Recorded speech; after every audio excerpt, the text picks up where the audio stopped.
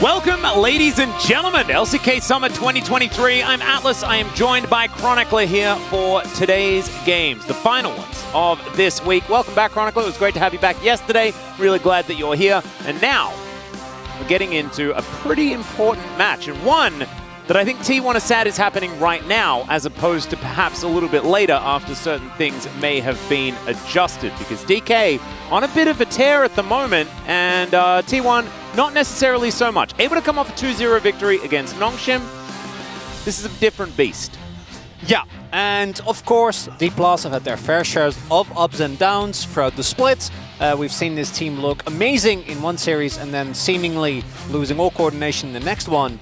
But recently, I think they have been looking a lot better. Whereas for T1, as obviously has been pointed out repeatedly, they are still playing with Poby, which does mean that beating Nongshim might have generated a little bit of tempo. But you're going up against your direct competitor for that third/4th place.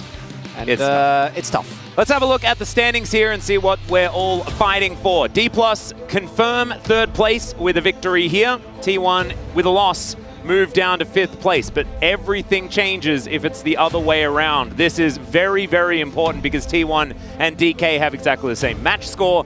And so I think Humble Life Esports are going to find themselves in the middle of one of these teams, in the middle of both of these teams. We don't know the order just yet.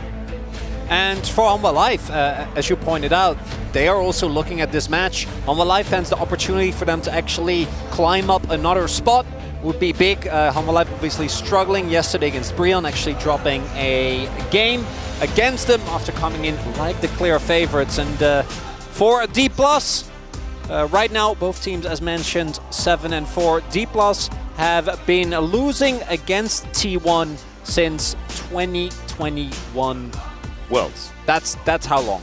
Yeah. Which is insane.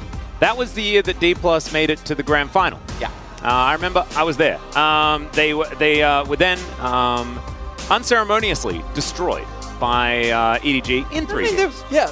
In 6 games. Yeah. In 5 games. They got that the first time. I mean, 7 games, 11 games. There were quite a few games between the two teams. Numbers are hard. And the LoL Pastor and the Genius Monster facing off against one another. I liked it when Carrier was the chef. I don't think Carrier could ever be a monster. I just don't think that it's really his vibe outside of the Rift. Well, you try. Yeah, I was about to say you try laning against this Ash. Yeah, see how you feel. Yeah, no. It's not really about that.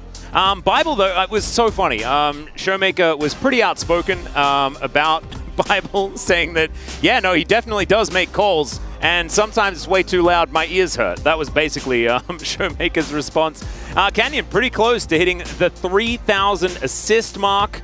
Absolutely ridiculous. Only 16 away from picking that one up. And just take into account how little time we've actually had with Canyon in our league. It's pretty nutty, isn't it? In the grand scheme of things, compared to players like Peanut, like Score, crazy. There are still a decent amount ahead of him. Peanut is gonna keep on trucking. He's showing no signs of slowing down. But Canyon also currently leading in the POC points, and that is a double-edged blade. On one hand, yes, when Canyon plays well, they probably win. He's probably carrying, and those POG points get rapidly and gladly accepted. Yep. But if he doesn't do that, the team just kind of loses. And this team has been very reliant, and with Bible, it looks like they are trying to get something else going. Not just rely on Canyon popping off, but adding maybe a little bit more depth to a roster that has really struggled with finding an identity that consistently works for them. Yeah, and also having that voice, having that person to follow. For Damwon, it was Beryl so many times. It didn't really matter about Beryl's mechanics just because the rest of the team was so incredibly good, and that showed in their 2020 Worlds victory and being runners-up in 2021. Since then, they've been struggling to really work it out.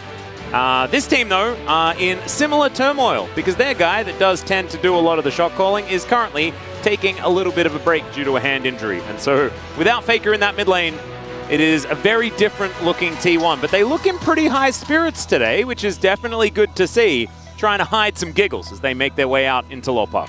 And after the initial shock wore off, obviously, having to play without Fake, losing to do a DRX in a 2-0 fashion. Yeah. The expectations were extremely low, and the team still doesn't really resemble any past form of T1 in the past year and a half, but we are seeing improvement. We're slowly starting to see them do at least a little bit better, as Gumayushi is, I'd say, the least of T1's problems. Has been, I think, still a great AD carry on a team that is really, really struggling, but playing around him and actually utilizing him has been really tough for a T1 that is lacking cohesion.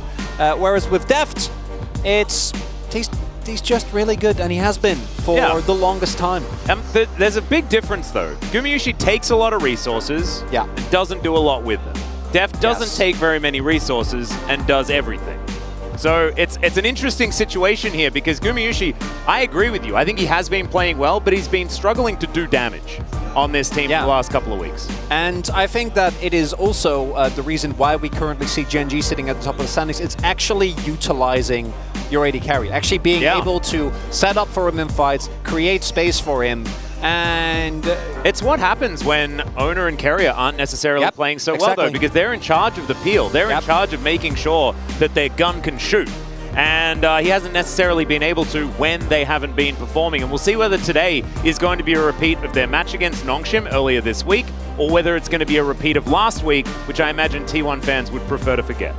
And we've actually started to see slowly a pivot as well. We're moving away from the hyper-focus on AD carry that we've had since, I want to say, last year summer, when it started off with, obviously, Gen G, with Ruler being one of the top-tier teams, and the Zeri and the hyper carries. And then even in spring, it was still very bot lane focused because of the support meta, and trying to get your bot laner ahead. Even at MSI, we still saw the Aphelios, the Jinx be extremely high prio, but now we're starting to see top lane actually be relevant again.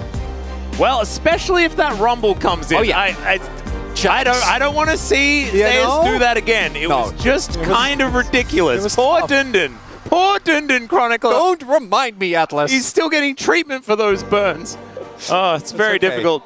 As resilient. Yes, indeed. T1, of course, having a little bit of a coaching staff reshuffle, but Bengi wasn't really out on stage for the last few weeks anyway, prior to his resignation. So shouldn't be too much of an issue there. The main thing is missing Faker in that mid lane. D+ are going to start on the blue side this time around.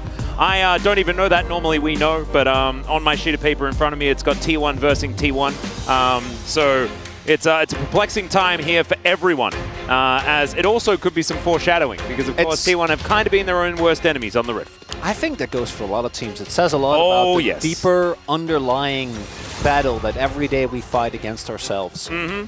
Great meta commentary from the people who printed out the sheet. As we get into the draft here, we do see very heavy jungle focus come through here. Understandably, Owner hasn't had the greatest split, but T1 also is relying on him doing well. So banning away a lot of comfort, both ups the chance that Owner individually is not going to look too hot, and also T1 looks a little bit lost if they don't set the early game pace. This has been an issue of this team for like the last year and a half, or if they're ahead, they'll look great. But recently, that hasn't been happening that much. Nico, well, Nico is... Well, I was going to say the fact that Rumble is available is also pretty big. Ooh, true. And there is Kai'Sa as well, which I think generally is just a great pick. We'll see, but it probably should just be Nico. I wrote it in already. For Poby, good luck on this one if he ends up playing against it, because of all the teams that love to flex this pick, D+ is 100%. Has Showmaker even played it, or has he just played it once? I think Canyon's played it twice. It's been once, yeah. But you have to take it into account. You yeah. can't discount the power that's available here. Owner might still get his hands on his Viego here. Now, there is still things like the Ahri available that always pair really well. I don't think Ahri is necessarily in the best of spot, but with Viego, Diani would be another one. And I actually would like to pick away here from D+. Yes, you give away some of the flexibility in your draft, and your mid-jungle 2v2 doesn't look too hot, but we know how good Showmaker is on Annie, and it also takes it away and denies the Annie-Viego combo, particularly with Kai'Sa, I think is really strong at starting off team fights in a great manner by just going all in, taking someone down and starting the resets. I think the Aphelios pick is kind of interesting. I was kind of expecting a Xayah pick that really has been the answer to Kai'Sa, something that we have seen work very well. It's not necessarily his best champion, but neither is Aphelios. To be perfectly honest, you'd much prefer, if you're a D+ fan, to see DK as the ones wielding the Kai'Sa here. But we'll see what Showmaker's going to lock away now. He could just lock in Annie if he would like to, but that is a Renekton. Pairs very nicely with potential Nico shenanigans that could be happening, as Poby's like, haha, I've got my Annie, and he's going to lock that one in himself. Annie Viego has been pretty powerful, and honestly, a pretty good core here to start things off for T1. This does mean that D+ maintains their flex potential with the Nico. And makes the second round of bans specifically a little bit harder for T1. Also would fully expect to see a Rumble ban here for obvious reasons. I think the Rumble is incredibly strong right now, and even if Zeus ends up going for something like a Cannon, which obviously we know he can play well, would overload them a little bit on AP, and also is just not in as strong a spot as the GP ban. I kind of love this. Doran has really been at the forefront of this, but the pick historically has been great into Renekton. I do think it's a little bit changed because, you know, Gangplank had a long period of time where he's like a Azir in top, where he wins somehow both early and then also kind of mid and laid really hard. I mean, the thing with Gangplank is he can win every matchup and he can feed relentlessly. I mean, I guess everyone can feed relentlessly, but Gangplank is one of these champions that just, if you play well enough, and Trial by Fire, it's just so broken that you can definitely get there. Okay, so Rel going to be banned away. Also, I'd like to see the Rumble ban here for DK, even though T1 have a lot of magic damage right now, assuming Kai'Sa is going to be going that AP route. I still think that it's worth getting rid of, as the Gnar is what's taken away. Not sure about it. That is going to be Rakan thought about here for Gumushi, though, and Kai'Sa Rakan has been very strong carrier, a fantastic Rakan player. And what is Bible going to be doing into it is going to be the question.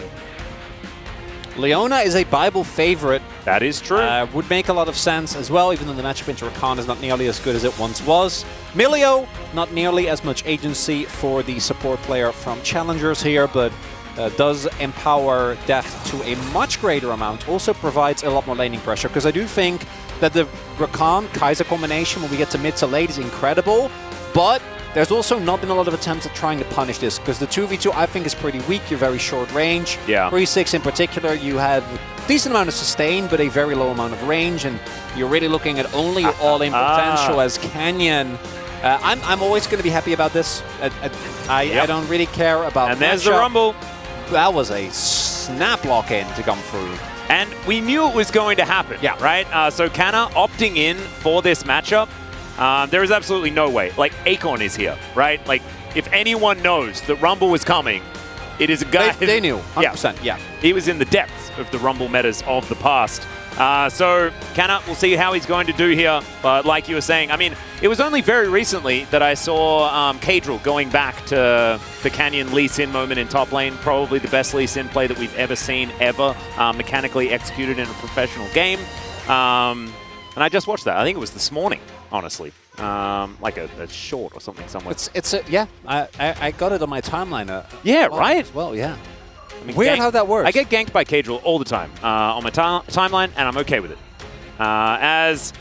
We'll just see whether he's going to be able to pull off some of those sweet moves once again, or some Chinese Deft fans. There we go. Possibly from back in the EDG days. I have a feeling that that might be the case. In fact, Korean AD carries on EDG seems to be a bit of a thing. It is a recurring thing. Yeah, Viper fans tend to be coming back and forth as well. And not a stranger to that one. In a way, aren't we all Deft fans?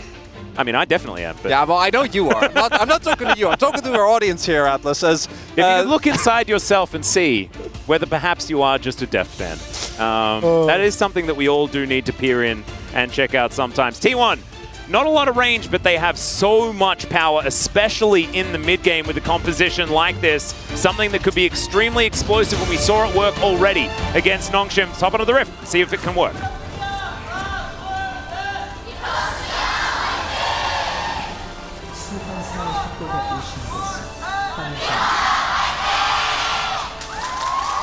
All right, so we are on the T1 side of LoL Park today, but I think that I'd still be correct in saying that the fans were a lot louder. I am struggling to hear. So if you've got something really important to say, Chronicler, if you could make sure that you speak up, that would be absolutely fantastic. And I'll make sure that I can still hear the game sounds effectively as well. Might need to fiddle with some volume or something like that. So far, no shenanigans or anything like that. We'll have to see whether there are any differences in runes and stuff that we might run into. Right now, it is just, airy on Showmaker, an understandable situation. Nothing much else worth commenting on the D+ side. Gumishi has gone for the Halo Blades, a little bit more of that early damage. And what I want to highlight is the fact that Zeus has gone for Ignite. So he is again looking we've got really a happy Huni. We've got a happy Huni on the desk. He says that basically you can play Rumble as long as you pick Ignite and kill people.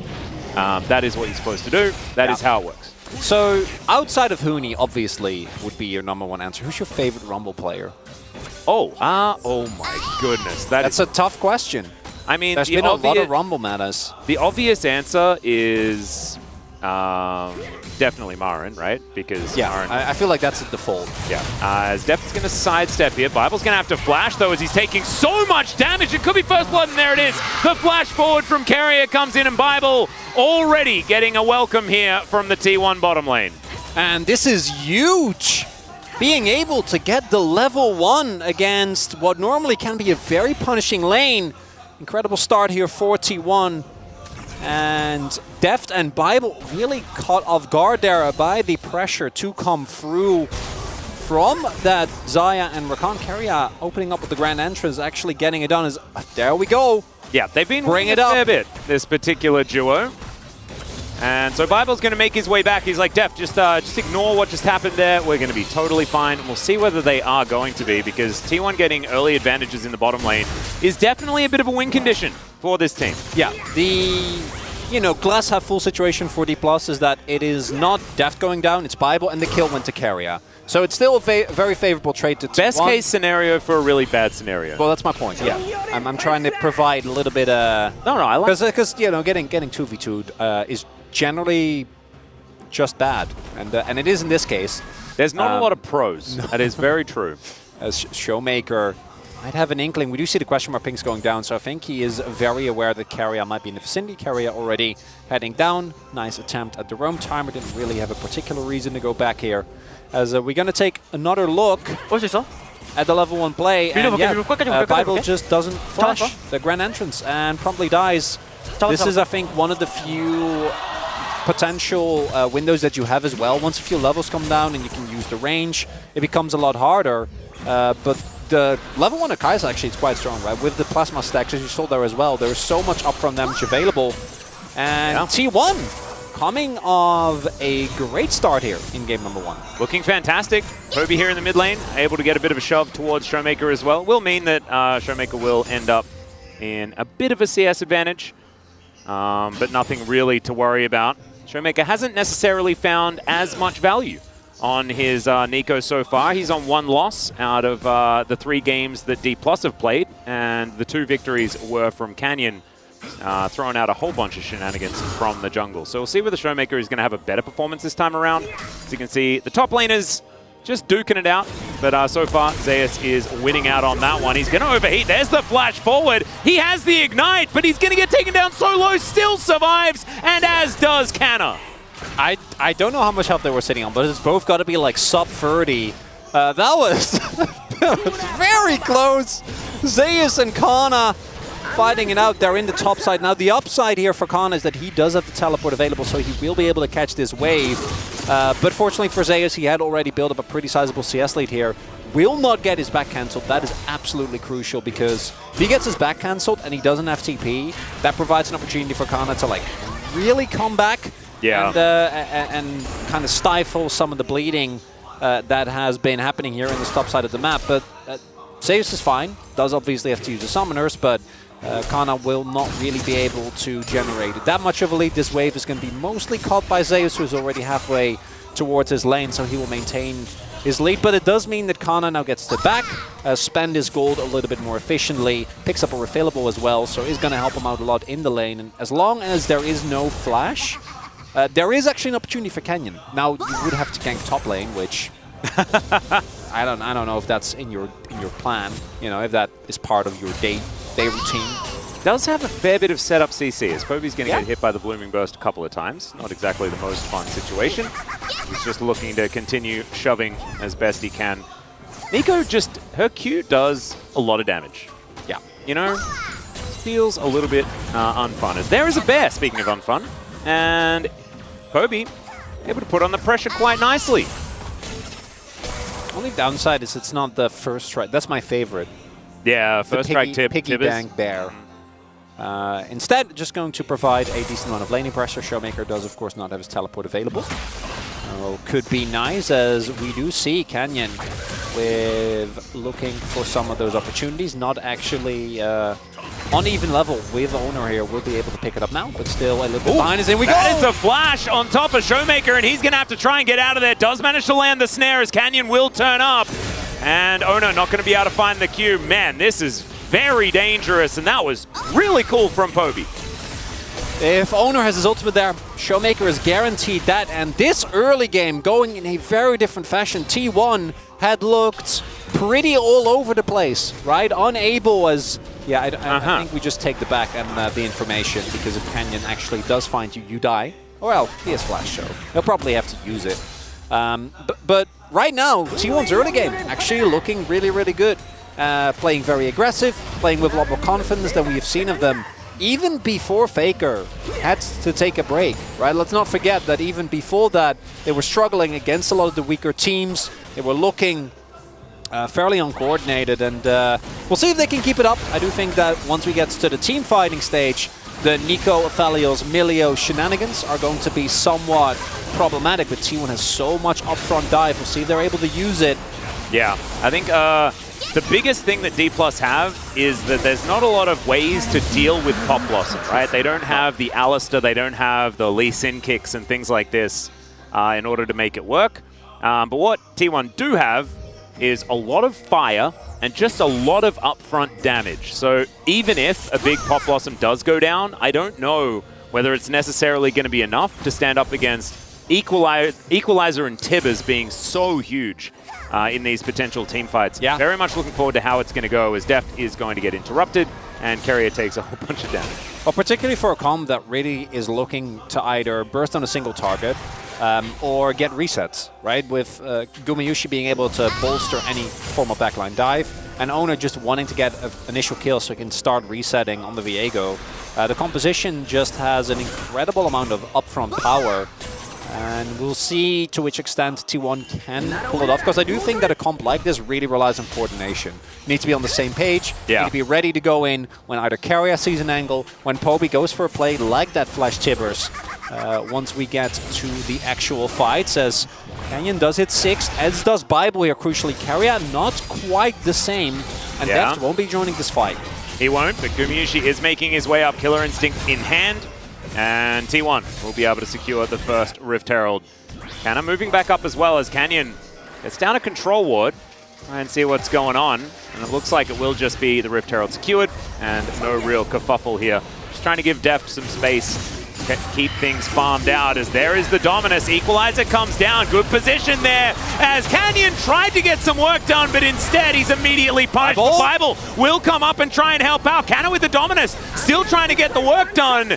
And Ona gonna have to dash out of that one. Man, that was so close on both sides. D+ unable to make the gank work though. That was almost a disaster for D+. If Canyon actually ends up going down there, probably the same is going to be the case for Kana. Zeus can keep pushing. Owner might get a kill or two, and from that point on, finding successful skirmish is going to be infinitely harder. Fortunately, Bible, great timing there. With the flash, with the heal, with his ultimate, he's able to keep his jungler alive. They can extend the play and at least ensure that no one goes down as, ooh. This is a little bit sneaky from the Crocodile, as now Zeus, he does have flash available, but there's the stun. Q's going to land, and that is a very dead Rumble. Nice gank attempt, or nice gank from Canyon. And Canna playing some alcove gaming beautifully. It was an attempt, but a successful one. It was, yeah, that's true. He attempted it, and it worked. Exactly. I could have got to the end, though, first. Well, generally that's what we do, but that's okay. Deft. Right, yeah, Deft's going to try and go for this one. Does have a cozy campfire, and he's using it very, very nicely. Gravitum coming down here. Does manage to snare up Carrier, but Gumayushi is going to make it out, but with no summoner spells left. Man, it is fire all over the Rift here today. Deft and a Bible bolstered by the campfire, trying to look for the 2v2 there. 2 summoners gone from Guma. It's going to be big.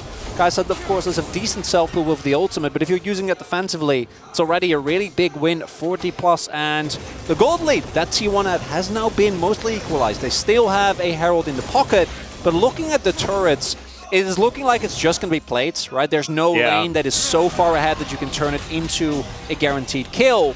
And right now, D+ is looking to fight back. And again, I want to see how these actual 5v5 goes, because that's when we'll get a really good idea. Can T1 find the single target damage output? As really cute ring around the rosy play here from Kana. Zeus clearly thinking that the Renekton had actually backed. And then by the time he gets found, he already is overheated. And there isn't really a whole lot he can do. Doesn't really have the damage available. Had to use his equalizer earlier on, so can't even turn around the play. Yep. Not having to use Slice as well means that Zeus can't even flash to safety, and holding onto the Ravenous, the Ruthless Predator means that Canyon easily lands the Q. Everything just done like it needs to. And expertly played, no options there for Zeus, unfortunately. This plate is going to go down, and actually Zeus doesn't get any money. A little bit of a shame there for the T1 top laner. Very unfortunate. Would have loved to pick that one up himself. Gonna keep looking as to where we're gonna throw down, and thank you, Owner, for giving me an immediate there it is, answer. Where the Herald is gonna go down should be, as mentioned, just the plates. Don't think that there'll be a whole lot more that they can do. Diving Nico is not a thing. Can't really go for that unless you have the guaranteed 100-0, which right now not the case. And I want to mention dragons as well, because if this is a mountain rift that we're gonna get, I don't think T1 can afford to give up a single dragon, because I do think that composition is really going to struggle if too many resistances come through for D+, because it's going to be so hard to take down individual targets. Because if you look at who you can actually kill reliably, particularly with Milio, it can get kind of tough when summoners are available. Deft obviously is in Aphelios, but if he positions well, he should still be relatively safe, and the extra benefit from having both cleanse and heal available. as well as the melee ultimate does make him a little bit of a more tough target than otherwise could be the case. So really going to be looking as to what this dragon is going to be. If it's Infernal though, then T1 can fight fire with more fire. Yeah, adding fire to the already large amounts of fire seems like a good thing. As Ona's going to come in, he steals away the Drake. Canyon now in trouble as well, tries to safeguard away. The kick comes through, but Poby's going to be able to find the Q. And they grab it. Pop Blossom onto 4 though, as Showmaker's looking for it. Bible diving forward as Kerry is splashing out. Moonlight Vigil comes down though, and Deft will be able to secure the kill, but maybe he's overextended. I tell a lie! Deft gets over the side, and Ona is going to have to come in and try and take him down. Bible, nice little fire kick comes in. And he's now trying to get the possessions. Carrier comes back. He had so little health. And Zeus has also killed a Crocodile in the top lane. Showmaker trying to get out of here. Does have his flash and will be able to do so. Great fight for T1. And it's the decisiveness that we're looking for. It starts with Canyon failing to secure the smite. And it is indeed Infernal Rift. So fire on fire on fire here on this first game. And normally, the Lee is one of the most reliable picks. I think it was went down to like 30, 50 health. As while all of that was happening, Kana thought that he could fight with Zeus, but this is Ignite Rumble. So yeah, you can't. Yeah, it's not happening. And then Zeus straight up tanking.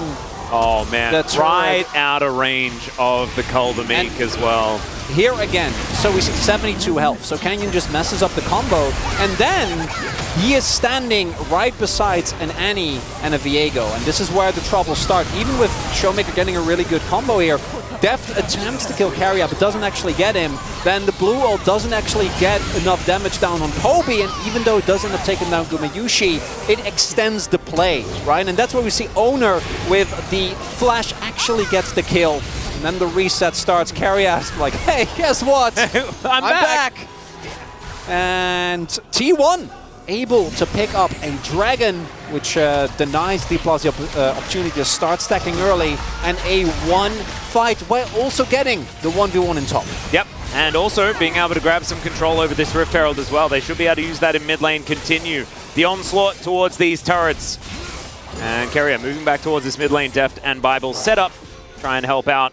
As Canna, this Crocodile, it's going to be difficult to find value in this game. Needs to be able to get into good flanking positions, get that guaranteed stun down to try and pick off these targets. We'll see who he's actually going to be able to get, because the problem is, Zeus can throw down an Equalizer, and if he dies, that Equalizer still does damage. Same can be said for Poby's Tibbers. And so, with Gumayushi having cleanse, there's no really clean target to go for outside of Ona, who I think really does need to be looked at in some of these fights, because Viego, if he starts getting resets, it really is difficult, even if you do manage to take down one of the other priority targets. Yeah, and additionally, Zeus has also gone for Plated Steel Caps and Demonic. So he's going to do a lot of health to the front line, who he mostly will be hitting, but it's also really hard to take him down. The extra health, plus the tankiness that Steel Caps provide, means that actually getting this Rumble down before he does a whole lot of damage is quite hard as Kana. Yeah, gets out of the way. Nice sweeper there to spot Carrier. And it was looking dicey, but thankfully Kana is pretty slicey. I had to do it. You know, if I didn't do it, I would have regretted it, you know? I know you would. Yeah, sometimes it just has to happen. It's when you know you're about to make a mistake, but you have to make the mistake anyway to be sure that it is in fact a mistake. Because if you don't make the mistake, then people don't know that I was about to make the mistake, and I need to make sure that they understand that I need to be held accountable for our mistakes that are still to be made. Yeah. I'm glad you committed that. Other people say, you know, think before you speak, but that is not part of my religion. Absolutely not. I speak first. I think you pride yourself on the line between what you think and what comes out of your mouth being... What line? Being so short. Maybe it's more of a... No, it's just not... Yeah, no, there isn't one of those. I don't know what you mean. I don't understand the concept. There's Carrier sitting here in this mid lane. Potentially get some setup, but of course Bible is there and does make it difficult. Pretty good at peel is good old Melio. And I do want to highlight, when we look at the summoners that are currently available, Def doesn't have Flash. Is not going to have it available here, at least for the beginning of this fight. And if T1 can start stacking these dragons, then every single engage that they do is going to be successful. Because the amount of upfront burst, like, no one on D+ will be able to take it. Even with Milio, even if they start stacking a little bit of health, there is no Cyan, right? They can just take the beating, absorb the initial burst, and then still, you'll be low. If Kai'Sa's there, you might be in trouble, but at the very least, you can tank a little bit of it.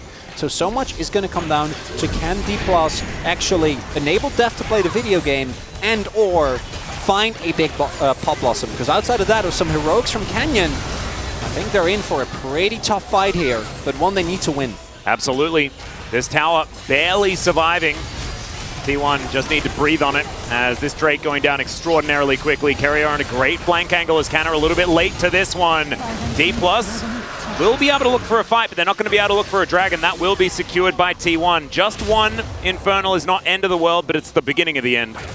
And now D+ are looking to try and get a little bit of siege. Equalizer to come down, and that will get rid of the minion wave.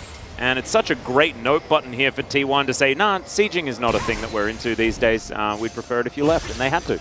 And there is also the fact that T1 is probably not going to fight for the foreseeable future, right? So you can just throw down the Equalizer. You just got the Dragon. There is no Herald on the map anymore. So all that D+ can do is then apply a little bit more pressure and maybe secure themselves some vision. But for T1, it's perfectly viable to now just hang back, catch waves, and wait until we get to our next fight. And D+, being late to objective, also showcases the fact that this composition doesn't actually have any hard engage.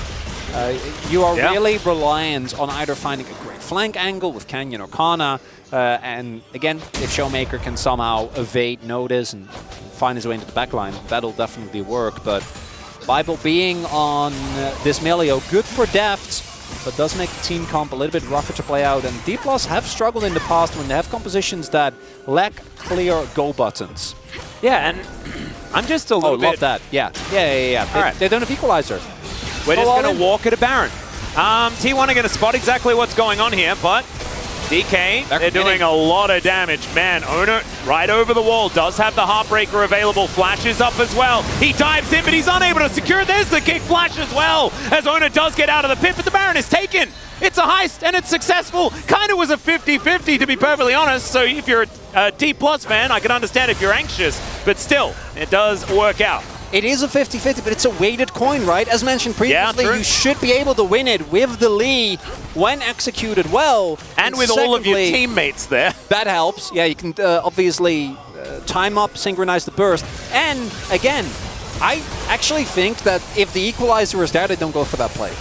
Like, 100%. And it's crazy because in my folly, I was like, oh yeah, no, there's nothing going to happen. You can just throw it down in mid, and I don't think it was necessarily a mistake. Oftentimes you can, right? But credits to D+ for being like, okay, that happens. You are lacking just a little bit too much vision control. That's ours. And T1 finally knows how it feels to have a Baron snuck away from you 20.5 minutes in. 20-minute Barons against T1, not a thing that I can really remember, to be perfectly honest. And we have to go back to the stat that we spoke about earlier on. D+ hasn't been able to beat T1 since 2021 semifinals at Worlds. Yeah, it is actually crazy that it has been 2 years almost that they have actually been able to find that win. When honestly, like if you think back to 2020 and things like this, D+ had T1's number over and over again. They were like their kryptonite. Most of the finals were Dam1 versus T1, right? But ever since then, ever since they managed to overcome that hurdle, it felt like that hurdle is not even too much to worry about for T1. Of course, caveats are there. There is no Faker, and it will still be that Faker hasn't lost to D+ since 2021. Nice. So there you go. He keeps there you go, T1 fans. alive. You can have that one. What's important here as well is we do see, as expected, that there is a decent amount of MR stacking going on for D+. Obviously, Mercs will always have a lot of value into the CC that T1 is available. Only Carrier's knockup is good at dodging, and also Zeus has the knockup or the CC of death, which that often can work pretty out. good CC. But Guma did actually go for the full AD build, which I do really appreciate. I think that going for the more hybrid build in a situation like this would really make itemization easily. Now, on the flip side, T1 right now, yes, they lost Baron, they lost mid lane turret, but the gold lead hasn't really accelerated to a point where, like, okay, this is going to be unplayable henceforth for T1. And with the dragon spawning in about 35 seconds, D+, they have to get that one. If you have an Infernal Soul Point, yeah, that's too much T1, control. that's so much pressure that you will be able to exert just in general on the map, just by the threat of you getting that is, you know, not guaranteed game over, but it's pretty close. Yeah, that's getting there. Blast Cone going to be used here. D+ moving to the southern side of this Dragon Pit. And T1, they lost their inner turret in mid lane, which is actually great news for D+. Having that extra level of map control is good, but Carrier still on the flank angle. He is spotted. And Showmaker now dressed as a Lee Sin, looking for an opportunity. Canna closing in as well. There's the snare onto the Rakan, as the Drake has been pulled out of the pit by D+. I think they're looking for a turn, though, as Canna's going to move on over. Clears out some vision. Wants to find a good stun into this backline if he can. More of Malmortius at the ready as well. He's got a lot of magic resist as Ono is going to look for it. There's the Pop Blossom into the backline. And speaking of the backline, in goes Carrier. Deft over the wall. He doesn't find the Moonlight Vigil, and Canyon is going to be taken down. Still, Deft is trying to get the free hits in. Ono finds him though, dives on top and takes down the Ophelio. Still, D+ are fighting. Carrier trying to peel as best he can, but Canna is a monster. Has to get out of the way of Ono though, is also just huge. And Showmaker finding Qs left, right, and center. The bottom lane are very, very low, but they are still going to survive this one. It looks like T1, they could even just go back and grab themselves the Drake. I don't know, because Kana does have a teleport available. So this is going to be a full health Croc making his way back. And I don't know who's going to end up having tempo here. Looking at the death timers, it might be D+, but we'll see. And the amount of heavy lifting being done here. Kobe, unfortunately, doesn't actually get the combo. And then here we see Deft. It looks like everything's okay, but good stopwatch combined with the fact that Canyon goes down and Owner becomes a Lee. Being both Lee and Viego when you have Owner, that's not fair. That's not allowed. And your Owner? Oh man, I think he's pretty good at the Lee Sin. He is, yeah. Pretty great at both the champions. As you can see, actually topping damage, starting the resets early was enough, but because everyone on D+, that didn't die in the initial blow, right, Deft and Canyon, is able to stay alive, even though it was as close as it was, and Kana having teleport, they're able to get the Drake and keep this game even for longer. And I'm loving this. This is not necessarily the game I was expecting with the struggles that T1 have had, but this is looking mighty competitive. 26 minutes in, and I wouldn't be able to tell you who's going to take this one, Atlas. The thing that worries me just a little bit on the side of T1 was that we did see a little bit of that disconnect. Poby was missed by the Pop Blossom, but then didn't really manage to capitalize on it whatsoever. Could be some foreshadowing, but outside of that, T1 have been just amazing. And if you're a T1 fan, you're looking towards that top side. Zeus, once again, having this incredible performance ahead of Canna by quite a lot. The Croc did start to get a little bit ridiculous in that last team fight, but I mean, it's night and day compared to the Zeus of last week. That is fantastic. Owner as well having a great performance on this Viego as the Baron is going to spawn. As Carrier going to be hit by a Q there. Spotted out, but is going to be absolutely fine. Just Hex flashing around. Sometimes you just want to Hex flash around a little bit.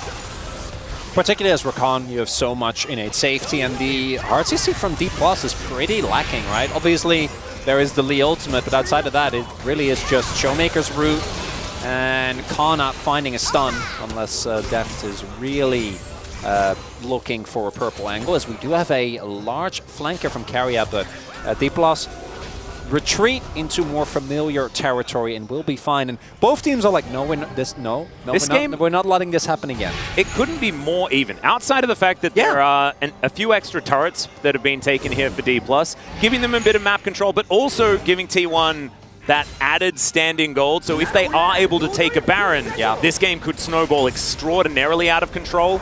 But we'll just have to see how it does go, because the Drakes are even soul point for both teams in 3 minutes time. As T1 move towards the Baron pit once again. In they go. Yeah, Canyon going to be in position here, but T1 with setup is very, very scary. On an OTP. Yeah, exactly. He's going to have to try and get in here. There's the kickback. They do manage to grab out the Lee Sin, but Poby is dead as well. Carrier getting taken down so low, but the Baron is secured. Tibbers goes down, and now T1 just trying to get themselves out of there. 3 Barons left alive, and I think they take the trade. For sure. Taking down Poby, that's something, but D+, you can sense the desperation there because Kana was not able to join. Really big power spike frame rate, picks up the GA. Yeah. Oh, please don't tell me that the GA is going to be completely wasted here. Well, Owner is going to find him. Gumayushi's there as well, so Kana does go down to his GA, and then there's no one else here, and so he's dead. Yeah, so like you were saying, Chronicler, the GA completely wasted here. That's a bad time. Straight up for D+ fans watching the Baron get snuck away from them. And again, this is off of the fact that Kana has gone back, doesn't actually have an angle. And then this play from Canyon, yes, they isolate Poby, they're able to take him down, but that's the end of it, right? And you give up carry-out, but as long as the Baron buff is alive on at least 2 other members of T1, they can set up a situation where they can sidelane Variel's Owner. Yeah, just ults over the wall, and has the setup, provides the plasma stack to Guma. They don't even need Zeus. Nope. He's just here to, you know, enjoy the party and pick up his kill. Thank you for the delivery. And I still want to say that as long as no inhibitors fall, both these team comps are so squishy. Like a single misposition from any member on either team and you die. Like you just get 100 to 0'd, and there is so much explosiveness in how the team fights works as well that I do think that there are still angles for D+, but my main issue is, as we've been seeing, T1, I think when it comes to the explosiveness of their comp and their actually ability to press buttons, feels a lot stronger. Like Poby and Carrier, even if Poby like goes in, just ults a backline, forces some summoners and dies, as long as he can provide space to the rest of his team, that can be enough, right? No, as long exactly. as Carrier can get a follow-up angle, maybe he forces a cleanse so that then gets taken down when he gets charmed. There's a lot of angles here. Honestly, if Poby just asks Canyon to do the same thing again, he's pretty happy. Yeah. Because being able to just press all of your buttons for at least a round or two, you're going to be in great standing. She finds a Void Seeker, but it's nice seeing the physical Kai'Sa, because those Void Seekers aren't ridiculous. Showmaker looks for a snare, doesn't quite find it onto Owner, who's taking a little bit of damage here. The Dragon going to be up now in 5 seconds' time. T1 with control of the area. Kana moving back, doesn't have that GA back up Spotted. just yet. And now, D+ have to have an honest walk in as Canyon's going to steal it away. Gets himself out as well, and now the equalizer. They have to walk down the red carpet. Canyon in trouble. Not enough ultimates there. Going to be able to keep him alive. They lose their jungler, but the Drake is secured, and I think you'd take that if you're D+. Still, T1 now with a lot of control of the area, and Kana kind of out in no man's land. Does have a blue sentinel to slice through if he'd like to. But still, Owner is going to steal that one away, and that is going to be their reward for this situation. Never mind. Kana is a kind of scary crocodile. And now looking for a little bit more. Deft and Bible moving on over. And the sentinel will be saved. Can't chase too much further there. If you get engaged on, then some bad things might happen. Getting that dragon is so big, because it creates a additional point of pressure for D+. And T1, I do think, are pretty reliant on actually having control. We've seen a lot of their fights be successful when they get to an area first. Yeah. They're the one that have the ability to both deny flanks. As we can see here, Kana gets spotted on the side, right? And doesn't have his GA, so if he really doesn't have a great angle, then that'll be the end of it. Poby actually, even through the attempt from Bible to save his jungler, will end up going down. Exactly what we were talking about. But getting the kill on Canyon is nice, but at the same time, there is no Baron, and the Dragon was already taken, and not having Flash on Poby does take away a lot of the power of T1 and provides a lot of additional space for Deft. I mean, it's just Drake for Canyon's life, right? Like, that's what we're going to see. You can see it is about 3,000 gold, the lead, but as we tick closer and closer to 35 minutes, 40 minutes, that gold is going to become less and less relevant, especially leads of this magnitude. Of course, if it got to 10 or 12k, you'd be like wallet diff and that sort of stuff. This time around, though, the item spikes are getting there. for D+, but you can see like 4 items on Def, absolutely massive. 4 items on Zeus is very, very close, and it's Owner that has the most gigantic lead here for T1, and he's a legitimate carry threat, right? So there is just, I think this Viego needs to be looked at for D+, because Owner can just run away with these team fights, especially if he gets his hands on Canyon, who has died 4 times. That is not great, as Carrier caught on a flank angle here, does have to battle dance his way out. Sorry, Grand Entrance his way out. A less fun ability name to say when it comes to escaping. That's fine. Just a nitpick, you know? Yeah, battle dance. It feels better, you know, to escape with. Could have gone with the classic Grand Exit. Yeah, I know, but it's a bit on the nose, and I say it all the time. It's the problem with commentating 6 days a week, you know. There's only so many times you can say a certain amount of phrases.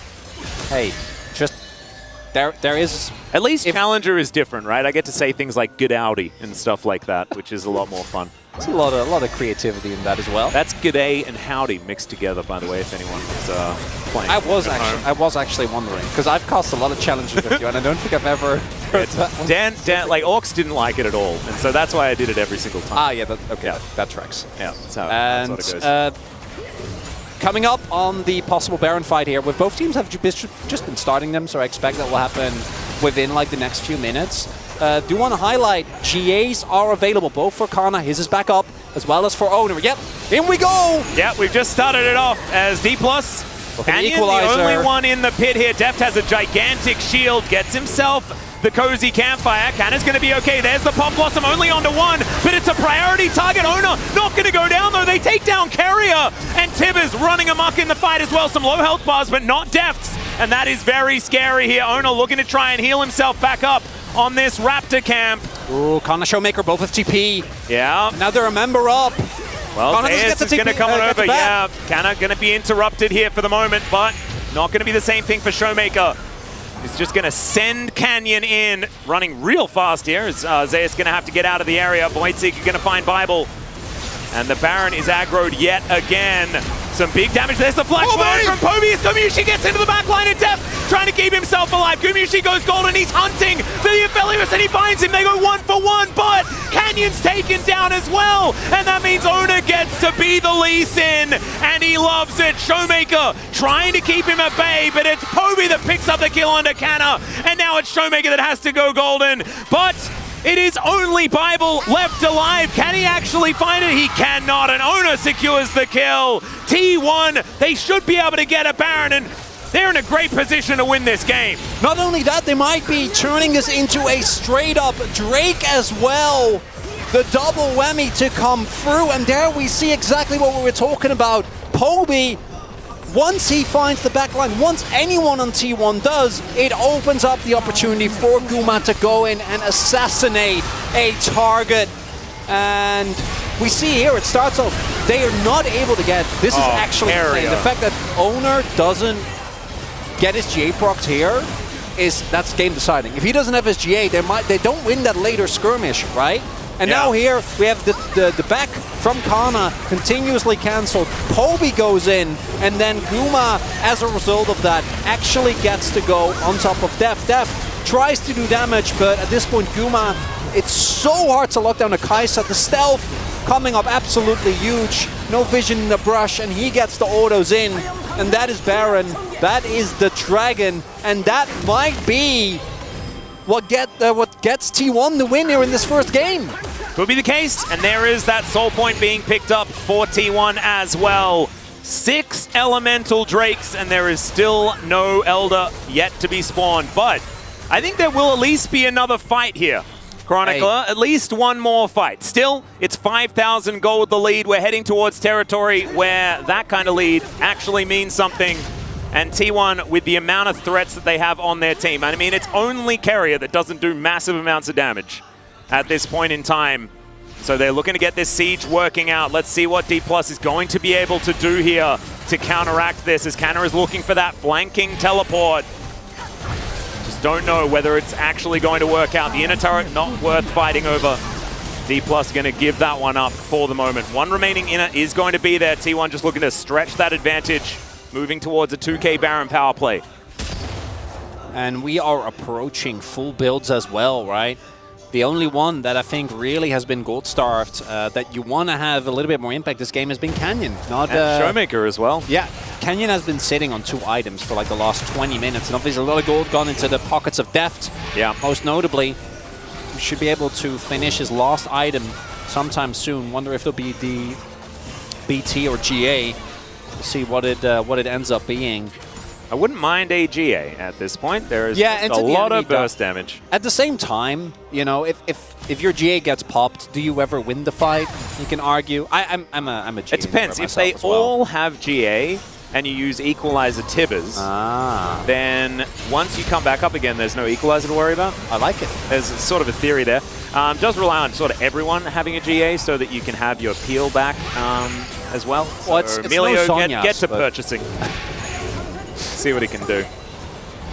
And Carrier also sitting on a stopwatch here, so can go really deep on these engages, and this should also be the turret going down here. T1, finally a team actually able to break away in terms of gold lead in this game. It's been so close for the entirety of it, and at this point, like we're talking 40 minutes in, 6K isn't even that big. No.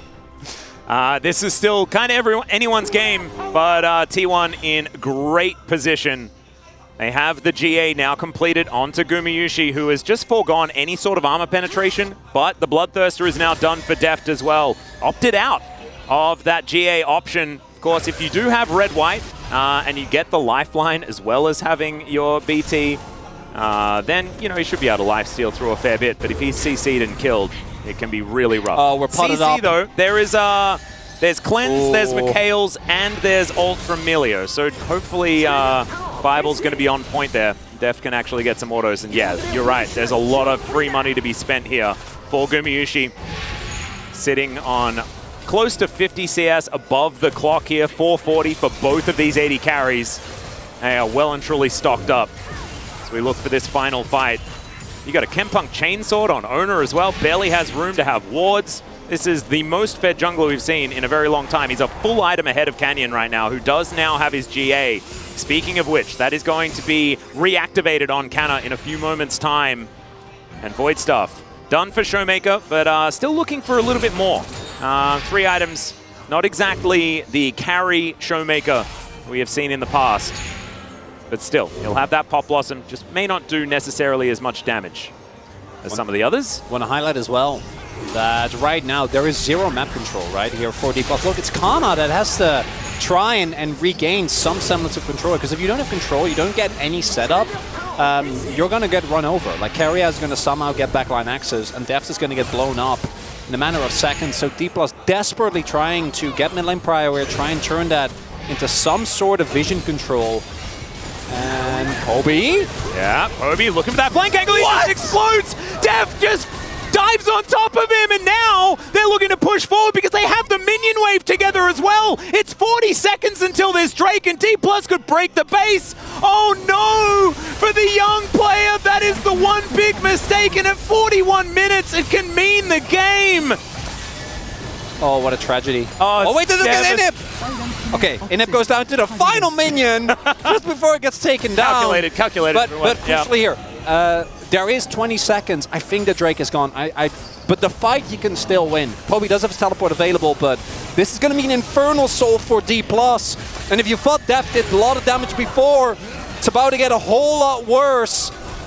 Is T1 going to try and hard force here? Carrier, he's found! He is. There's the Ruthless Predator. He has to get himself out of there. The Dragon has now been started. Deft basically used. 3-shots it. But T1 still looking to try and fight. It could be a 50-50 here. His owner's going to have to get out of the area. He's going to be kicked back. That is the guaranteed soul. And D+ with now a 3 Drake Infernal Soul. Equalizer doing a fair bit of work though, with Bible flashing on over Pop Blossom. It's massive! The Melio goes down, but so does the Rumble. Carrier, he needs to go golden. Poby has teleported in, like you say, he makes it to the fight. Showmaker going to be taken down, and now Canyon and Deft and a big old Crocodile trying to fight this one out as Owner is flashing, dashing, trying to get himself out. But it's a triple kill for the Crocodile, and oh my god, what is that damage, Deft? That is absurd! Okay, Infernal 200 years is just ridiculous. The ace does come through. D+ in 43 minutes will be able to take down T1, but man, they had to work for it. And my heart goes out to Poby. He'd be kicking himself for that mid lane play. This Infernal Soul, it's a time travel device to see what release of Phalios looked like as Deft Goodness. gets a incredibly high value moment there, but man, the fact that D+ is able to win this game is really, really big for this team. I tell you what, my heart is absolutely racing. What an incredible nail-biter of a game. And I think after T1 lost to DRX in the fashion that they did, we weren't expecting that type of game from this series, right? I thought they were done. And the fact that, of all players, it's Poby that actually had a great setup around the Baron is unfortunate. The inexperience of a player that barely had any time in Challengers, basically called up straight from Academy, is shining through. But I do think that it's worrying for D+ that they need a mistake like that to actually beat a T1 that had been floundering so much and almost was able to take game number 1 from them here. I do think that there is not a lot of other drafts that T1 would be more happy with. So I think that honestly, D+ gave them kind of everything that they wanted to work with in this game. They were narrowly able to take the victory, but they lost with a gold deficit. Yeah, right. They won with a gold deficit. They didn't manage to get it back. Look, Canyon did like barely any damage at all. Managed to kick away Owner and get a soul. Managed to steal away that third one as well. Like, there are so many of these micro moments in this series where if it hadn't have gone that particular way, then it would have been all over for D+. So extraordinarily close. D+ takes it in the end. We're going to go to a short break. When we get back, the space, and of course, game number 2, T1's chance to fight back.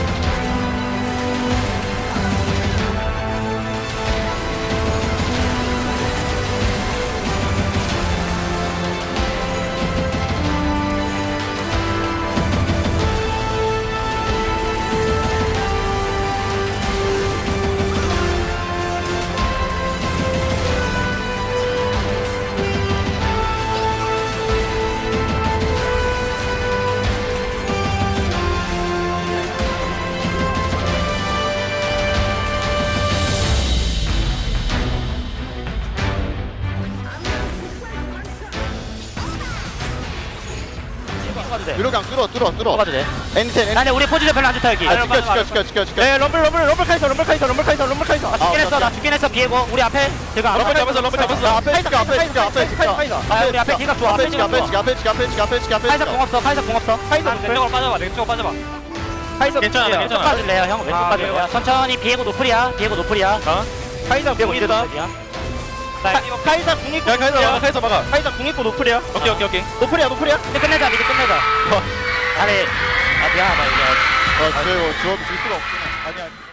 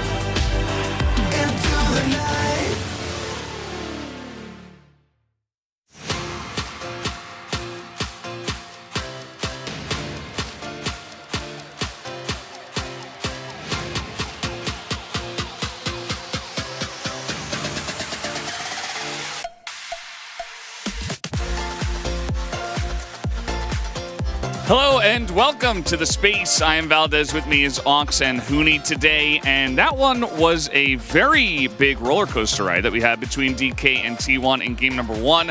What do you guys think about this draft to start us off? So honestly, I think T1's draft is pretty fine. I think there's a lot of power picks on the patch and good combos. Like we've seen Kai'Sa and Rakan be really good together.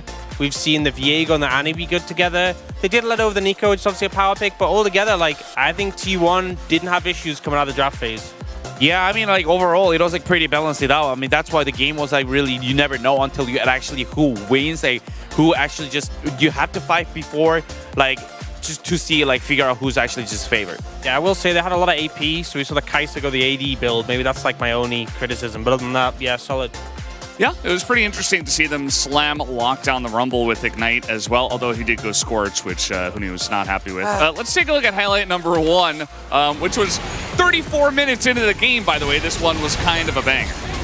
Yeah, this was super scrappy, and it felt like a lot of the fights were back and forth, which is where we really saw the likes of the Viego thrive. But I love the focus from T1 here in trying to deal with the Aphelios, because it's gotten to the point where especially the Aphelios with the Milio has become that raid boss that you have to take down. Yeah, it was a really important that, like, when I heal up from the Raptors, it was, like, really impactful, and it's like, they're just eyes on Poby. He actually just turned it around, like, it's so well in the team fight, just not losing focus. Like, he's actually started the fight. Like, DK for sure has to do it, like, we're just waiting for TPs on it, like, the Kana just be. But before, Poby actually make a decisive play, and it's like, it was a great play from Poby, but also it's like from DK, there should have been, like, a little bit more decisiveness about, like, Baron or, like, these tens, like, what they want to do. Do they want to turn? Do they want to use TP? And it's like, after the fight, as soon as the Poby beautifully engaged, like, it's just not possible for D+ to kill me in. Yeah, and this was where we thought, okay, T1, you know, they're going to take a big lead in this one. They were able to get the Baron and eventually try to go down and take the Infernal Drake. I believe that got them towards 3 Drakes on their own. Great piece, yeah. And it was a pretty intense one. And then, unfortunately, we do have to highlight this. Let's go to highlight number 2, starting off with the Annie pick. So Poby was great all game. The pressure perhaps getting to him a little bit. Gets picked here. Just can't have that happen at this point in the game, and very unfortunate for him. Yeah, just kind of disrespectful, especially this stage of the game. There's so much damage. You walk in one direction for a split second and you're gone. And then here they managed to secure the Dragon, really effective. And yet T1 opts to go for the fight, despite the fact that, you know, they don't need to. The Dragon's already gone. They look for it. We see both Zeus and Gumusi caught by their initial engage. And then, although Gumusi has the GA and comes back alive, you've lost so much momentum. Well, look at Deft, still basically untouched here. Yeah, I mean, also the base on the Infernal Soul, it's just like, it's so powerful, like anyone from the D+ chaos. And it's like, Ranked is like so healthy, and it's like, as long as like Lee Sin and the Deft also, like they're so healthy and just like managing really well around the positioning. And it's like, I think it was really important that Showmaker instantly reacted, just like counter engage to the Rumble and Kai'Sa, and then make sure the team fights just turn around it. Yeah, and, you know, it was a pretty interesting fight they fought there. I mean, Poby got in at the end of it, kind of. After the pick, he was able to TP back in and have a little bit of an effect, but at that point, Deft just a little bit too protected. As let's take a look at the POG, by the way, on the side of DK here for game number 1. It will, in fact, be Deft on the Aphelios. Yeah, I think it was a bit of a slow start for Deft. You know, the lane didn't go too hard. There was a mistake from Bible that cost him. But as we got to the team fights, we saw the Deft that we know, where he's just such a dominant force, so hard to deal with. And I felt like the fights that went well for T1 were the ones where everyone focused Deft, everyone was able to shut him down. The ones that really did not go well was when he was able to free hit and he just completely took over. Yeah, I mean, since the game was like really, there's so many fights, and it's like wasn't like really not like pretty planned. It's like there were so many champions that was really good at scrimmage, so it was like pretty tough to maximize the team fight, but still I think that he almost played perfectly, and you know, there was one oopsie, but I still think I was the one that actually just not. I was almost giving to the Showmakers because middle of the team fight he was making a lot of counterplay. It was pretty noticeable. Yeah, I think Deft took time to get rolling, and obviously at Aphelios with Emilio, you're going to be really strong late, but like every team fight, the best part, I feel like consistently was Showmaker, but I think obviously Deft kind of clutched it at the end. Yeah, he also had some really fun mechanics in the mid-game as well, even though he wasn't quite online. He was like dodging a lot of stuff and kind of doing what Deft... I feel like Deft is really on point nowadays, so that's pretty cool to see.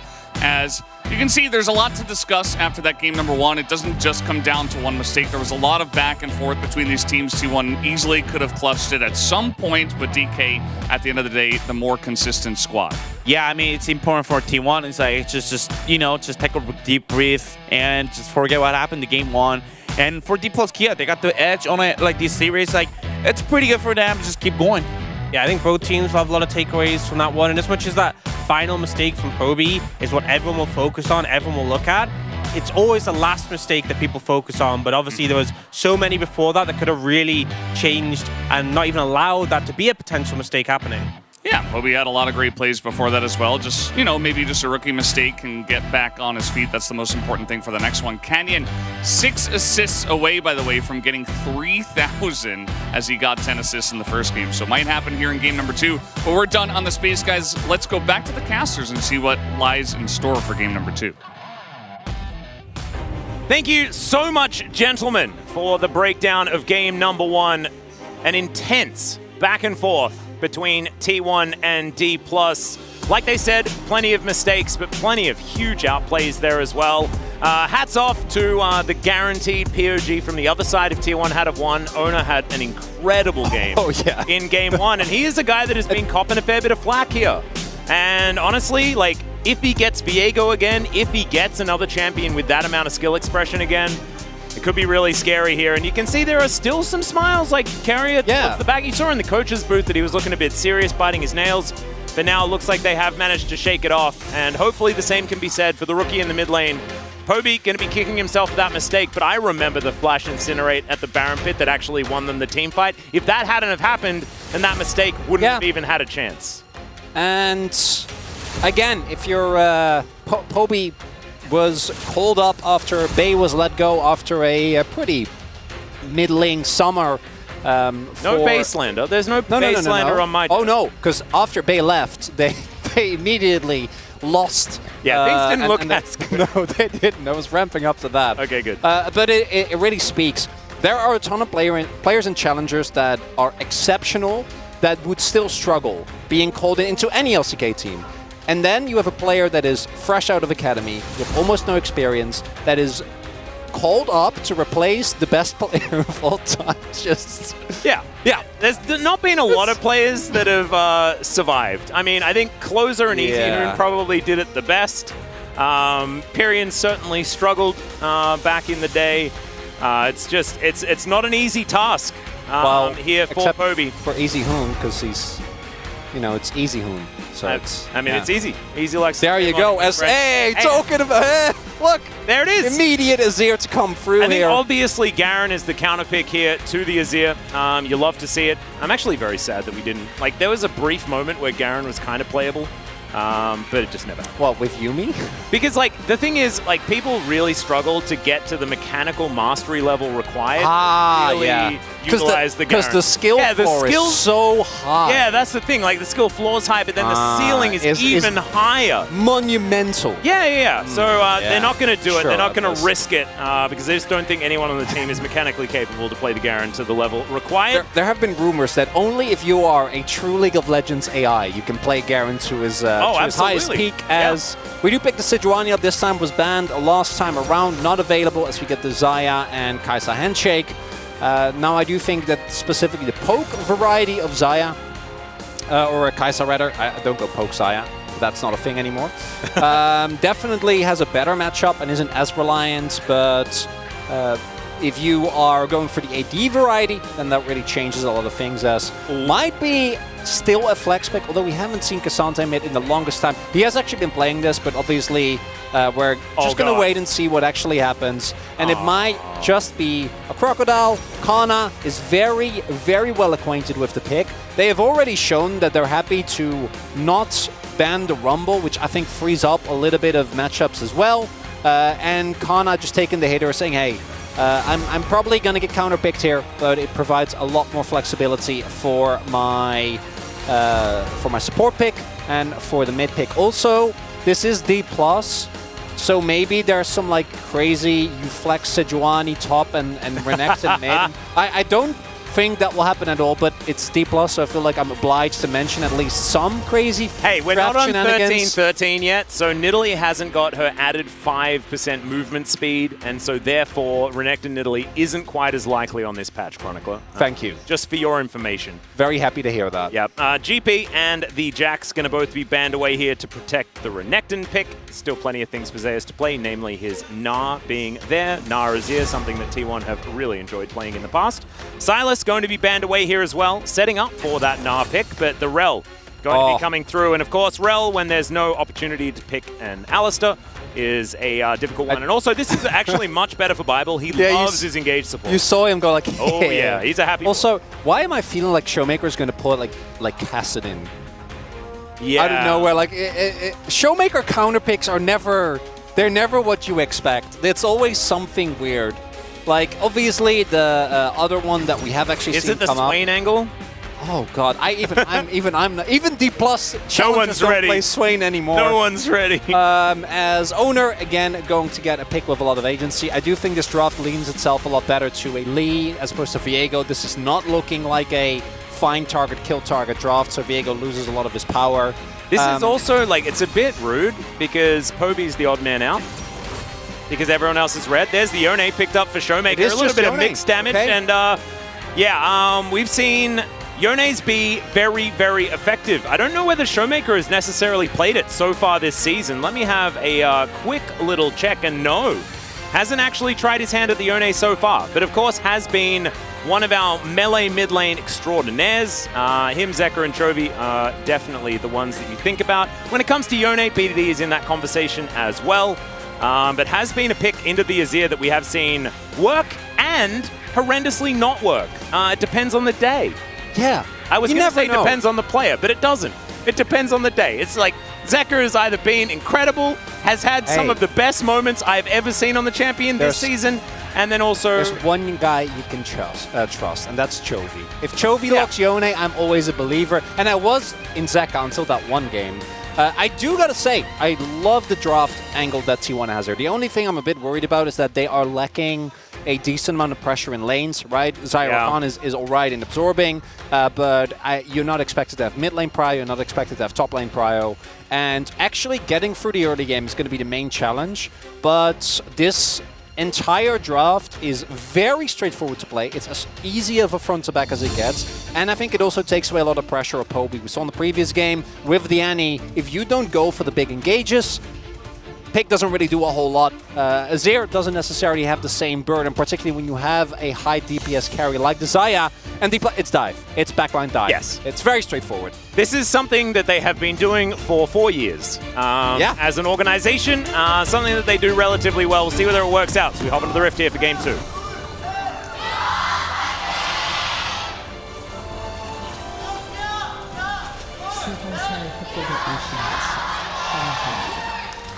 All right, here we are, ladies and gentlemen, under the Rift for the second game of the series, and I just want it to be as explosive as Game 1, and it'd be nice if T1 won, because then we'd get another one, and that would be absolutely fantastic. Yeah.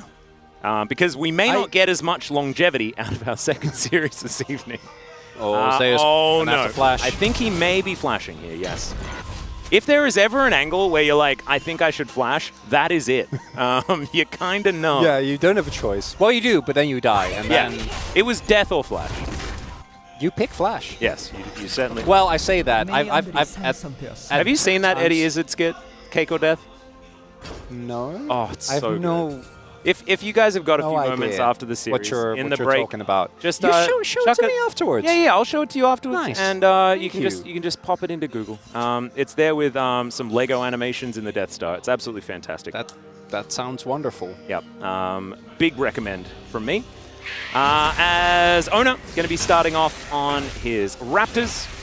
And red buff start here for Canyon. Probably going to be seen if he does head down towards his Raptor camp for the second one. Might go for the full clear and go for Krug's second.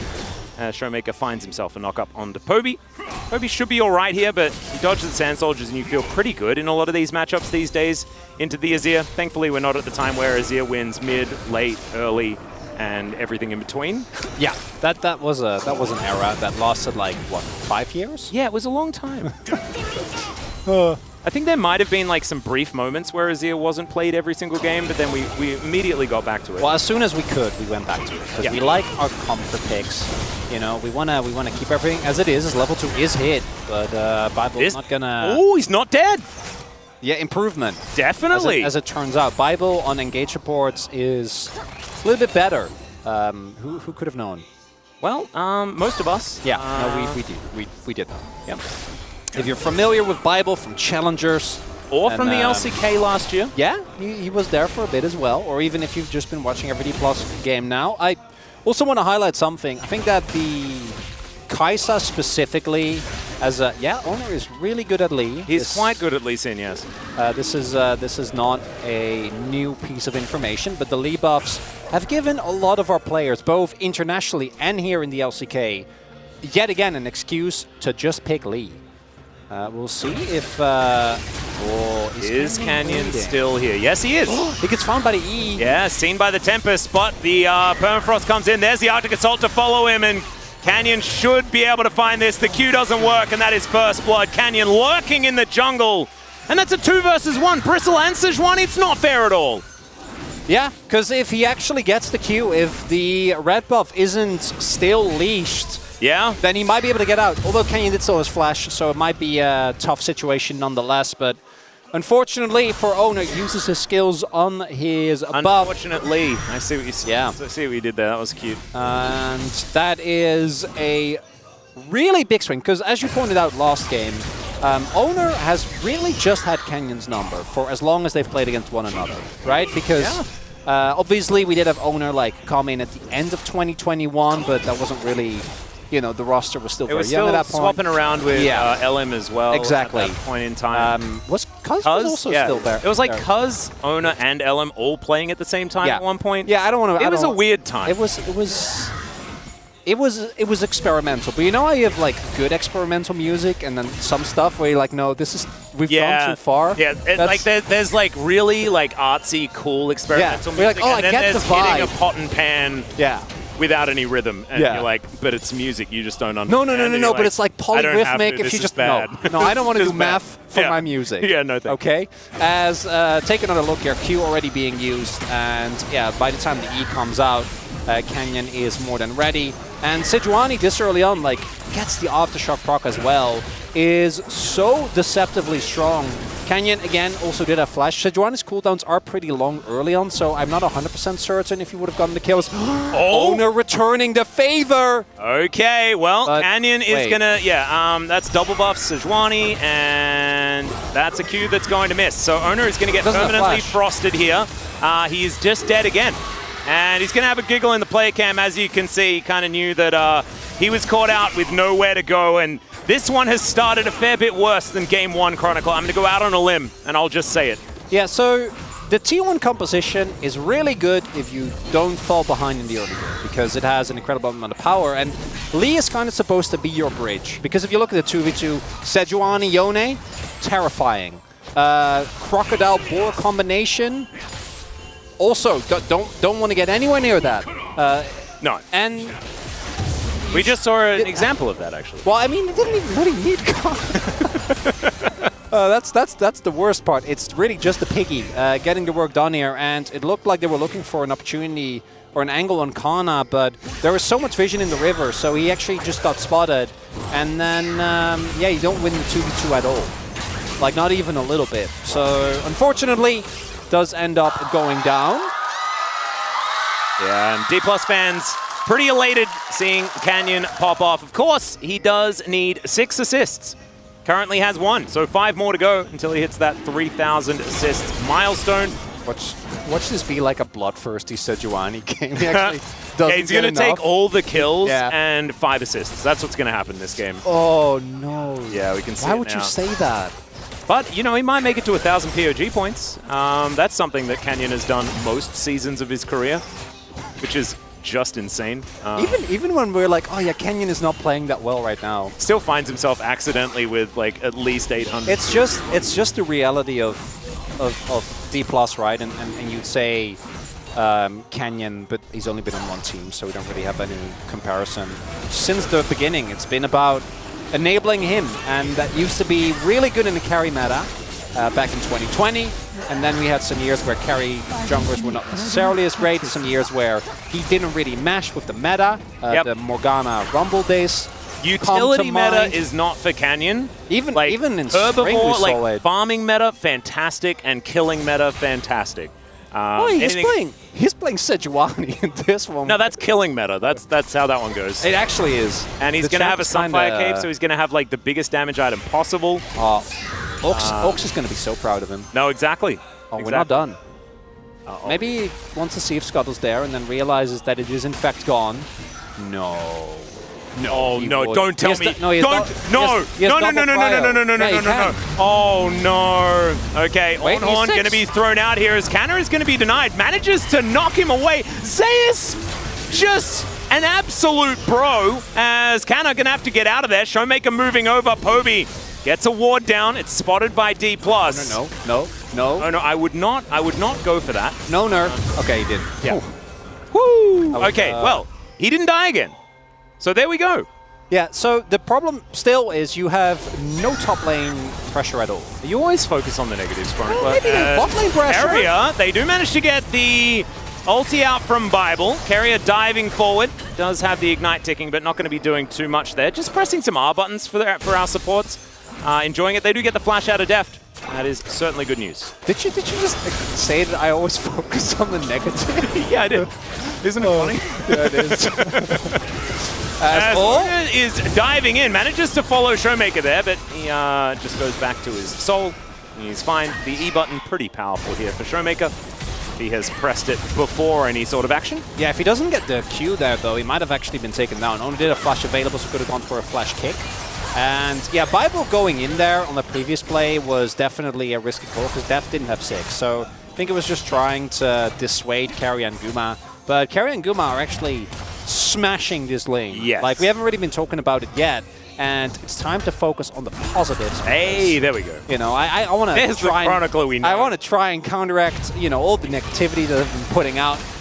Being 20 CS up, give or take, will be 16 by the time that they both back, is not something that we often see. And it is also another sign of how comfortable Guma and Carrier are on this combo, right? This is the combo that got them the final game win against KT in a match that looked almost impossible to win, that they've been relying on so often, that they team fight with exceptionally well. Will it be enough, though? Because Guma has one ultimate as Showmaker. Carrier is going to accidentally interrupt Carrier.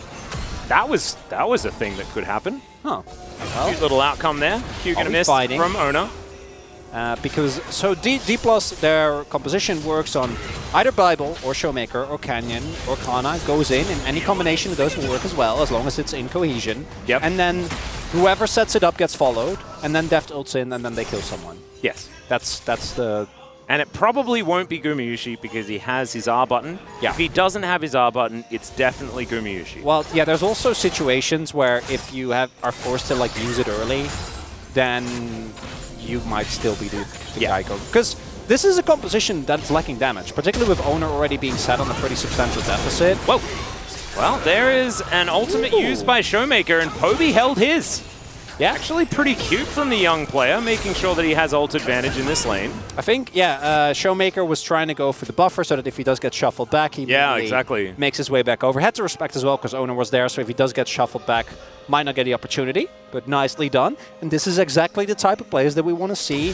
You're just trying to passively take away the pressure from D+. If this goes to late, obviously, D+, based on some mispositions of individual members of T1, can always win. I think their sidelining is also quite strong. No one really answers Yone at all.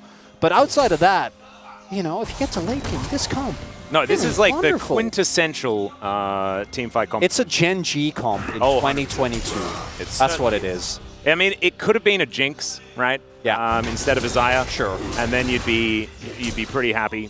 If you would, well, you'd find it very familiar if you're a Gen G fan, but and it goes back like a lot of years as well. Yeah, this is definitely the T1 version of it, and honestly, like, yeah, like It probably should be a Gnar instead of an Ornn, but it's basically the same thing. As Canna is grabbing some plates here, he'll slice and dice and do some other things, but Permafrost going to be used by Canyon in mid lane. Not too much more is going to be collected as Keria trying to clear out a control ward. Gumayusi rotating over, and Owner is going to be here as well. Crashdown gets Bible out of there, but there's the Q. The flash comes back, and Bible, he can't even Magnet Storm. Now the Sand Soldiers are getting involved, and they cannot take down Owner. Canna's teleported in, though. There's the Culver Meat. They know everything's going everywhere. Sand Soldiers, Rams, Crocodiles are dead, and now Canyon has to get out. He does manage to keep that bounty alive, but it's a good fight back for T1. Ooh, important there is that D+ do look like they still have priority here, but the kills not traded in their favor. Will end up giving up 2. Teleports also used for both top laners here, but crucially, health bars are still fine for D+, so they will be able to pick up a second dragon. See what this ends up being. Zeus, though, stayed alive, whereas Kana didn't, so will be able to get himself a plate for his efforts. Yeah, casual plate on the big old scaling Ram user. He wanders back towards the top lane after a great ult in mid. And we saw some of the team fighting power for T1 used pretty early on, and of course this isn't where the composition hits its power spike. Yes, you can see that there is a Sunfire Cape done for Zeus, so he has a lot of battle availability, but outside of that, it's 2 items, 3 items that T1 are really looking for as Keria going for the engage, and Bible, not a whole lot of options here as the Magnet Storm used so late in this one. Yeah, didn't really have an opportunity with the CC chain, and then by the time he used it, probably should have just sat on it.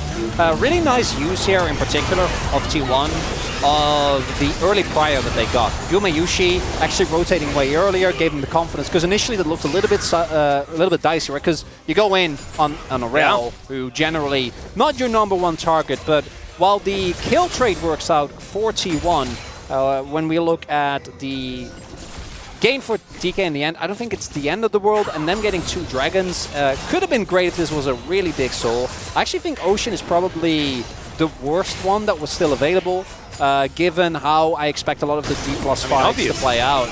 As Poby is going to look for Showmaker here, who does manage to ult, pulls Poby back. Q going to be avoided, nicely done by Showmaker. And Owner and Poby not going to be able to find the Yone here in the side lane. And yeah, as I was saying, I actually think that Cloud is like, it's up there. Infernal and Hextech obviously are I mean, obviously in a league of their own. But well, I'm not, I know you, but maybe chat doesn't know how good Cloud Soul is. And I wanted to just give you the opportunity to talk about it for a bit. I mean, you said that Cloud Soul wasn't as good as like Hextech Soul and Infernal Soul, the obviously inferior souls to Cloud. And that's just really weird. Trying to create some space for your Well, Bible is going to crash down and look to try and get out. Does have a little bit of a stun on his way, as Voidseeker is going to find Gumayusi, but as you can see, Owner in the vicinity. D+ not going to be able to find too much more. They do get a bit of damage onto Bible, who has been testing his limits, let's just say, quite a bit in this series. Zay's going to move on down, and it should be second Herald going over to T1 relatively comfortably. Showmaker has TP. Are they actually going to commit? It looks like they will. Yeah, and Shirley is still pretty healthy. Bible does have that Magnet Storm available. Voidseeker is starting to connect here as Cannon's going to move in. There's the Ram, there's the Flash, but the Rel's going to be taken down immediately. Great knockup from Zeus into the backline as well as Canyon's trying to get the work done, but they have no Kai'Sa. Owner will be taken out, and now it's up to Showmaker, the last remaining damage dealer, really. Although Canna is pretty strong, but still, great fight for T1 and Zeus, man. This guy's Ornn's pretty good. It's also Keria getting such a high value cancel. Bible really not having the performance that we've seen of him in challengers on the Rel. Tried to look for an engage, but got taunted and straight up 100 to 0 without getting the CC down, not really able to get a lot of value out of his Glacial Augment, not CCing anyone on the enemy team. And as a result, T1 able to actually pick up 2 quick kills, but as per last time, just the threats of the Freeman unit of Renekton, Sejuani, and Yone dissuades T1 from actually going for the objective, and it will be D+ picking up the Herald in the end, which should set them up for a very early soul point here. Also, Deft going for the really AP-heavy variant. Looks like he will be going for probably a Ludens second here, although he might still go Nashers and then go Ludens later on with the Swordpan boots. And given his damage profile on his team, I think that makes complete sense. Yeah, I think that's totally fine. Voidseekers, if he's going to land them in the late game, are going to be pretty powerful. Oh, yeah. And we know that Deft has always been a fan of lethality, Varus, and things like this. As the outer turret going to be taken, that is going to be first brick secured by DK. Still retaining about a 3,000 gold lead, but as you can see, T1's prowess in teamfights is still absolutely there. As Bible tries to go in, flashes in, but gets hit by the Carrier taunt. Yeah. And that means that Carrier immediately gets backline access, and they take down Deft, but then this is the problem. Like, this Freeman unit is Still really strong. It's so strong at this point in the game, and that's why they don't really want to try and hard force. Carrier also low, so you would be down and effectively fighting a 3v3 into that. Don't want to take the risk, but now Soul Point is on the table here. If D+ is able to actually utilize this Herald, they also have a good amount of control in the river, but Carrier is trying to turn that around. Should be able to here. Yep. We'll be able to get rid of a bunch of that vision. You can see there's still a lot peppered around towards that bottom side. You can see where the focus is for both of these teams. Voidseeker going to find Gumayusi not starting to do that much damage with only the Static Shiv and the Sork Boots. Does want to have that first real AP item before things really get going. And the evolution, of course. And Kana has teleported in already, him and Zeus, now towards the bottom side, the two of them. That's a big crocodile. That's you can make a movie about that crocodile. Already has his black cleaver done. There is actually this early on. Well, there's a lot. Yeah. The one that I'm thinking about is not great. It's not Australia's best work in cinema. Not gonna lie to you, but still, there are a few of them. So maybe I'm just thinking of the one that isn't very good. As Canyon going to try to interrupt, but does not manage to do so. Carrier still finds the knockup, and Canyon, his Aftershock is now on cooldown.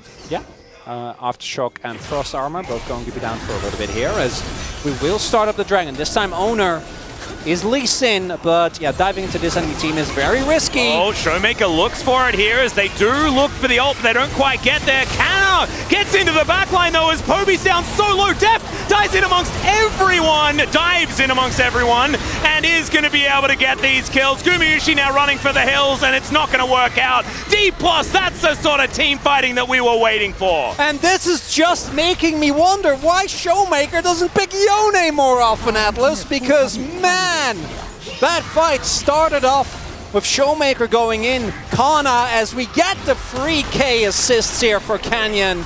Managed to get 3 assists in that fight, maybe 4. There we go, yeah. 3001. A Canyon Odyssey. Canyon? What a player. Gets it done. Not the Bloodthirsty. No. Bloodthirsty. 107, it's like he was looking for again, assists. Watch this. Also, like, the timing here with Kana coming in, the crown is popped, goes down, and T1 looks a little disjointed. We have some people starting a fight on the top half of the map, and if there is a highway to your backline, this comp will take it, and they make it look easy.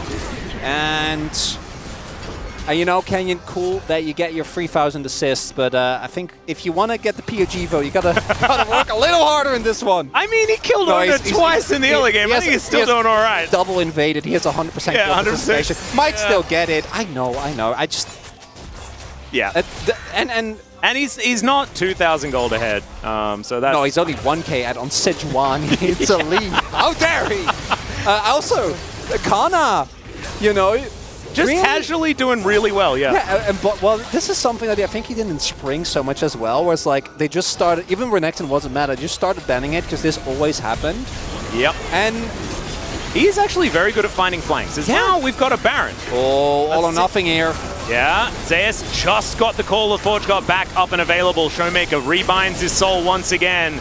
Poby has the crown available, and here it is. The Ram's going to come forward. He does get the flash, but not a whole lot of value as Carrier trying to dive back out of there. The redive comes in, though, and Showmaker gets into the backline. They're all knocked on top of the crocodile. It's a disaster. Double kill for Showmaker and D+. They can move back to the Baron. Looks like T1 are running out of fight. And game number 1. Oh, wait.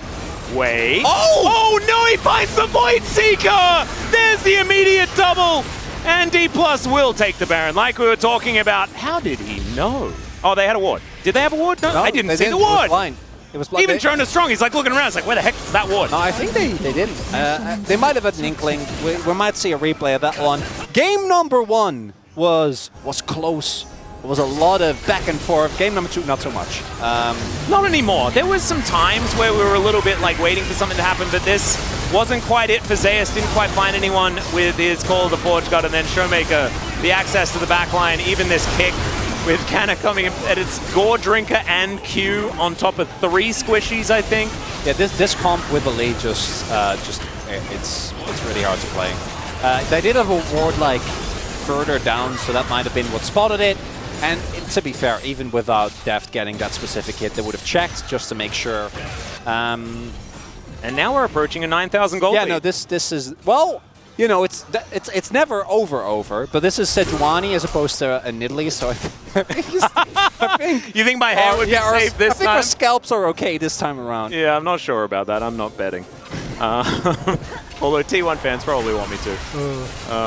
You should ask. Okay, Gumishid's a decent cleanse, but he's still dead. Can't cleanse that. Yeah, Canyon, man. Yeah, he just finds the angles. And even if you do have the summoner spell to try and get you out, he didn't have, like, Featherstorm just came back off cooldown. The flash almost up again. Just doesn't have the defense. Crash down, going to get Bible out of there. And D+, it's a little bit like dotting I's and crossing T's at this point in time. But man, if you go back to game number 1, this could be D+ fighting for the series. Because it was so incredibly close. And now, it's looking like it's going to be a 2-0, and I feel like the narrative will be that of just, they got crushed by D+. I don't think that is necessarily the whole truth of it. Well, in this one, maybe. This game, 100%, As for the series, I 100% agree. Canyon is canyoning in this particular game.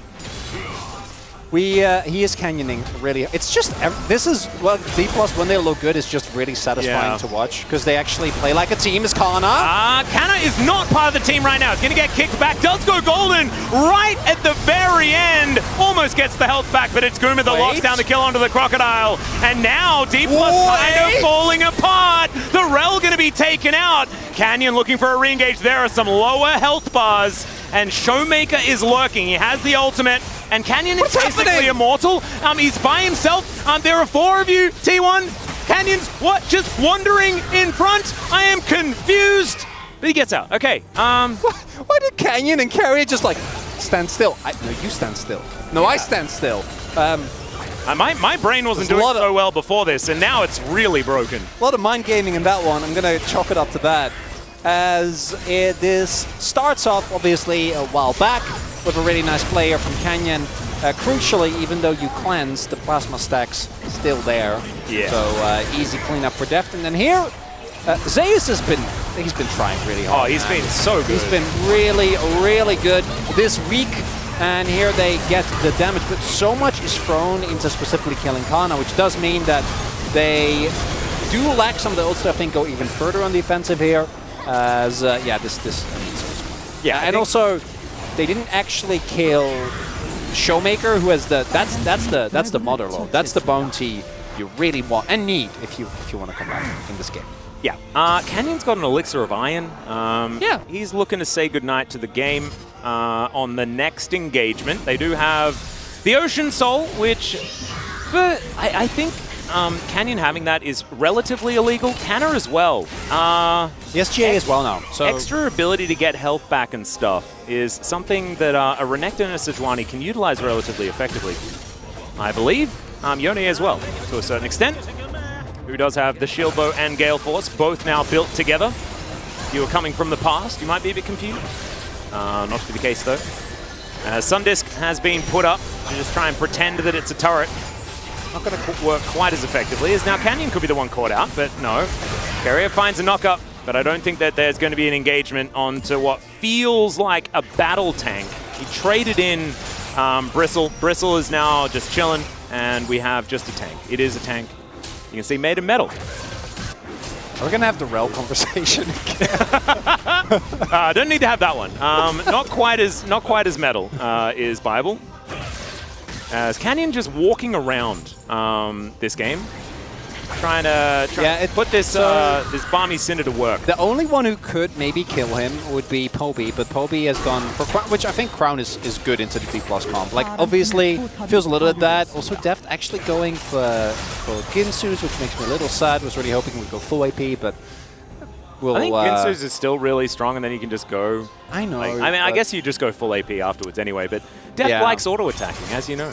Right, and he's pretty good at it, so, you know, we'll forgive him, obviously. But, yeah, Poby has gone for Crown and then Nashers, and is now going for Morellos, which is not going to help you kill Canyon. And he has a lot of armor, so Guma will, with enough time, probably get close once he has his Lord Doms, which I assume, based on the zooming and back timing, he will have now.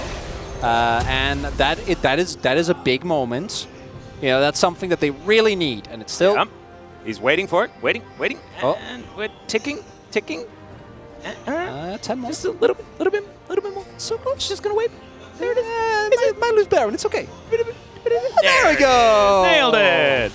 Look at that, so many projectiles. Absolutely fantastic. Speaking of which, Carry gonna try and get out of there. We'll be able to do so. All or nothing. No Killer Instinct gonna be used, and like you say, all or nothing, because Baron up and available, 3 minutes until the Elder is gonna be spawning. DK, a possibility for Exodia to be constructed. And T1 really on their last legs here. If they do win a team fight, could be massive, but it is so difficult to get through. As I'm not sure about that one, Canyon. It was a bit of fun, as Poby is just going to get dove on by Deft regardless. Crown value! Prison actually landing. Now it's Showmaker's turn to dive forward. Poby in some trouble as Zeus getting cut down. Canna dives into the backline, but Gumiushi's already softened up the Crocodile still. He's diving forward. Showmaker trying to get out. Ona doesn't quite find it. And the wallets, I think, ladies and gentlemen, are quite heavy. But the Blade Caller, massive, still doesn't really get them there. I almost lost my mind. But D+ will be able to run over the top of T1 here. And they should be able to finish it off, although there's not a lot of damage left. Some flashbacks, both for D+ and for Atlas, as that Federico comes in. Yeah. I mean, I saw the perfect cone. I know. And he did have Lord Doms. Looked close there near the end for a second. And man, Guma, I don't know how much weight that guy's carrying, but he's really giving it his all, trying his best. But this one, unfortunately, with the game state the way it is not looking too hot. It does take them a large amount of time. Yeah, I mean, the bash throws don't necessarily, like, it's blunt force, you know, that you have to utilize here. Yeah. Although I guess Canna's weapon looks a bit sharp, but maybe not quite sharp enough. Well, maybe it is actually doesn't matter just though. a watermelon after all. Blunt is better if you're trying to take down a structure. You want like a hammer or something. True, I guess. I feel like a flail would be good. Maybe it's a little bit too sharp. Poby gets tagged, actually stays alive for a decent amount here, and then everyone on D+ kind of funnels into this, and you're like, oh. But look at Guma, how little he can actually do while the CCs come down. And that's due to Zeus and Carry going in really deep. Guma isn't really able to follow. And then here, the stopwatches are enough. Like for a second when that knock-up comes in, you're like, and then unfortunately, Canyon. I mean, Guma Carrier almost won the team fight almost by themselves. Yeah. yeah. 안 끝나나 이거? But I think you can see as well. You can see that, like, man, if we had been in a better game state, the game would be over. The comp works, Atlas. Oh yeah. Just not in this game. Yeah. It works a little bit better if you're not down 10,000 gold. Yeah. That's my feedback. As Showmaker dives in and then just gets out, as he is wont to do. Fair bit of wave clear available, and you can see Gumiushi with some time with the wave will be able to get rid of it. But as you pan down towards the rest of the base, there is not as much left remaining. Yeah. Which makes things a little bit more difficult. These super minions plowing forward, all buffed up by the Baron as well, making them tough to get through.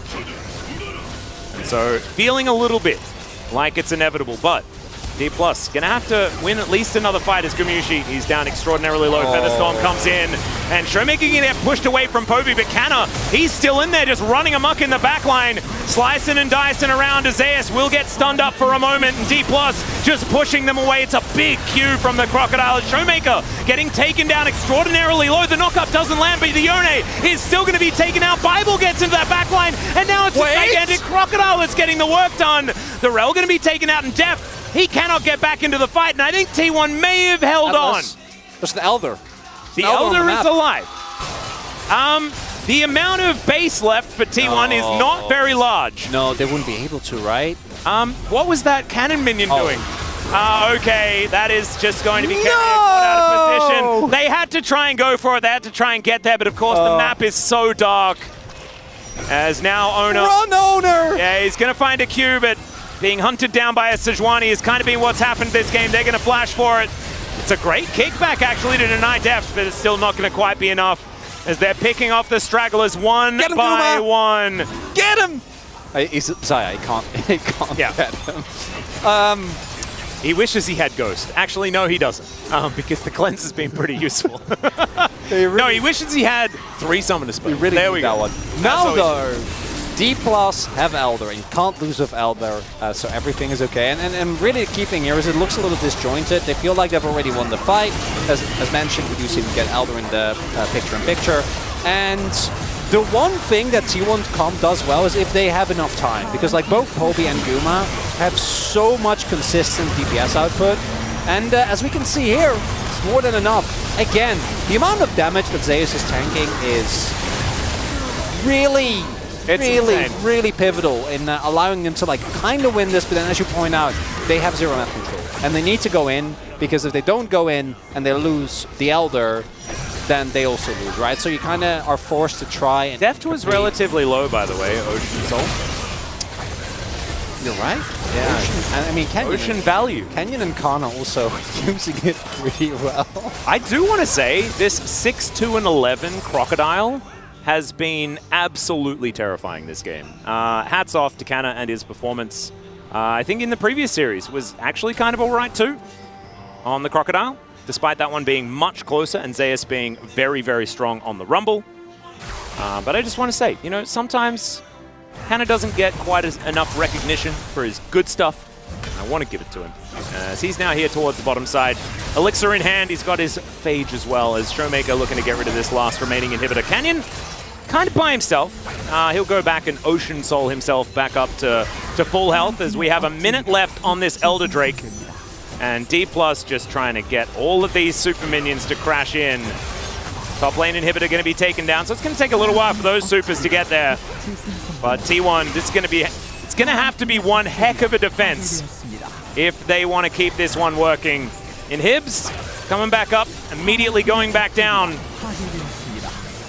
And there it is, the bot lane going to go through as, okay, we've got ultis flying around. Oh, nicely done by D+. That's already Guma's biggest defensive cooldown gone. Does still have Flash and Cleanse available. Oh dear, the Acathian Rain is also a bit scary. There's a flash in from Kana Carrier! He goes Golden Emperor's Divide comes through, but it's not going to get rid of the Yone. Deft dives into the back though, but the snapback comes in a little bit early. They do manage to take the Rakan, but he's already got a decent amount of his work done. Owner's coming over. Kana should be dead here. They will be able to take him out. All right, T1, you got a few more lives left. That was against Elder. There's... Atlas, tell me there's no way. There is no way. Atlas. I don't know whether I believe Atlas. that, though. Yes. Chronicler. They did very recently destroy those inhibs. So, yeah, T1 with not a lot left on the map. No, I know that. Yeah. And I also know that D+ should still win this, but I mean, that was a pretty good fight. And now they're going to be able to take 2 bounty turrets as well before they have to go home and deal with the amount of angry minions that are going to be coming through. So they should not be able to get Baron. And I think at this point as D+, you actually just, you go full, the minions will win this. Yes. Stop trying to try and dive onto Guma because his positioning has been great. And as we take a look here, it feels like the game is already over, right? You have a 10k gold lead. And then here, crucially, Poby actually buys a lot of time, which means that when Showmaker goes in, there is enough. And Deft... Yeah, he got carried. Goes in and immediately gets, as you put it, very nicely carried. And Owner also just like randomly off screen killed Showmaker? Yeah, Showmaker already got, because he went in, right, but without the rest of his team, so there was just a ton of burst that was fired his way. With Baron and triple inhibs down though, I mean, it will be very difficult. It's almost indefensible. Yes. 2 minutes on the Elder, guys. The Baron should be able to get DK that one as well if they're not able to actually win the game. We have spoken a lot about T1's composition and the amount of late game ability that they have. Yeah, just I felt like we had to just because, but we're slowly getting there. Like Yeah. we're 37 minutes in almost. Oh, they spot. They do know. Yeah, Canna, oh, there is the flash. They get the quickness down onto the Crocodile. Canna trying to keep himself alive for as long as possible, but he is going to go down. Now D+, wanting to get some free time with these turrets, but T1 now have a man advantage. Into the backline goes Showmaker, but he's not able to find too much more. The ulti still being held But on the to, minions. and yeah, the minions are the biggest problem. That's Nexus it. turret number 1, it's going to go down. defense! Okay, Canyon finds an ulti this time. But T1, they keep everyone alive. They have a fountain there as well. Count on OTP. So if T1 can actually engage, they have the Zeus ultimate at the ready. They do. Featherstorm's back up as well, and the Dragon Rage going to be there very, very soon. Death Poke should be coming up huge here. Yeah. Some Oh, more the minion TP. waves need to be sorted out. Here's Zeus the coming in. teleport. Zeus, can you find it? There's the Ornhorn. The ulti comes out, but the knockup's there. Onto Showmaker. He dives away. Is now Zeus kind of isolated. DK just going to keep him at arm's Look at the length. base, And remember, look at yeah, the base. T1 just have to go back and stop these Winions from taking the game. Oh, this is such a dicey scenario, but T1 are saying no to losing today. We've had multiple Barons. We've had first Elder. What about Second Elder? Oh, they heard of 11sies? So the inhibs are going to start coming back up soon as well. They will not be able to contest for specifically the Elder, but This is it's feeling like it's difficult for DK to close this one actually out. close. So here they're trying to obviously leverage the fact that Kana has a Baron buff on the bot side wave, but they don't actually have the control to back that up at all. And T1 actually have vision around the area. T1 do know that there is not any way for them to get Okay, the Elder. 25 seconds of both. And D+ have had all these inhibs down. They've managed to get pushed into the base. The Baron power plate, like the gold hasn't changed or One anything turret. like that. But the Elder should be enough, right? One turret Yeah. standing between T1 and Inevitable Doom. D+, they are 99% of the way there. Yep. And these inhibs Oh, look at starting the to poke. respawn as well. Look at Deft. Oh, man. these Ws, especially with Elder. Yeah, Poby The has to go burn. back. The burn is getting ridiculous. Showmaker dealing with the That should top be enough. inhib. Just don't go in. Never go in, Deft. Nope. Don't take that The kill R button instinct. is a bait. Wait until 3 of them are dead. It's a before you mistake. press it. And now we go again. 10 seconds on the bot lane inhib. Top one's already down. Yeah. Gonna go back to double supers very quickly, it looks like. Okay, Dev's gonna dive in. I don't know about that. I'm getting a bit nervous. As T1, okay, do you have the coordination to make this one work? Featherstorm going to be put on cooldown yet again. 1 minute 20 still on Elder. This They should be able second to whittle Elder them is so down. difficult to deal with. Level 16 for a Rel, what the heck? And now, Ona getting taken down so low, that burn starting to kick in one more time. Whoa! Does have a GA. So he's not dead just yet, and Zaya's going to be able to block the rest of these. With GA now on cooldown, it is a little bit more difficult. Oh yeah, I'd get out of the way of that as well if I was Yorna. Does get that health bar back. Oh, double supers. They're on their way. They're starting to come over. Yeah. I don't know if they'll get one before This the tower Elder defense drops. is absurd though from T1. How much 40 and a blues have half they been minutes. playing? No, this is nuts. Okay, Canyon looking for an ulti. He hits the Nexus, knows the target that he's supposed to be going for. I like that. It's not going to win them the game just yet. Void Seekers seem to be the game plan. Turret's still fine. And there's Ocean Soul as well, so it's like infinite Void Seekers. Look at this. Deft has got full mana. Is okay. We're trying again. The dive forward. Bible gets into the backline with the Magnet Storm. Emperor's Divide to get rid of them. The Ornorn's decent as Canyon just looks immortal and they take down the Zaya. I think that this is it. D+, man, they had to work for it at the end there, but in the end it is going to be a 2-0 at 41 minutes in this series. They will be able to take it down. Man, he won a whole bunch of fighting him today. What a game. What a game number 2 here. Absolutely amazing. It was looking like a shellacking until T1 were like, No, surely we can just win, right? we're not gonna lose. We refuse, and then in the end, because they had lost for so much from the beginning, they never had any map control.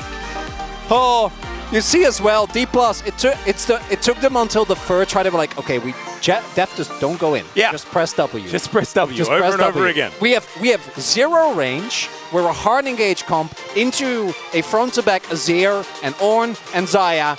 Just press W. And then he did, and then they won. Yeah, and then when he altered towards the bottom side to try and kill Poby, I was so frightened. I was definitely very frightened. I thought that was going to be the silly boy moment, but it wasn't the silly boy moment, and they were able to just get out of there. He put it on cooldown so that he couldn't press it if there was another potential engage. Smart.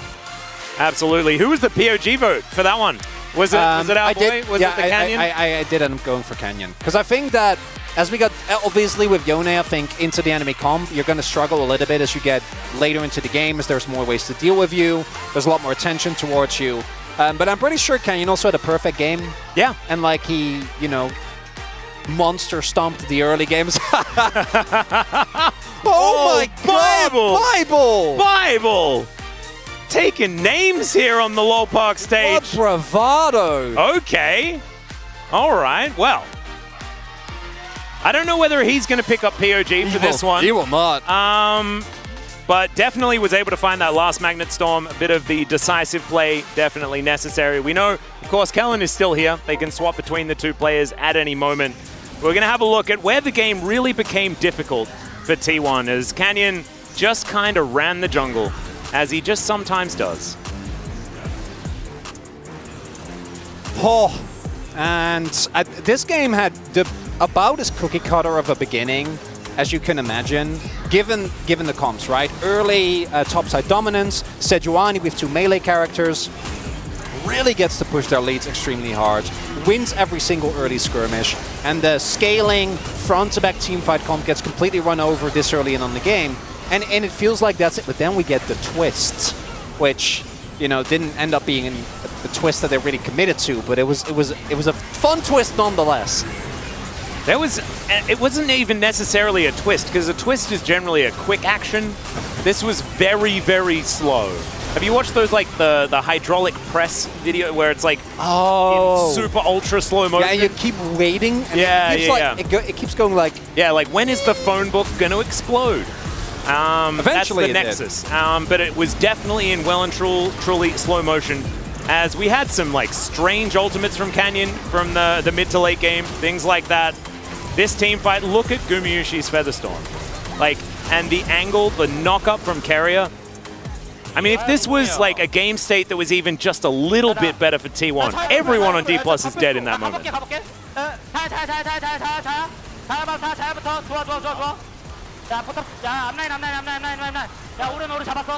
Yep, Bible's pretty loud. Showmaker is actually getting a really nice ultimate there towards the end after the initial setup comes through from Bible. Yep, you can see Deft a little bit subdued in this one. Showmaker's like, ah! Yeah. That's pretty apt, particularly given D+ have lost games exactly like this as... Yeah, Deft did a lot. 70k damage is a lot of damage. It is. That's over... What? Okay. Well, I mean, it looked like he was having a rough game. He was full AP Kai'Sa. He was the only one with range, and he got 2 Elder buff. Yeah. With burns. You know, we've seen games where Sejuani's walk away with like 7,000 damage. This is a 22,000 damage Sejuani in this game. I guess it's what happens when you have Elder Drakes being taken, things like that. That was fun. And the game lasts an extraordinarily long time. I'm tuckered out after that game. Like, that was... This series was just... Even though it was a 2-0, it was an absolute slog. It's fine. This was the roller coaster. KT no longer actually resembles a roller coaster, so we got it out of the way early. That is bait right there. I spotted it. I think it's now time, ladies and gentlemen, to head over to the space for them to break down the D+ 2-0 victory. Take it away. Well, there you have it. Thank you, casters, for that awesome cast on that 2-game best-of-3, which it felt like it was going for ages in that one, especially the second one, as DK finally got across the line and ended the game. Once again, congratulations to Canyon. Picks up 3,000 assists on his career in the LCK. Definitely a huge feat. But guys, that was a crazy one. And what do you guys think about the draft? Yeah, so I like D+'s draft, honestly. I think this is quite a lot of what we've seen in this meta. You know, these peel back, two-carry compositions have struggled that T1 has. And they have this composition with a lot of agency, a lot of go buttons, like a strong top side with the Sejuani pairing. And one of the big powers is, I think, like typical like AD Kai'Sa that we've seen previously. This would have been a much harder game to finish. But even though the composition of T1 outranges and kind of stand their ground, the Kai'Sa poke means you don't even have to engage. You just fire these W's off. It's why it's so obnoxious, given another layer to this dive composition. Yeah, I mean, T1 brought up like a little bit of the disengaging side, and then D plus they brought the diving, the gold button comp. But the thing is, like, it's only work the disengaging comp like these days, like when you're like at least like even in the game. But the thing is, like the early game D plus Kia, they're playing so well, so they use the draft like really well, the aggressiveness, and as soon as they're ahead, like at some point in the middle game, like it's just impossible to just stop their aggressiveness. Yeah, and our highlights are in the middle of the game, but it started off with Canyon in this game, just total jungle diff for like the first 15 minutes. He totally shut down Owner, caught him in the jungle once, caught him in his jungle once, and then Owner was very far behind. Canyon got them lead. And then we can go to the highlight number 1, which was this fight on the Drake 19 minutes in, which is where DK as a team just set this up very nicely. Yeah, and I think this is kind of some of the issues that you see sometimes, is that the whole team is kind of focusing on Poby. He doesn't really get to do anything, and as much as you see Gumayusi repositioning well, you've already lost one of the carries, the rest of the team falls apart, and there's just so many threats on the side of D+, and this is really where it felt like the momentum was so in favor of D+, and the game was definitely going to go in that direction. Yeah, I mean, to me, it's like it was like really easy to find it for T1 that they didn't know what to do. Like they didn't have a clear plan, because like Zeus was actually farming on bottom at the same time contesting the Reaver when it's like so danger, and using the buff pride really well from the Kana, and it's like be able to just loop around the jungle and then find a way that he can actually the stun on Azir, just pop the Poby, and just easy team fight. But I mean, it's just T1 gotta just do better job around the object. Like they didn't have to fight. It wasn't sole. I mean, it was a sole point, but like it wasn't like necessary. Like they didn't have to fight. So I think next game, like next series, like they gotta do better job around the object, how they played it. Like I think it's just like someone probably gotta do job of the like shot calling, like whatever gotta do clearly. Well, definitely a bit of a struggle right now for T1 given their current situation, as right after that fight, 2 minutes later, DK did run at the Baron in our second highlight here, and the turn on this one was also fantastic. Yeah, I love what Showmaker does here. Stacks up his Q to dash over the wall, and very easy gets in this flank angle. Gumayusi slow with the ultimate, clearly didn't expect it, and as soon as he goes down, it just feels like the fight is done, especially as the Azir falls quickly after. Yeah, I mean, this is what I said, like from the draft, the phase, that like it's just so easy when they're ahead. Like there's so many tools that they can just turn. Like T1, I mean, they had to go for this play, like otherwise the game is like it's just impossible to win, impossible to come back. As we see, like T1 won more than after this, they won more than 3 times the team fight. That it's impossible to win, but still, it doesn't change at all. Yeah, I felt like the game was done there. I was like, you know what? I expected game 1 was so close. I was like, game 2, I think it's going to be hard to bounce back. Drafts came out, the early momentum came out. I'm like, okay, D+ are done, 25-minute game, we're over. Yeah, and then... And then... about 11 minutes later or more of trying to break into the base with Barons, with Elders, with Baron and Elder. Was it a fight with Elder? 3 inhibitors down.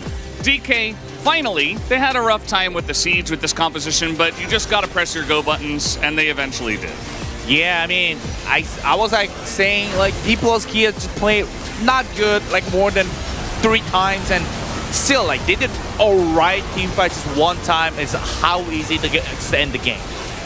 This is like right now, I think the reason why as a stats, like, there's so many champions that who can actually engage playmaking, those kind of champions that has a super high win rate because it's so easy to play. And I will say, I feel like Gumayusi single-handedly kept T1 in this game. There was that fight in the jungle where he got like just before he went down, he got the massive blade caller, took 3 people down. There's only the Renekton Sejuani left, they couldn't end, only take 2 inhibs. And I think whenever T1's been struggling this season, Gumayusi has been that consistent member, and still now when the game looked so rough, he did keep it going, give them a bit more of a chance to, you know, potentially bring it back. And obviously they didn't in the end, but a good fight was made out of a game that looked really done at 20 minutes, or even earlier. Yeah, I mean, they gave themselves a chance to maybe get the upset win from there. They had a lot of wave clear. They were holding on for quite a long period of time, and Yeah, I think that T1 overall in this series, you know, they do go down to DK. I think this was the expected result, but I think this has looked better than some of their other games, and perhaps they're getting a little bit more comfortable even with Poby in the lineup. What is your impression of T1 at this point? Yeah, I mean, for sure, like, I felt that they actually play, or like, how they played is like much better, because like they were almost lost against the Nongshim, keep in mind. But against, like, especially D+ today, I think I see a lot of momentum that they actually were functioning well as a team, playing as a team. But the thing is, like, it's just like not there at the same level of the D+. I think honestly for me, Ona's been struggling a bit still. Like, he did really good in the later team fights in game 1, but the early game was a little bit rough, and this game was obviously very rough. So I think there's still some individual issues, but as a team, they are looking better. I will say though, for D+, I expected a bit more from them today. I think the level of play they showed today was a bit lower than we've seen in the past couple of weeks. So still some question marks as we head towards playoffs. We thought it would be 2-0, but it was kind of like limping across the line to get that 2-0. Yeah. Guys, we do have the POG ready, so let's see who does pick it up on the side of D+. It will be Canyon who picks up not only 3,000 assists on the day, but also 1,000 POG points for his 10th POG in the LCK Summer 2023. Yeah, I mean, honestly, it explains everything from this first play. It's just, he killed enemy jungler at level 3 with the Sejuani into leave, the game's end.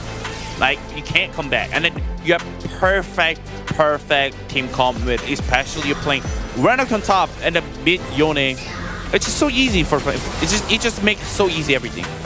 Yeah, and I think honestly, it was a long game, and a long chaotic game like this, there's a lot of opportunities for mistakes to happen. There were definitely some moments where some ults went a little bit off, but you know, everyone else had some pretty glaring mistakes in this game, and I think Canyon was pretty solid throughout. And he is 300 points ahead of the second place, the two guys that are tied at second place, Zeka and Pays. As we do have a couple of votes for Showmaker, I thought he had some great mid-game fights, but a little bit of a struggle street. And then, of course, the media boom damage vote, not surprising to me at all. Let's go over to the interview. We do have Deer waiting to translate this one. Over to you, Deer. Thank you very much, guys. This is Deer for the POG interview translation. We are here joined by Duff and Canyon on the side of D+ Kia. Congratulations! You had a clean 2-0 victory against T1. Duff, how do you feel?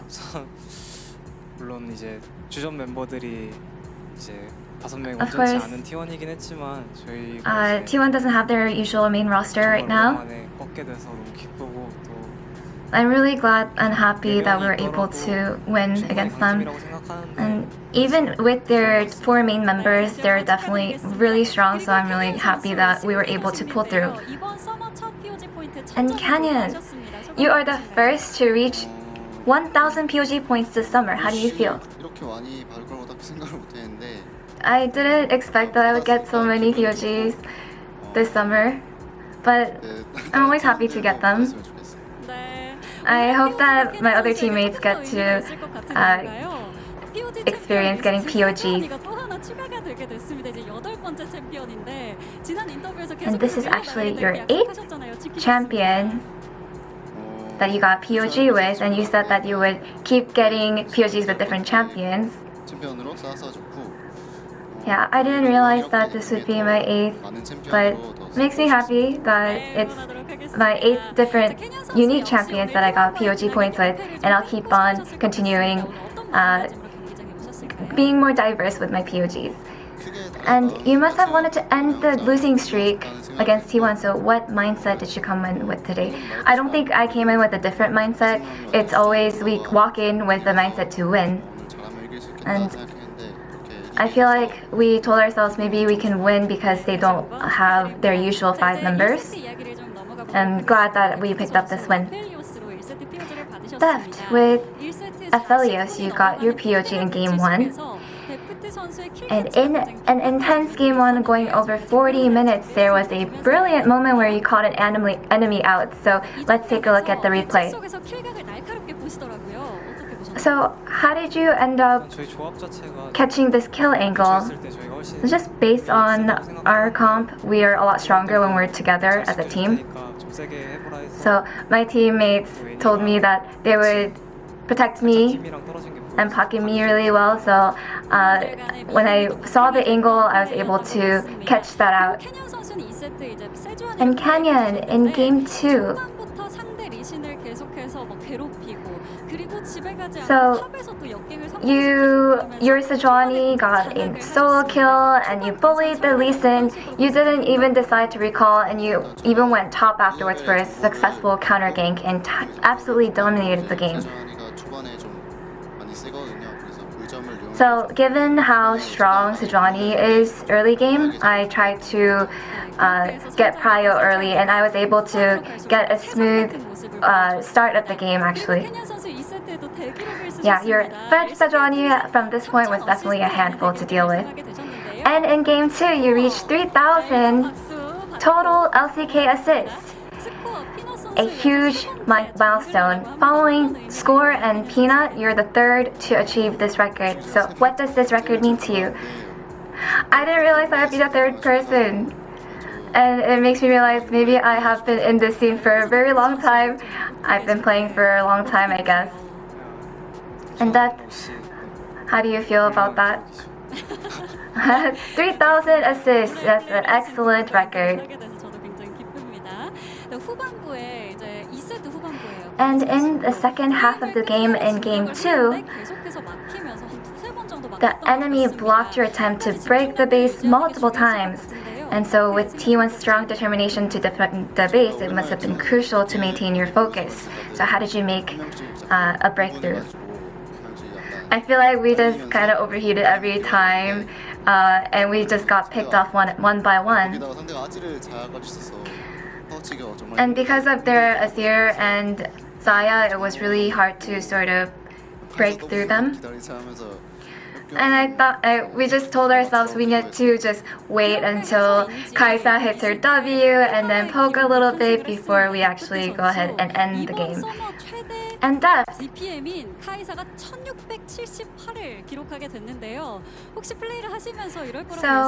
your DPM has broken the record with the record of 1,678. So did you expect that?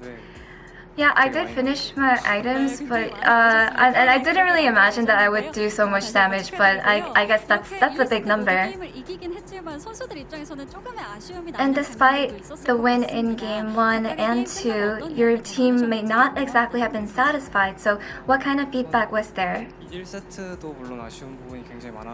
Of course, there are a lot of parts that we were regretful about in game 1, but in game 2 we actually did throw a bunch of times as well, but we were just talking about what was happening and we were briefing to each other, and then we were able to come here. And your next opponent is the rank 2 team KT roster, so please share your resolution. It's definitely hard to defeat a strong team one by one, but we were able to do that today, so I hope that we can keep this up. And Canyon? Of course, KT is really good at everything, but they're especially good at team fights. So we'll make sure to touch up on what we were lacking at today and make sure that we fix it by the next match. And this will be the end of the interview with Deft and Canyon, and back to the space.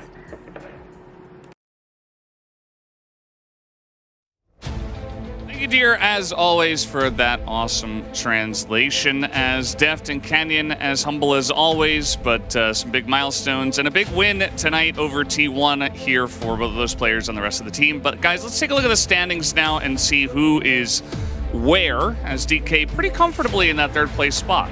Yeah, I think it's a really significant win whenever you have someone close to you in the standings. Obviously, T1 have had this downward trajectory since Fake has been subbed out, even a little bit before that.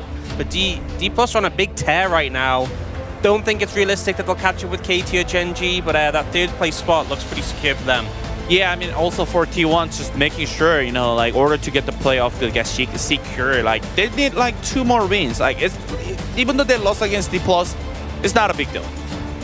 It's not the end of the world, and we'll have to wait and see how the rest of the season does play out. But guys, we are done for the first match today. We do have, of course, KT versus DRX up for the next one, but also during the break, we do have Lane Mates Episode 2 and, of course, Mic Check. So a couple of cool contents for you guys to check out during the break, so you don't just have to spam in Twitch chat 30 years. But we will be back in about 30 years, so we'll see you then.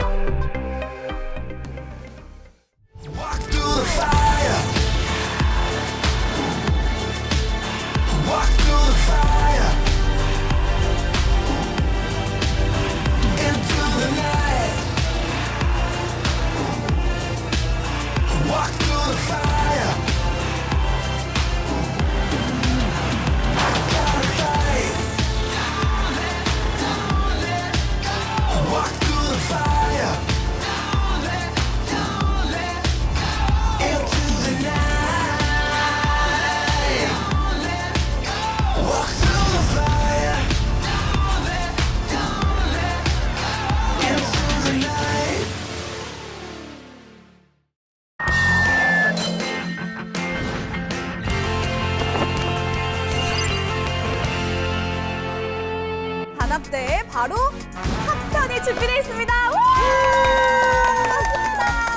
반갑습니다. 라스칼 와 잘생기셔서.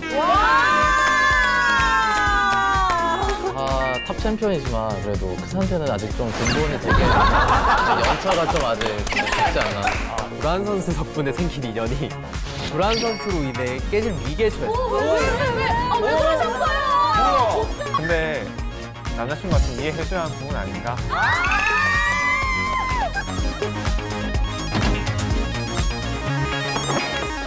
그리고 다음 사연은 기인 선수가 한번 읽어주실까요? 두 얼굴의 그 남자님의 사연입니다. 안녕하세요. 롤의 L자도 모르는 제가 걱정거리가 있어 사연을 보냅니다. 저에게는 인성, 외모, 지성까지 두루 갖춘 썸남이 있는데요. 저를 너무 잘 챙겨주려는 다정한 모습에 반해 연인으로 발전하려 하고 있습니다. 그런데 최근 평소와는 너무도 다른 그의 모습을 목격했는데요. 어떤 모습일까요? 상대적으로 왔다. 괜찮아. 2대1도 이긴다는 마인드. 들어와. 썸남님이 처치당했습니다. 일정글 뭐 하는 거야?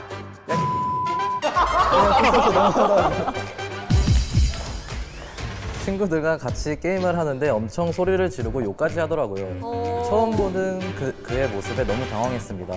이런 고민을 친구들에게 털어놓자 그에게 포지션을 물어보라고 해서 그가 탑이라는 사실을 친구들에게 전했더니 야, 탑 간 사람 만나는 거 아니래. 너 탑 실명자라고 못 들어봤어? 맞아. 평소에는 정상인 같아 보이는데 갑자기 막 혼자 춤추고 개성지로 완전 이상하대. 사회성 제로의 남탓 장난 아니라는데? 이런 반응이 돌아오더라고요. 그가 제 앞에서만 진짜 모습을 숨기고 있는 건지 저 진짜 이 남자와 연인이 되어도 괜찮은 걸까요?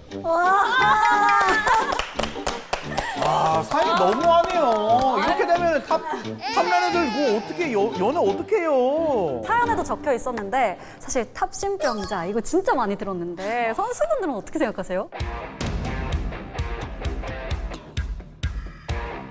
사실 수정하고 싶지만 되도록이면 피하시는 게 좋기는 하다. 근데 항상 예외성이라는 거 존재하는 거니까. 그럼 어떤 라인을 추천하시나요? 저는 미드가 가장 괜찮은 사람이 많지 않나. 왜요? 가장 책임감이 많을 것 같아요. 포지션도 모든 라인을 좀 다스려야 되는 가장 중요한 포지션이라 생각해서 그게 실제로도 그렇지 않을까. 혹시 이 의견에 반대하시는 분이 있나요? 탑 괜찮은데? 모모 선수. 탑이 이제 맞는 걸 싫어하잖아요. 그러니까 이제 만약에 탑을 만나시면 자기 여자친구만큼은 어떻게든 지키려는 그런 탑에 또 그런 게 있지 않나.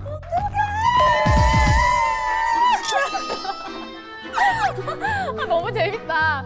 자, 기인 선수 또 이렇게 사연 직접 읽어주셨는데 기인 선수의 의견은 어떠세요? 근데 사실 요새 탑은 뭐 그런 이미지가 솔직히 좀 줄어들었다고 생각을 해서 맞아요. 요새는 솔직히 좀 바텀들끼리 좀 싸우지 않나.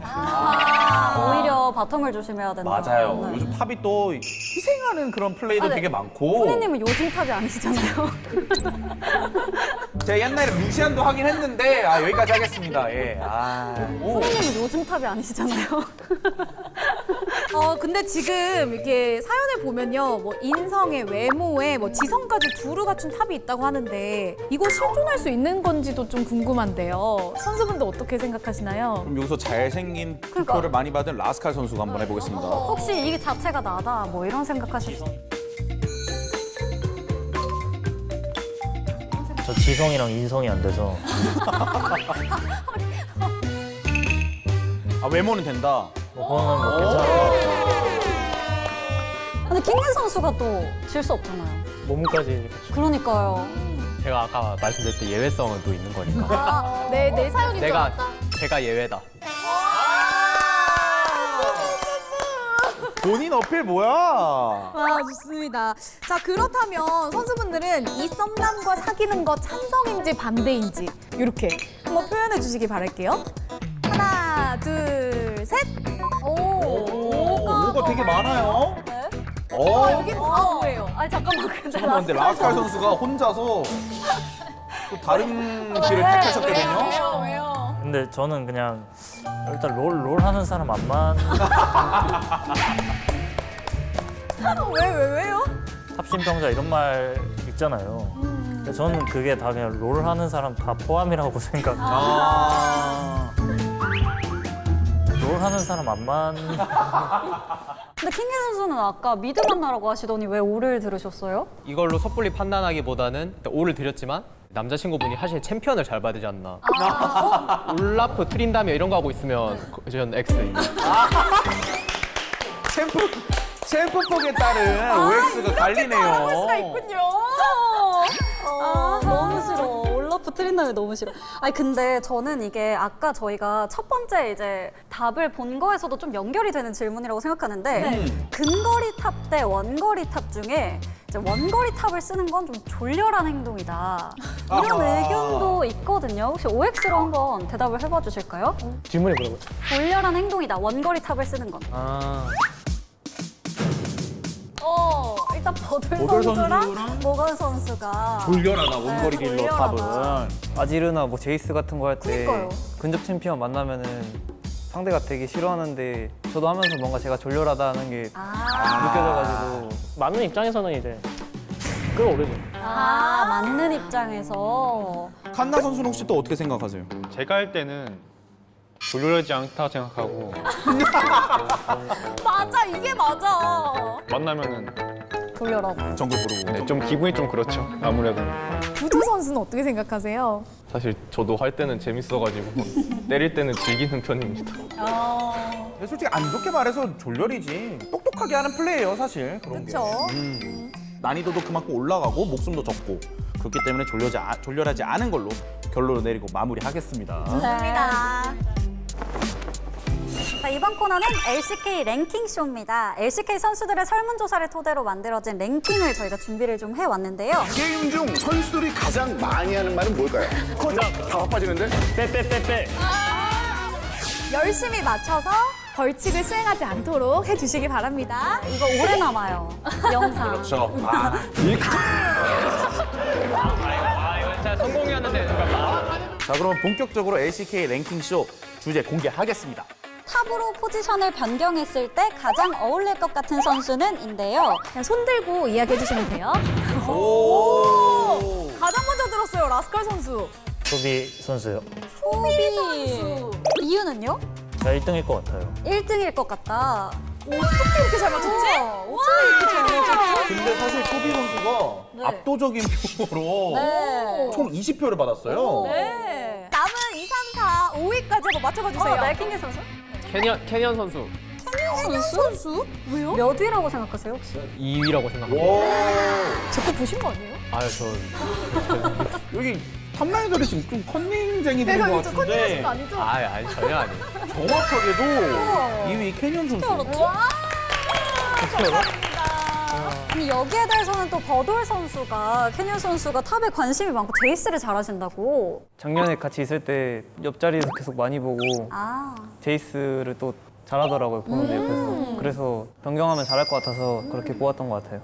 네. 자, 그렇다면 정답. 네. 제카 선수. 제카 선수. 이유는요? 그냥 미드에서 근접 막 사이라칼 이런 거 잘하니까 탑가도 잘할 것 같아요. 아닙니다.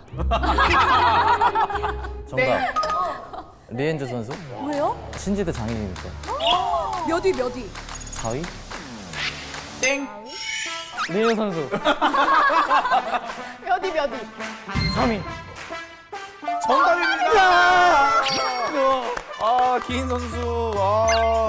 아쉽겠는데요? 그러니까요. 기인 선수가 이유 써주셨듯이 신지드 원챔으로, 저 신지드 장인으로 이렇게 소문이 나 있어서 리엔즈 선수 3위입니다. 기인 선수 분발해주세요. 네. 정답 구마유시 라이프. 정답입니다. 지금까지 모건 선수, 킹겐 선수, 라스칼 선수, 버돌 선수가 정답 맞춰주셨고요. 맞힌 선수분들 계속 맞히실 수 있어요. 다른 분들 벌칙 받게 해주실 수 있으니까 계속 맞춰주시기 바래요. 다음 주제 공개하겠습니다. 판넬 들어주세요. 다음 주제는 가장 듣기 좋아하는 말이거든요. 궁금해. 맞춰주세요. 정답. 오. 나이스. 나이스. 몇 위? 1위. 1위 나이스. 땡. 정답. 1위 탑 차이. 1위 탑 차이. 탑 차이. 탑 차이. 1위 탑 차이. 정답입니다.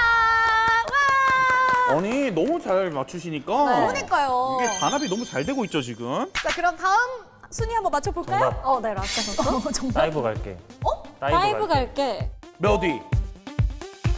3등. 땡. 찍어 빨리 찍어. 네, 두두 선수. 다이브 갈게. 몇 위? 4등. 땡. 정답. 다이브 갈게. 5등. 정답입니다. 헤이트 선수와 초비 선수가 다이브 갈게라고 적어주셨습니다. 네, 또 다. 표. 네. 정답. 바텀 이겼어. 우와. 몇 위? 2위. 3위. 오. 확실하게 2위. 하나만. 진짜 마지막으로 바꾸기 해드릴게요. 3위. 3위로 가겠습니다. 3위요? 3위 바텀 이겼어.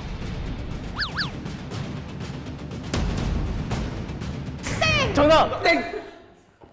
4위. 정답. 바텀 이겼어. 2위. 아, 못 받아 먹었다. 다음 것도 한번 맞춰볼까요? 네. 정답. 오. 레드 먹어도 돼. 와 진짜 디테일했어. 진짜 디테일했어. 레드 먹어도 돼. 우와. 몇 위? 3위. 땡. 정답. 오카타 선수. 레드 먹어도 돼. 몇 위? 4등이야. 죄송한데 레드 먹어도 되는 없습니다. 근데 이게 진짜 방금 탑 감수성을 제대로 건드렸어. 그러니까요. 지금 제보가 들어왔는데요. 기인 선수가 정답을 맞히신 이후에 말이 한마디도 없으시다고 해가지고 이런 식으로 하시면은 아니. 지금 기인 선수 아니, 안 이제 돼요. 같이 성대모사해요. 같이. 이렇게 되면 든든한다 기인 갑니다. 아니, 저 이제 양보해주는 거예요, 양보. 이제 양보해주는 네, 거예요. 맞추시라고. 양보. 드리블 잘한다. 3위. 올라갈게. 1대1. 이어서 LCK 랭킹쇼 다음 주제 한번 보여드릴게요. 든든 선수와 칸나 선수가 아직 못 맞췄기 때문에 잘 맞춰주시기 바랍니다. 탑라이너가 필수로 갖춰야 할 덕목은 정답. 라스칼 선수. 왜 이렇게 열심히 해? 칸나 가는 길 내가 맞겠다. 라스칼 선수. 깡. 몇 위? 저는 몇이 필요 없지 않나요? 필요 없습니다. 필요 없어요. 필요 없습니다. 잠깐만. 할게. 그만 맞춰. 맞아요. 마인드가 과감해야 플레이가 잘 나온다. 뭐 이렇게 또 얘기를 해주셨어요. 든든 선수 지금 사색에 빠졌어. 든든 선수. 뭔데? 든든 선수 뭘 썼는지 한번 생각해 보세요. 네, 떠올랐습니다. 너무 좋습니다. 하나, 둘, 셋. 정답. 하나, 둘, 셋. 라인전. 라인전. 몇 등? 정답 라인전 1위. 몇 위? 라인전 몇 위? 1위요. 땡. 정답. 라인전 공동 2위. 땡. 정답. 라인전 3위. 라인전 3위. 아, 3위라고요? 아, 나 5위. 5위. 오이 정답입니다. 라스칼 선수. 라스칼 선수 정답입니다. 자, 그리고 또 다른 정답 한번 맞춰볼게요. 정답. 네? 똘끼. 몇 등? 똘끼? 제가 적었기 때문에 이거 2위, 3위. 똘끼면 진짜인데요? 진짜다. 오네 중 자, 2위, 공동 2위. 2위. 아, 아쉽습니다. 모건 선수. 1위 똘끼. 정답입니다. 자, 지금 칸나 선수 제대로 치고 나가야 됩니다. 단합이 너무 잘 되고 있어요 지금. 그러니까요. 네. 자, 똘끼. 저 지금 2번의 기회밖에 안 남았거든요 사실. 정답. 해도 되나요? 네, 하세요. 정신병. 몇 위? 있나요? 이거 장난하시면 저 사람 마음 가지고 장난하시면 저 진지합니다. 저 있나요? 죄송해요. 땡입니다. 알겠습니다. 네. 땡입니다. 일단은 이거 공동 2위에 대한 힌트를 먼저 드리겠습니다.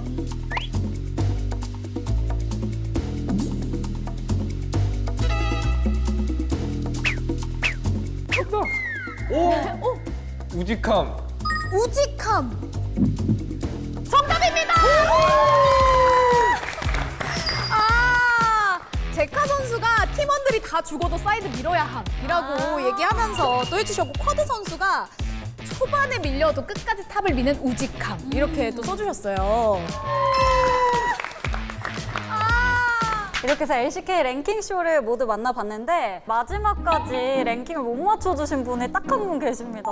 우리 칸나 선수. 벌칙으로 롤 챔프 대사를 보고 동작까지 따라야 되거든요, 사실. 다른 선수분들이 또 인정을 해줘야 돼.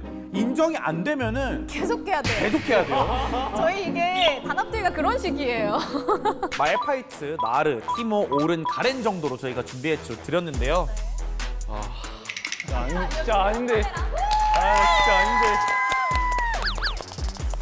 일단 어떤 챔피언 하실 건가요? 어떤 나를 챔피언? 점프로 할게요. 나를 나를 점프. 네.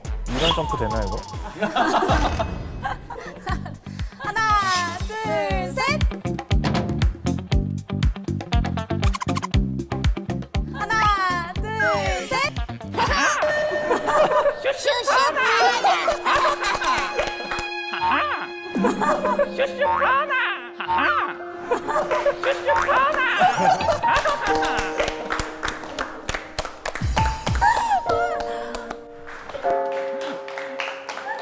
인정했나요? 지금 다들 고개를 일단은 떨구셨는데 자, 칸나 선수 눈을 감아주세요. 제가 한 말씀 하자면은 네. 마음만의 인정인데 너무 잘하셔가지고 다른 것도 약간 궁금한 그런 느낌. 가볼게요. 하나, 둘, 셋, 넷.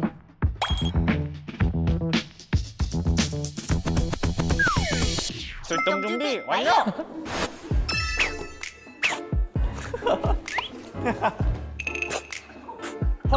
둘, 셋, 넷!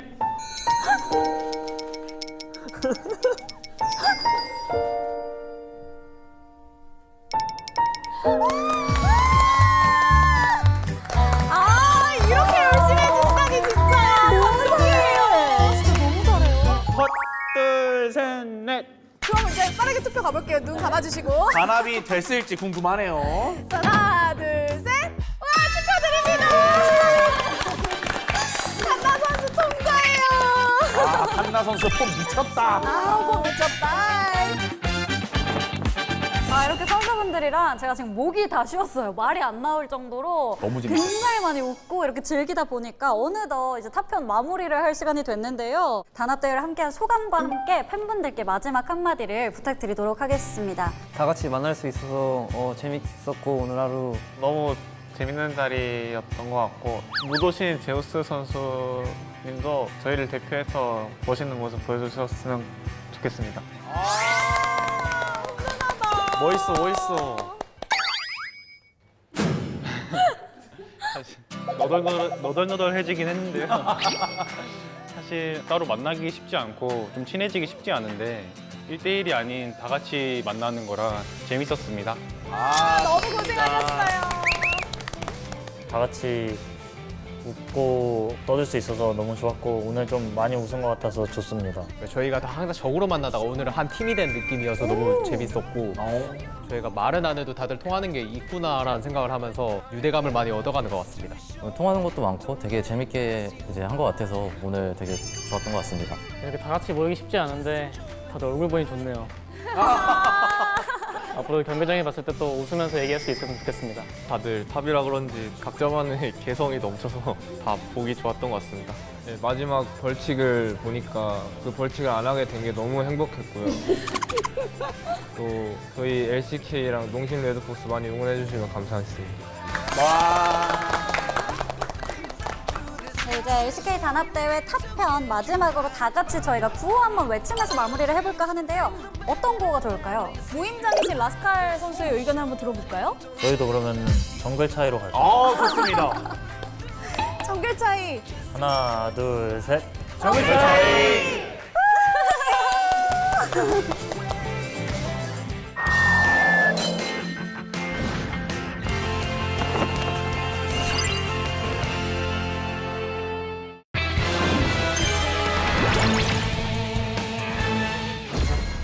플러스 기아를 만나보겠습니다. 칸나와 키는 쇼메이커 데프트 그리고 켈렌입니다. 정도의 모함. 정신을 못 차리. 작년에 건이 보는 것 같네. 건이 반대편에 앉았네. 영심이랑 할 때 고스트 옆으로 갈라 했어. 그리웠나 본데. 세레모니. 르블랑부터 집자. 르블랑 할게요. 장동아 그것만 생각해. 2인분 3인분 막 슈퍼쇼 하려고만 하지 말고 딱딱딱 그냥 스크림 때 해줬던 대로만 해줘. 장동아 표정 관리해. 너 지금 표정 관리 못하고 있어 지금. 나 얼굴 숨기고 있긴 해. 형 아무도 안 보긴 해 근데.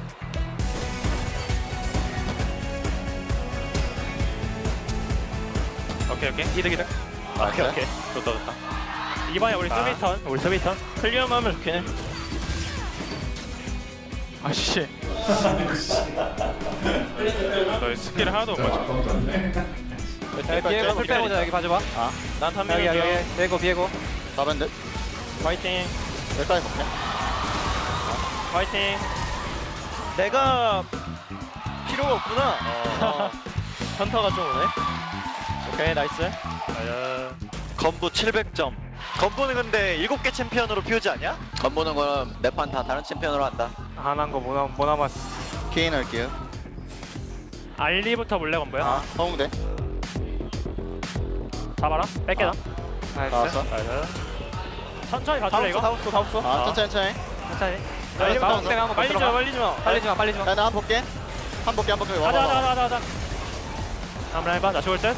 앉아. 테리 노플이야. 렉스 노플. 불 반응 지리는데? 조직이 지리는데? 야, 탑 본다. 오리버터. 뛰어보긴 할게. 오리버터 그냥 디귿자에서 알리플 있어. 잠깐 가보자. 황정민 가보자. 여기 장난 아닌데 여기? 야 드리블 해봐. 여기 파티. 지렸다 그냥. 야 파티야. 빨려. 사냥. 야 나도 껴줘. 야 나 뒤에 있어. 지렸다 그냥. 야 사냥. 가보자. 나가줘. 그냥 못 빠져. 애쉬 버려. 와우. 시원하다.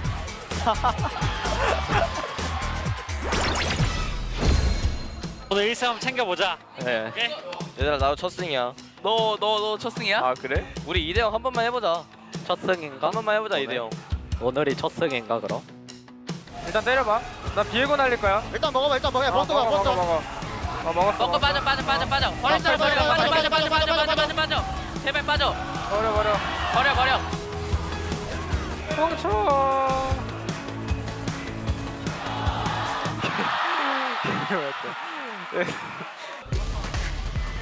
벨트 어때? 아 좋다. 빨리지 말고. 빨리지 마. 앞라인부터. 좋다. 그라데부터. 좋다. 천천히. 앞라인 봐. 야 앞을 지켜. 나이스. 나 혼자 벌써 야 용발. 바론까지 가. 야 이거 벽공 야 르블랑. 르블랑 잡았어. 미드 텔지가 볼래? 침착해 형들. 위쪽 타워부터. 다음에 위쪽 타워부터. 앞라인 볼게. 나 이거 볼게. 파워 쳐줘. 지금 하고 싶은 거 다 해. 파워 쳐줘. 아니야 지금 하고 싶은 거 다 해. 형 지금 하고 싶은 거 다 해. 잘했어 얘들아. 지우야 너 미쳤다. 지우야, 너 잘한다. 아 진짜 말이 안 된다 지우야. 나 인전 너무 못했다 쏘리.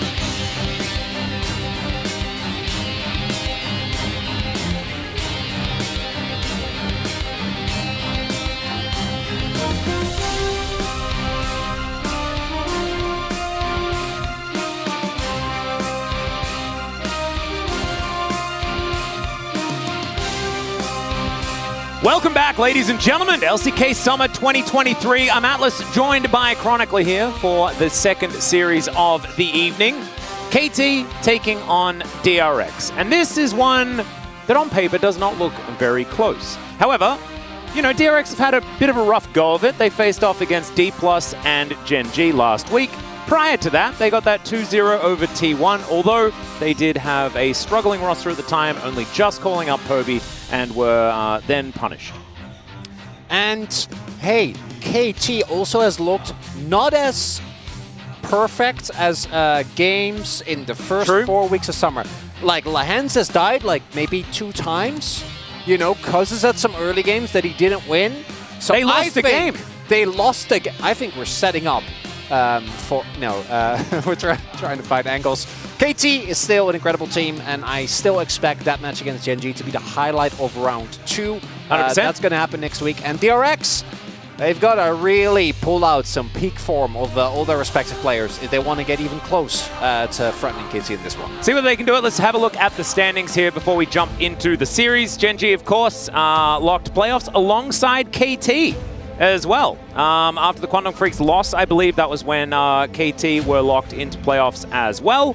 DRX in 7th place now also. If they do manage to pick up a victory, they would be very close to Kwangdong Freaks and knocking them down.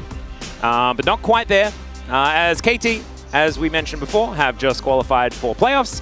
And DRX, I mean, honestly, it's all up for grabs. With the fact that it's only 4-match wins for Kwangdong that they have to get to, we're going to be fighting for that last playoff spot up until the last week, I swear. I guarantee you, because Kwangdong look worse than every team that isn't Nongshim, I'd say. And Nongshim are also a bit of a wild card where, like, some days they're like, oh, they're surprisingly decent. Don't expect them to dethrone any Eastern team, but they have been able to consistently get wins against some of the West, or rather the West side teams they can't match, but some of the Eastern teams they actually have been able to deal with. But yeah, KT is just a completely different beast, right? This team is looking incredible. Keen is by a large margin the best top laner. And you know that maybe the conversation will get more interesting if Doran keeps playing the way he has. If Zeus is able to maintain the form of this week. But even then, it seems hard to match. And Rascal has been getting a lot of kills, and also, unfortunately, has been taken down a fair amount of times. You miss every shot you don't take, you know, and Rascal goes for a lot of shots. Keen finally reaching his 50% win rate. Of course, all of his time on Afrika, not necessarily towards the top of the standings. I believe it was 2018 where they got their best outcome, but otherwise it's been pretty middling for the squad, even though Keen has always been touted as very strong. Croco has joined the starting lineup once again. And you are still the leader of the fan club. I will remain, but I am, as leader, I'm perhaps more worried than even the staunchest DRX fan, because Croco, to be frank, looked like a shade of his former self. There was all the aggression, but none of the actually backing it up with either proper decision-making or the mechanics necessary to pull off the plays. It was really, really rough, and he's going up against Cuz that I think, as mentioned, I was saying it jokingly, still at the forefront, but has had a few more games where there's some early game issues where he wasn't really able to dictate the pace in the way that he did in the first few weeks. Cuz was up against Grizzly in their last match, okay? Don't go too hard on him. Grizzly is a monster. Or a bear. A bear. Yeah, sorry, literally. not a monster, but can be scary. Well, hey, that depends on what kind of situation you're in. If you are lost in the woods, might as well be a monster. Yep, that is exactly right. That's kind of, I think, where I was going with that one. And let's welcome DRX into LoL Park. It's a crocodile. Yeah, true. It's another animal. Oh no, Cuz could be in trouble here. And we'll see what he's going to be able to do. Of course, the Crocodile and the Crocodile Enthusiast in Rascal. Of course, a lot of synergy between the jungler and top laner of DRX. This is going to be an interesting one because Croco, like you say, has looked middling, but we know that this team has a lot of talent on it, even if it hasn't necessarily been working so far.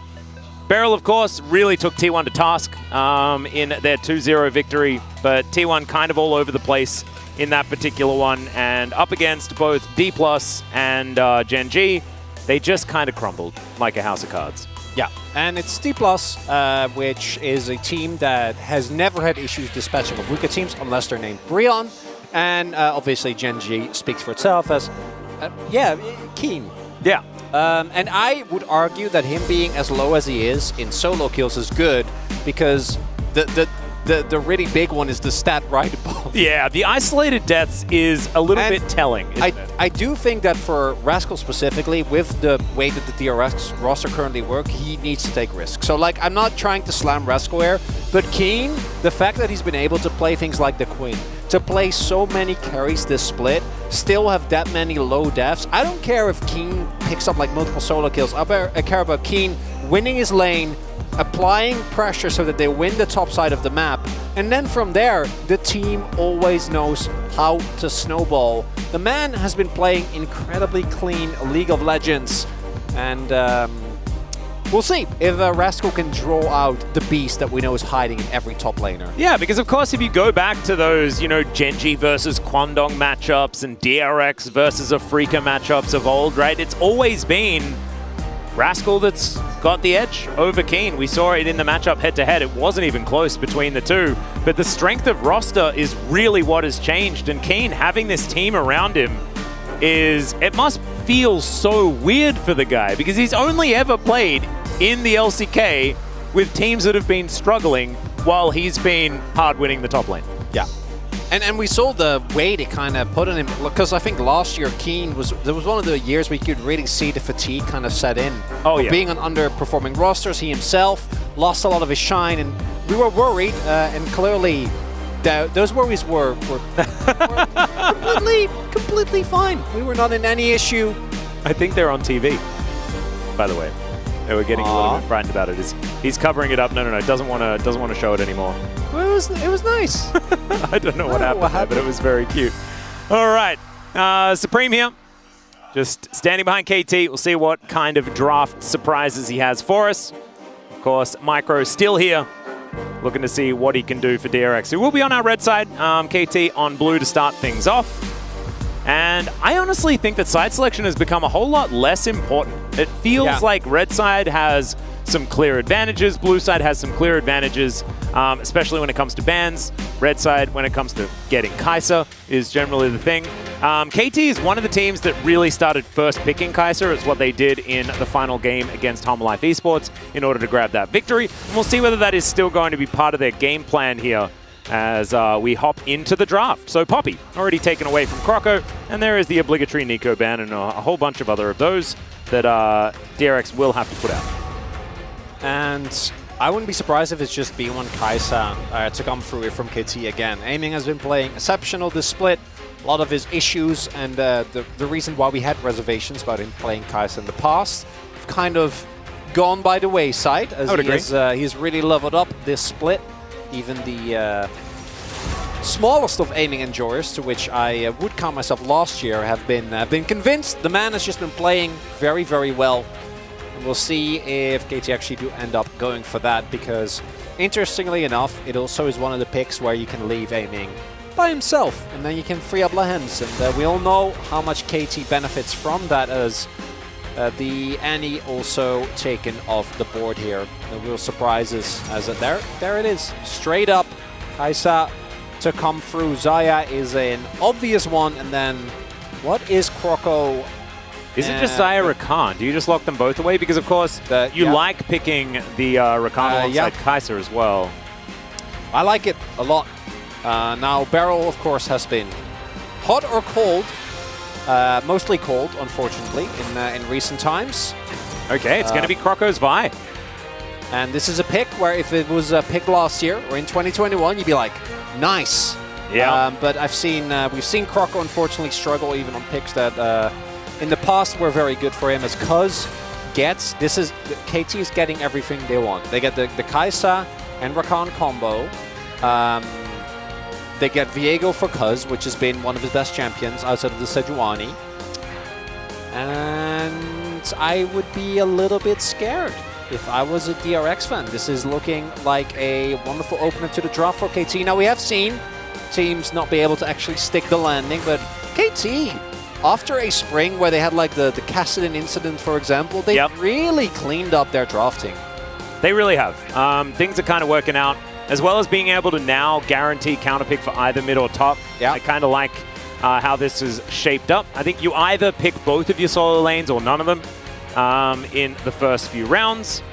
Blue side, a little bit more difficult to play counterpick, and so KT doing their best to try and find it. By Ahri synergy to be picked up here, but I think that Ahri is not all that whelming. No. In the LCK. The Ahri with Vi specifically, I'm still on board with. That's a combo that goes back with, like, what, 10 seasons? But my main issue is that I feel like you need to double ban BDD here, because both his Talia have been exceptionally strong in situations like this, as has his Veigar. And I don't know which one, obviously, might even both be open. And I feel like both of those just create so many issues for DRX, a composition that already is going really hard in dive. I would be shocked if DRX are not going to look for an engage support. We will probably see the Rel ban here. Yeah, I was thinking Rel or Nautilus, because Nautilus Xayah has been, you know, a pretty good one in the past. Yeah, it's good as well, especially with Vi and Ahri, you know, the guaranteed ability to take down Cuz or aiming. Very strange that we're seeing Azir just kind of left through completely. Obviously, Ahri is often picked into Azir, but I actually feel like it's not really much of a counter, to be perfectly honest. The Jack's going to be taken away from Rascal here, who gets a free Renekton. Yeah, it's... You probably Rel here, though, and give Rascal counterpick?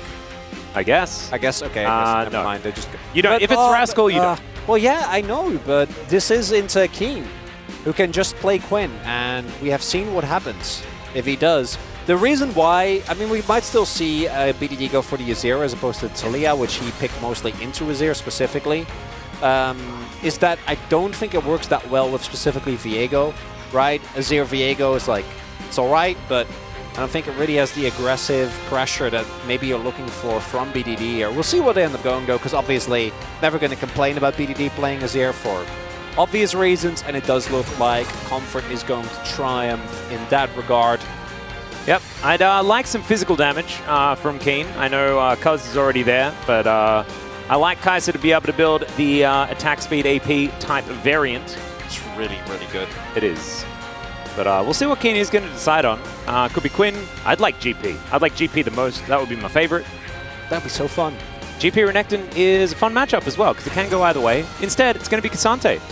It's very, like, our second round of picks has been very Shuriman, and I kind of like it. Beryl, considering what he wants to go with here, sure what it's going to be up against the Rakan and Kai'Sa that we've seen so many times. He's paired with a Xayah here, currently hovering Seraphine. I don't know whether that is actually what he's going to lock in. It is? A tree, once again. Yeah. Okay. This didn't work last time, but it seems that Beryl has been enjoying the tree in the bottom lane. We've seen Beryl be at the forefront of some meta developments, and we've seen Beryl struggle most notably in-game. We'll see whether this Maokai actually gets to stick. Obviously, the benefits of Maokai are kind of self-explanatory, given that we've seen him so much. Great follow-up for the topside all-in potential that you have, and the ability to kind of, you know, extend some of the aggressive potency of the DRX comp, while also keeping Paddock a little bit of extra safety, or giving rather a bit of extra safety. What I'm worried about, though, is that this is such an execution-dependent comp. Like, I think this DRX draft, I can see it work if this was a team that I know can play early game aggression well. Yeah. But putting the pressure on specifically Croco and Fade to win early skirmishes. Like Rascal, it's against Keen, so it's probably not happening, but I'd at least be like, okay, you know, Rascal, we know what this guy is capable of, but that mid-jungle duo needs to do well for this to be a successful match. And given the current performance of the players, I think the DRX have not made it easier for themselves in this draft. No, it's going to be a really tough one here for DRX, I would agree. But with Beryl now on the tree, it does kind of... It gives me hope, right? Because when Beryl starts cooking, that's when he starts playing that little bit better. And we have seen some glimpses of what old Beryl looked like, but quite rarely here this season. On the side of KT, though, they've just been doing a heck of a lot of winning. Their first game loss was very, very recently, though. Let's see where the DRX can capitalize.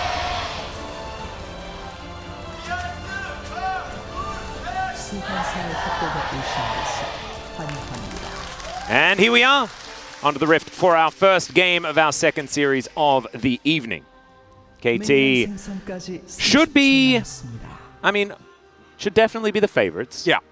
But I want to believe, Chronicler, I want to believe the DRX have not already left us, that they are here ready to fight for that last playoff spot. Well, yeah, even if they lose it, they are. Like yeah, I mean that's the to me the part that really gets me. I'm impatient though, you know. You want a little bit of resolution earlier. Yep. I you know, I'm a skip to the end type guy. I'm actually not. I don't know. I read everything. I've seen you watch multi-hour YouTube videos. I know you're not a skip to the end. You take your time, Atlas. But I do watch all of it at once. You know, yeah. That's the thing. Well, we can't do that though. That's not how. We can't just keep playing League of Legends. Why not? Challenge accepted. I mean, I went home last night after quite a long day of League of Legends, and then do you know what I did? I went and watched more League of Legends. Our boy Peach did pretty good. I know. Oh. I was very happy. It was very, very nice. It was enjoyable seeing him spread his wings. In case you didn't know, or you missed it, what happened was that there was a Poppy angle, and Poppy was definitely the pick. And then Peach, I assume, said, "Pick me, Lee." And then they did. And then they picked Poppy, and I was like, oh no. But then it was fine. It worked out. Yep. He got like 5 kills the first 20 minutes. The more recently you've played in Challenger, the better you are at least in. Yeah, that is how it goes. Because works. you've had way more practice because you played every game. It's just how it goes. Yep. Just the way. Sometimes draft tactics don't quite work out. There's not a lot of losing that has happened. Aiming 100% of the deaths as far as these champions that have all been picked up. Beryl also has tried this Maokai one other time. It didn't quite work. It was the double tree composition that we saw. It was a little bit of fun, and it didn't work. It is very cool. It is. But, you know, cool is generally, unfortunately, not enough. No shout-outs to Bruhan either, because Beryl gets his favorite skin, and that's the only one that he plays. I was about to say. He doesn't use his own Leona skin, so we have to remember that. I think he does like his Ashe skin, though. I think he has played that one. Don't quite remember. Let me double check just to make sure that he has played it at least once this season, because I might be going crazy. We have seen his skin, of course, used by other players, and yes, he has played it a couple of times. So I think he has actually used his Ashe skin. So there's that. 21-13 is the advantage here for the Azir, as players still seem to think that the Ahri is a decent matchup into the Pigeon. But I just don't see it. It's just, I think that Ahri it's very safe into Azir specifically. But the problem, you can pick it for the 2v2 as well. Yeah, I guess. well, and with Vi, you're already kind of opting into that, right? And also, if you go for something a little bit more safe, there's not that many mobile mages that you can pick that also do well and don't just get shuffled into Viego's waiting arms. But I do want to echo what you said. I don't think that Ahri is in that great a spot anymore. Champion obviously has got nerfed many times. The meta has shifted away from her a little bit as well. But specifically this combo with the Vi should still work. Still very, very strong as, oh no, Rascal.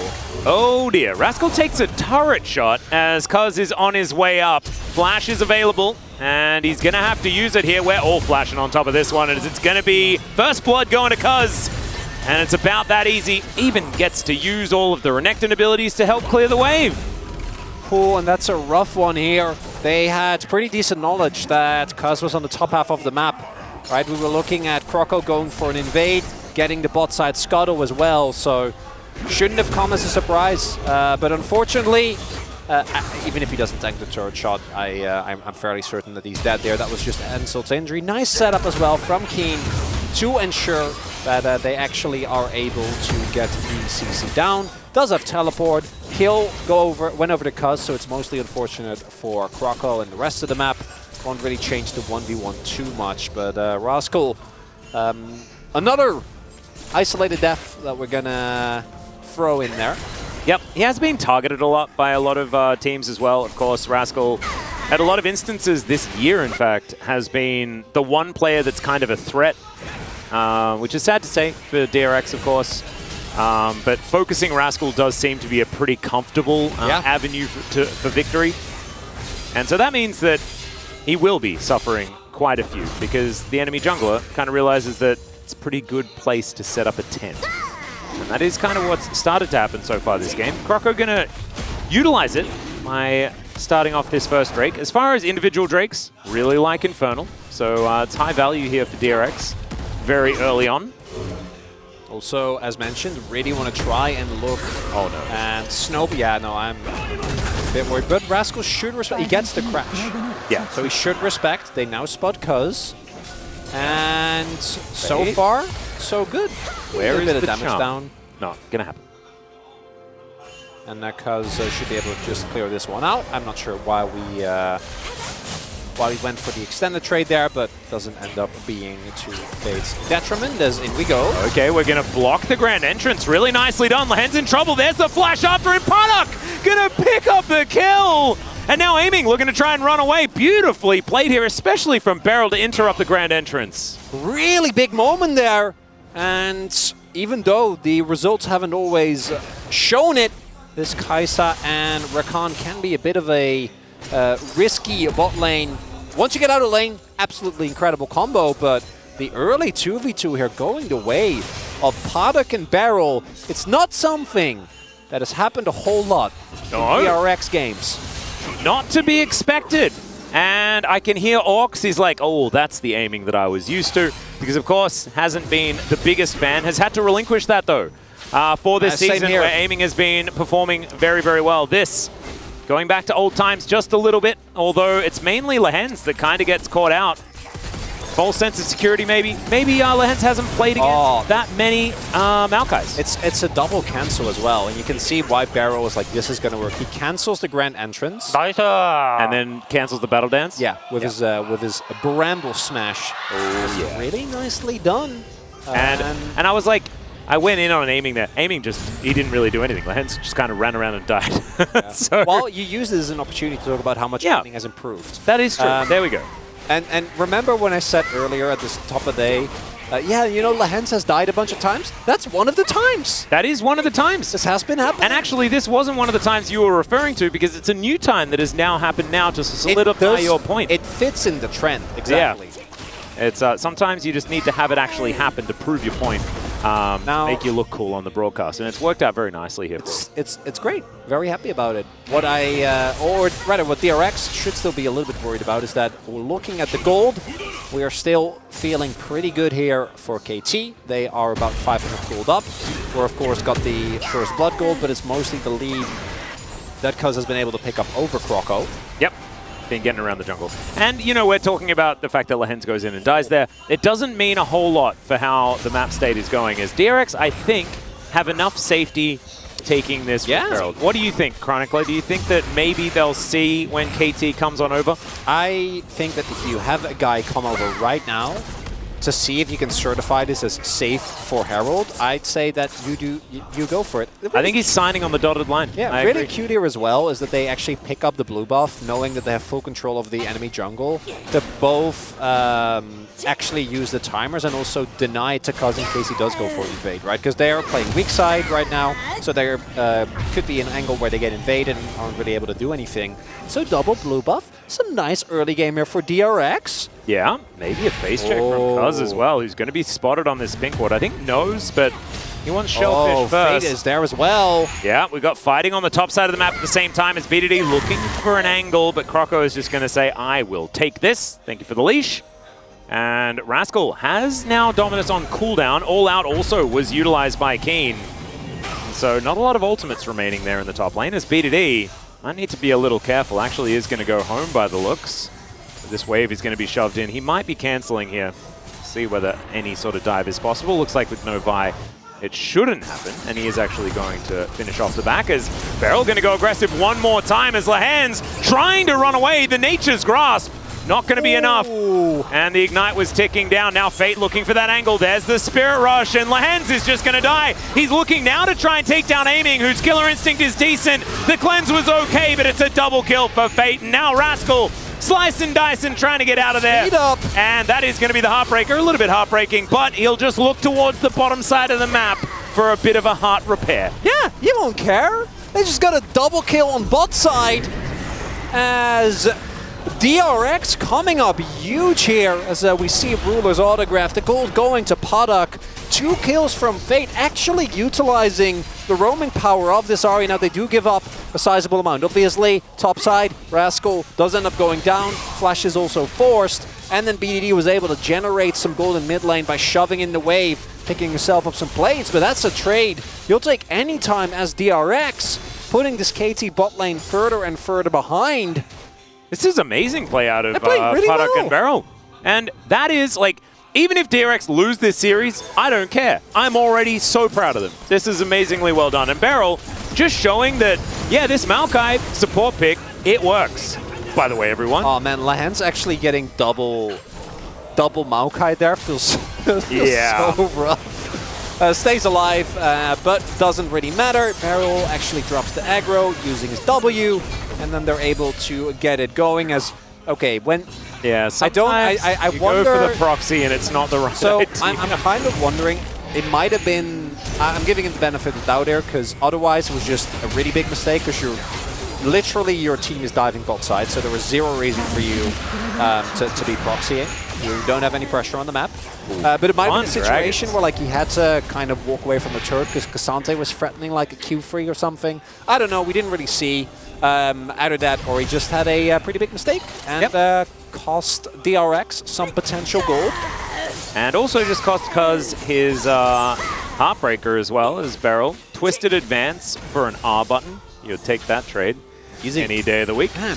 Unless it's like Udir's R button. Beryl Italy. Maokai. Yeah, I agree with you though, because what's important to note is that DRX isn't really fighting KT for anything. Obviously, if they can get a win here, it would be incredible. Would be not just a monumental upset, but would really help DRX with actually getting a victory and close towards the playoff spot. But DRX just need to be in a form where they're able to beat their direct opponents. Kwangdong, Liv Sandbox, Brion, and Nongshim. To get themselves that playoff spot. So I agree with you, just looking good here today would be a big win for this team. And what I think is really important to note is that KT of old, where if they didn't win the early game or they weren't able to like generate a lot of topside leads, and then they would lose games if that didn't happen, that's no longer how this team works. Their team fighting actually has been exceptional. It's been second to, I think, only Genji, and we also don't really know how to stack up against each other because the match was so long ago. So you're definitely not even close to there. But it is a big thing for DRX to even match them in the early game. Especially on the bottom side as Fate Spirit Rush for the Emperor's Divide. And now Fate continuing to try and fight it as Beryl is moving up. That's why it was moving forward, even though it didn't look too great. As Keen now trying to fight against Rascal. There's the all-out onto Croco. They're trying to tank this one up. And Keen is doing his very best. Can you actually find it? Croco's getting danced around, but they're juggling the turret aggro so much, and Keen will go down. Kind of beautifully played on both sides. And meanwhile, Cuz is inside Croco's jungle trying to get some work done, but Beryl is a tree. The jungle is his paradise. And he wants to stop Cuz from being able to do anything. Doesn't have another... Oh, does have actually his Heartbreaker back up and available. And there's a Killer Instinct. Beryl's going to get punished, and Cuz gets his revenge. Lahan's gets himself out of there, and DRX may have overstepped. That's the DRX that we've been seeing a lot of. You heavily invest in a topside dive. You cannot... Let's now contest bot. Don't play out a turn, okay? You can't then also try to hard contest the Fed Viego. That's not allowed. Can't do that. No. No, it's a little bit rude. And, well, they get punished, so, yeah, very, very justified. But, thanks to the dive being successful, DRX do pick up first turret blood and maintain their gold. Like, nothing crazy, nothing that is going to completely throw off this game, but Gold lead nonetheless. It is true. And we have second Rift Herald coming Herald? up pretty soon. What if we just flip the game on second Herald? Ooh, How do you feel I'm all that? about that. I love that Right? idea. That's a really fun one. When you don't have Killer Instinct or Rakan ult. Yeah. And Beryl has his ultimate. No has the- Heartbreaker. Yeah. I don't know about that one. Cease and desist, about to come back off cooldown as Cuz looking for Croco. He takes half of his health bar. Beryl getting amongst it. There's the Nature's Grasp. Good flash out from Cuz. As Kane is going to give him a bit of a shield. Lahan still trying to find this Crocodile. Is aiming, free hitting on the backside. The Rakan goes down, but there's the double kill for BDD. Aiming grabs one as well. And you mentioned KT's team fighting. Yeah, it turns out it's still pretty good, Chronicler. Triple for BDD. It was 4 versus 5. You were down a teleport and Fate. You can't hard commit to that. If they have Ahri there, that is a fight that I'm happy. I mean, happy she's to there take. now. Well, yeah. That's not in time. Yeah. Look, as a... This was fun. I'm glad that we get to see this again. Able to stay alive, then redirects it to Croco. Able to W there again, and then unfortunately just doesn't actually have the... If he has his item done... If anyone had a Balmy Cinder, they would both be dead. Yeah. As we take it. So this starts off pretty alright, and then the teleport comes through. Right, they almost kill Cuz, but don't quite. But then, yeah, the moment that this TP comes through, you have to go out. You have to run. You cannot go for this play because you don't have your Ahri, and that is going to be extremely costly mistake there for DRX. Yeah, they thought they'd pushed Cuz out, so I guess maybe you think it's on relatively even footing, but BDD's shuffle was very obvious and also very potent in this one. KT going to move towards about 1,000 gold lead, but it's not exactly end of the world. But this Drake is now spawning. See who's going to be able to get control of that, because Hextech Soul, I mean, we saw an Ocean Soul. We saw the fact that D+ couldn't actually manage to close out a game. With Hextech Soul, it's pretty easy. It's a different story. Yeah, you just you kind of zap people. Another 5v5? Yep, Rift Herald going to get down. it. And Beryl does have his ultimate back available. Also has flash up if you would like it, as Rascal gets on that flank angle. Paddock here, nice. Charm is going to connect onto Cuz, but the Nature's Grasp going to be blocked now from Keen. As into the backline goes BDD, finds another one. Doesn't get quite enough damage, but Croco tries to limp away and he's denied. The tree is also cut down, and now Rascal is just going to travel over the Sea of Despair for DRX as he gets himself out of there still. Fate is now fighting this one out. There are some lower health bars. The 1 versus 3, that would be optimistic, and KT will take the Drake. And right there, we see the problem. The gap in team fighting between these two teams just a little bit too big. Fate. This is the main thing that makes me sad about Ahri, by the way. 4-0-0, but has Everfrost in the makings of a Banshee, so it doesn't really... You don't do big damage. I agree, but at the same time, it's more about they focus everything on Keith. This is a level 12 Cassante. That is completely fine, and then as BDD comes in, Croco, he's able to stay alive for a little bit, but aiming gets back line access. Lahans has a really well-timed stopwatch, and Rascal, the Crocodile gets out with his life, but the fight is lost, and this is something that a lot of our weaker teams struggle with, which is target selection. Even if Keen dies, they win that fight, because you just can't throw that many cooldowns into a Cassante and expect to take it away from there. You can see Keen, Aiming is not too worried about the whole situation, but has died a couple of times. Beryl, Lahen's doubling that. Doing very good when it comes to deaths. Like positive angle. Yep, the perfect 2.0 KDA as well, you love to see it. As Aiming and Cuz going to share this red buff. Going to match Aiming's skin choice as well, which is pretty cool. Not going for the KDA Kai'Sa is, it's novel. It's the thing that not a lot of players do, but Aiming has fallen in love with this more new skin. I, for one, didn't know there were other skins, rather I know. KDA and IG. And yeah, Jackie Love. Yeah. And now the gold lead in jungle is rather sizable. Cuz on his Viego is obviously feeling great. And then Aiming also doing a good job. And this is with...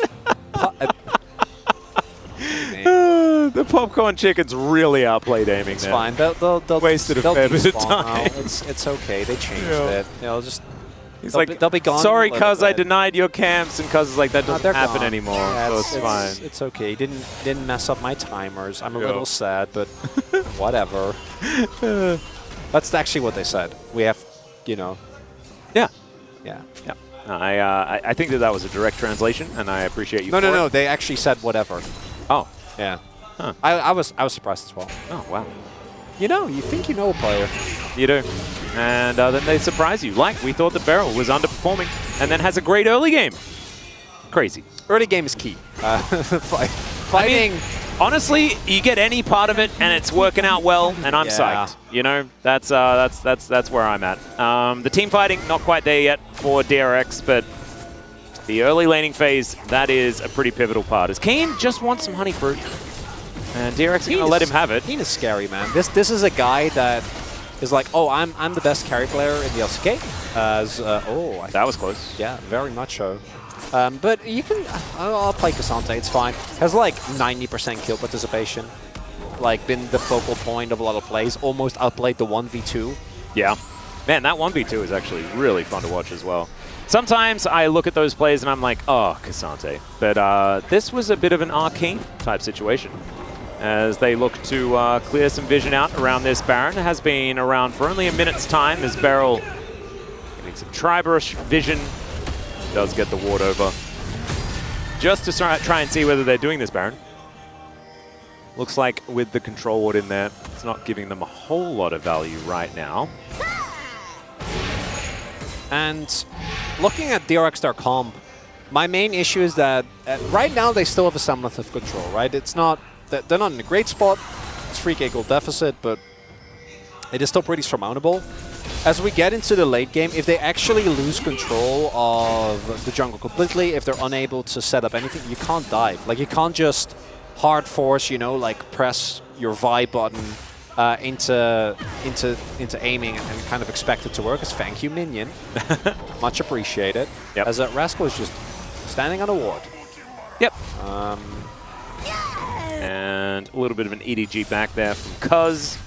Goes back home, does have a couple of items already complete. Also, his stopwatch is done as well. The Viego in a pretty good spot right now, 3-0-5. It's been a Viego kind of day today. Owner having a great performance, and now Cuz doing the same thing.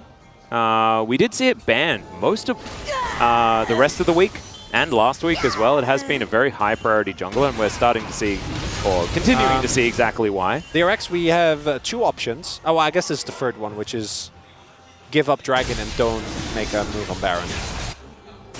Oh, here we go. Keen knows exactly what's going on. And they know that Parak isn't there, and so therefore, they know that the Baron is not really going down. Fate moving on over. Barrel's getting poked out.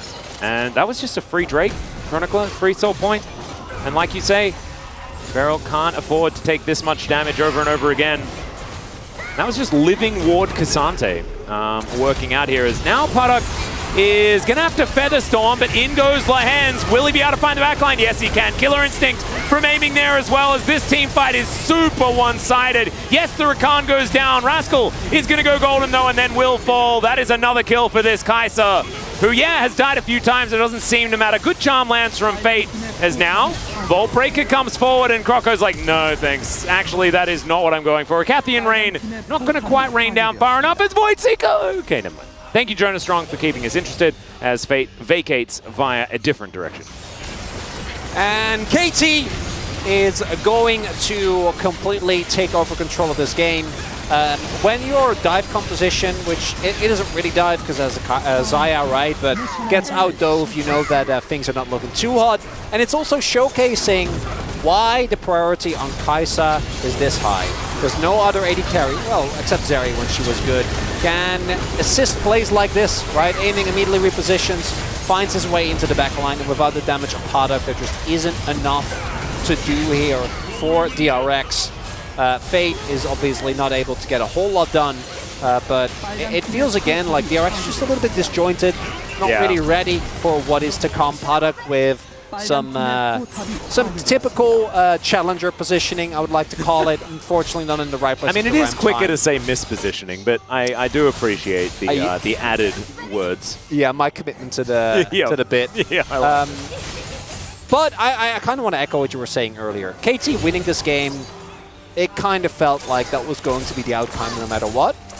The DRX the early game didn't 100%. look too shoddy. I think Croco has at least dialed down the needless aggression. You know, hasn't gotten that much done, but he had a couple of early objectives. Barrel, we already talked about. Laning phase actually looking good.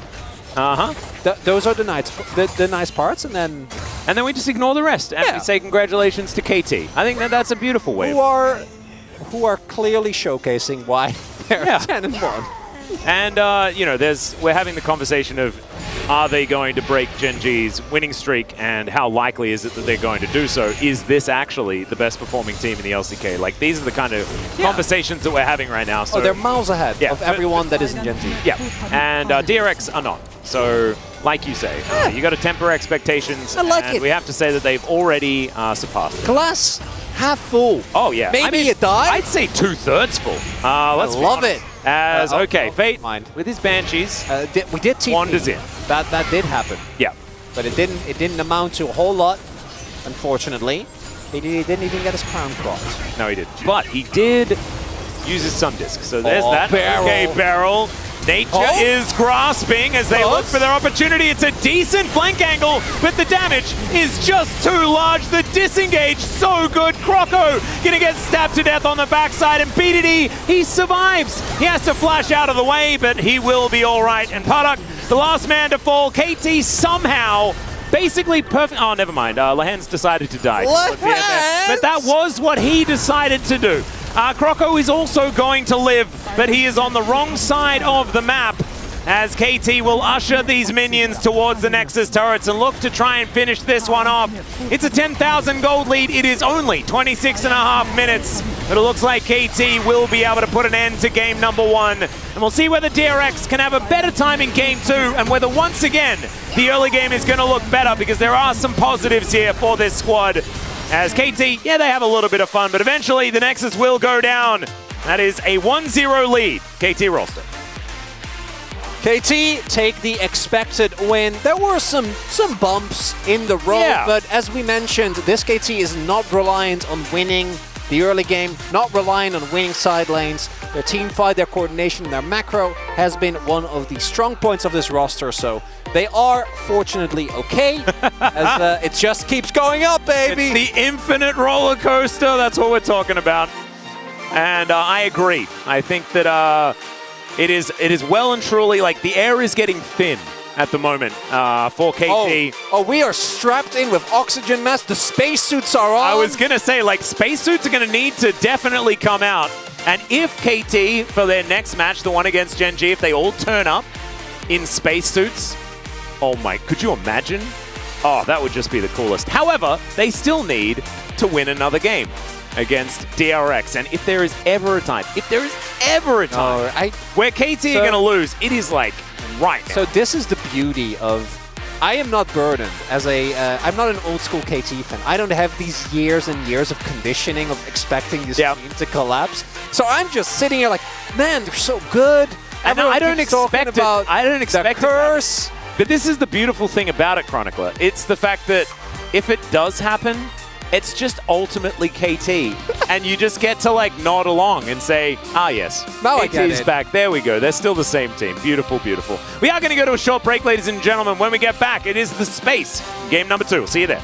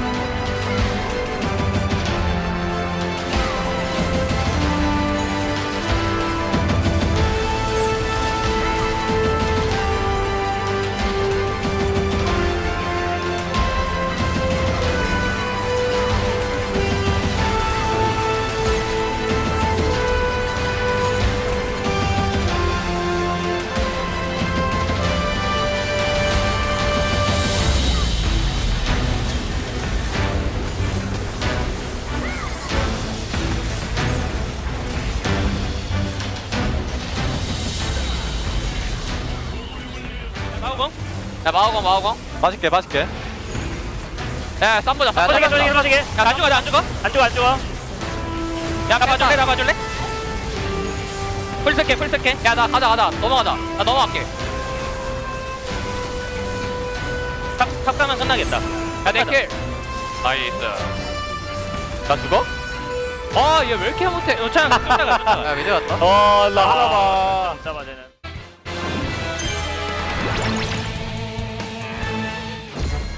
플러스 기아를 만나보겠습니다. 칸나와 키는 쇼메이커 데프트 그리고 켈렌입니다. 청동이 뭐함? 정신을 못 차리. 탑. 작년에 건이 보는 거 같네. 건이 반대편에 앉았는데 농심이랑 할 때 고스트 옆으로 갈라 했어. 그리웠나 본데.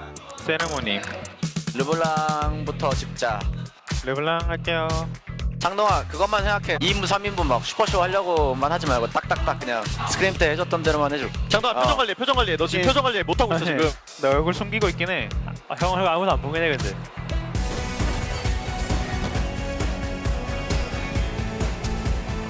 오케이. 이득. 오케이. 좋다.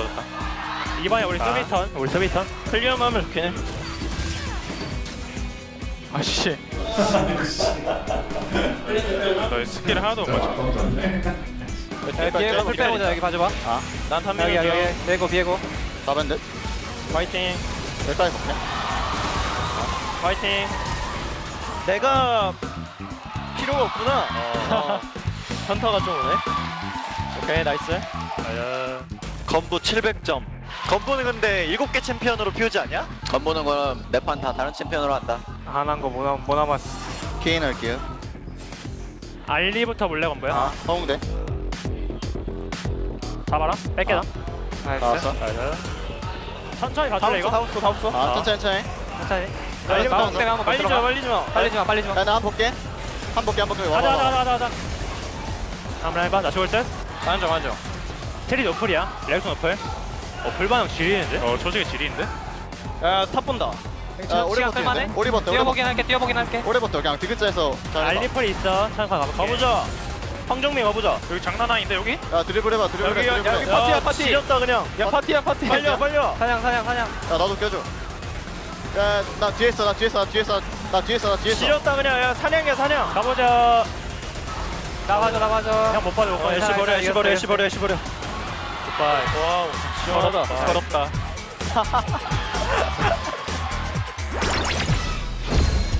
오늘 1승 한번 챙겨보자. 네. 오케이? 얘들아 나도 첫 승이야. 너 첫 승이야? 아 그래? 우리 2대0 한 번만 해보자.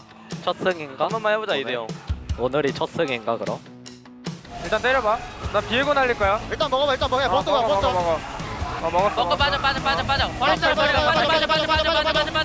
제발 빠져. 버려. 멈춰.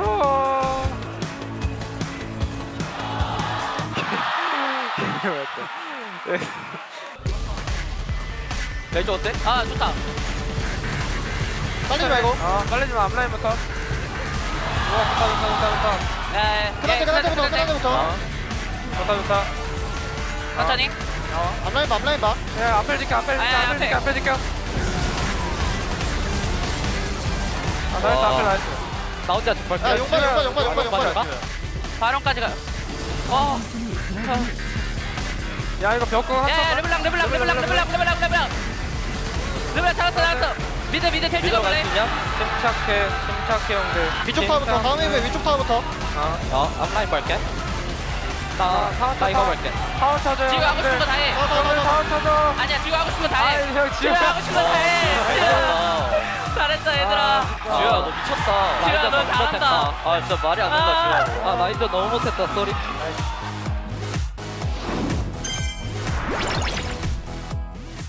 Walk through the fire. Walk through the fire. Into the night.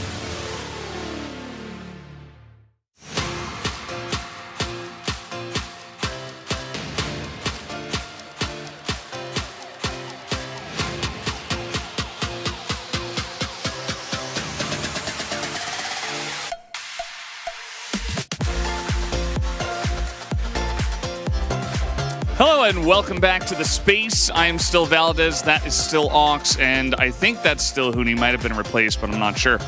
Let's go through this draft here for game number 1. What did you guys think about this one? Yeah, so, gonna share your thoughts? Go ahead. Yeah, I feel like, honestly, for me, the Vi is like a really strong combo, but we've seen it fall off a bit in terms of priority for the past while. I think Azir Kai'Sa is like a super strong combo. You can play at distance, you can play at the range, but you also have the Kai'Sa engage potential. And the Rakan as well. I think Kai'Sa Rakan for me is probably the strongest pick on the patch, the pairing, but I really like that we're seeing like the Maokai come out as counter. This is the second time Beryl's brought it out. He did similarly do pretty okay last time, but I actually think the way the counter works was even more effective this time. Like being able to W, mid Rakan W to interrupt it, just really made Lehens have a hard time. Yeah, I mean, I really enjoyed the counter pick with the from Maokai, and then just like actually just one hard win on the bottom and make also play with the Ahri, like synced well at the mid and bottom, like from weak team to against a strong team, like that's not actually happen all the time. Like that's really on I would say, but it was really impressive about how DRX just kept make a play out. But I mean, the middle game is the same thing. KT brought it the draft that's really scrimmage focus, and it's like it was so crazy. It was like everything was a perfect how they wanted to play. Like that's why we say like KT these days really stabilized.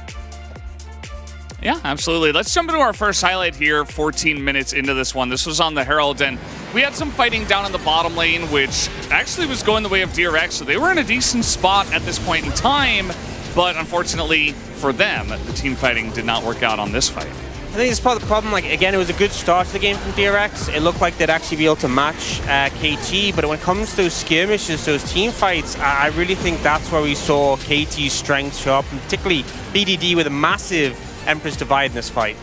Yeah, I mean, KT is not like they don't need to dominate all the game to win against like any team in LCK right now, because like they're so skirmishes focused and they're team fight focused. Like they actually just played really great. Like that's how like they're keeping really fast and they're pushing it really well. Like right time to use ability. Like everyone was really good at. So that's why they deserve to just win like this dominating game, even though they're not actually winning all the game.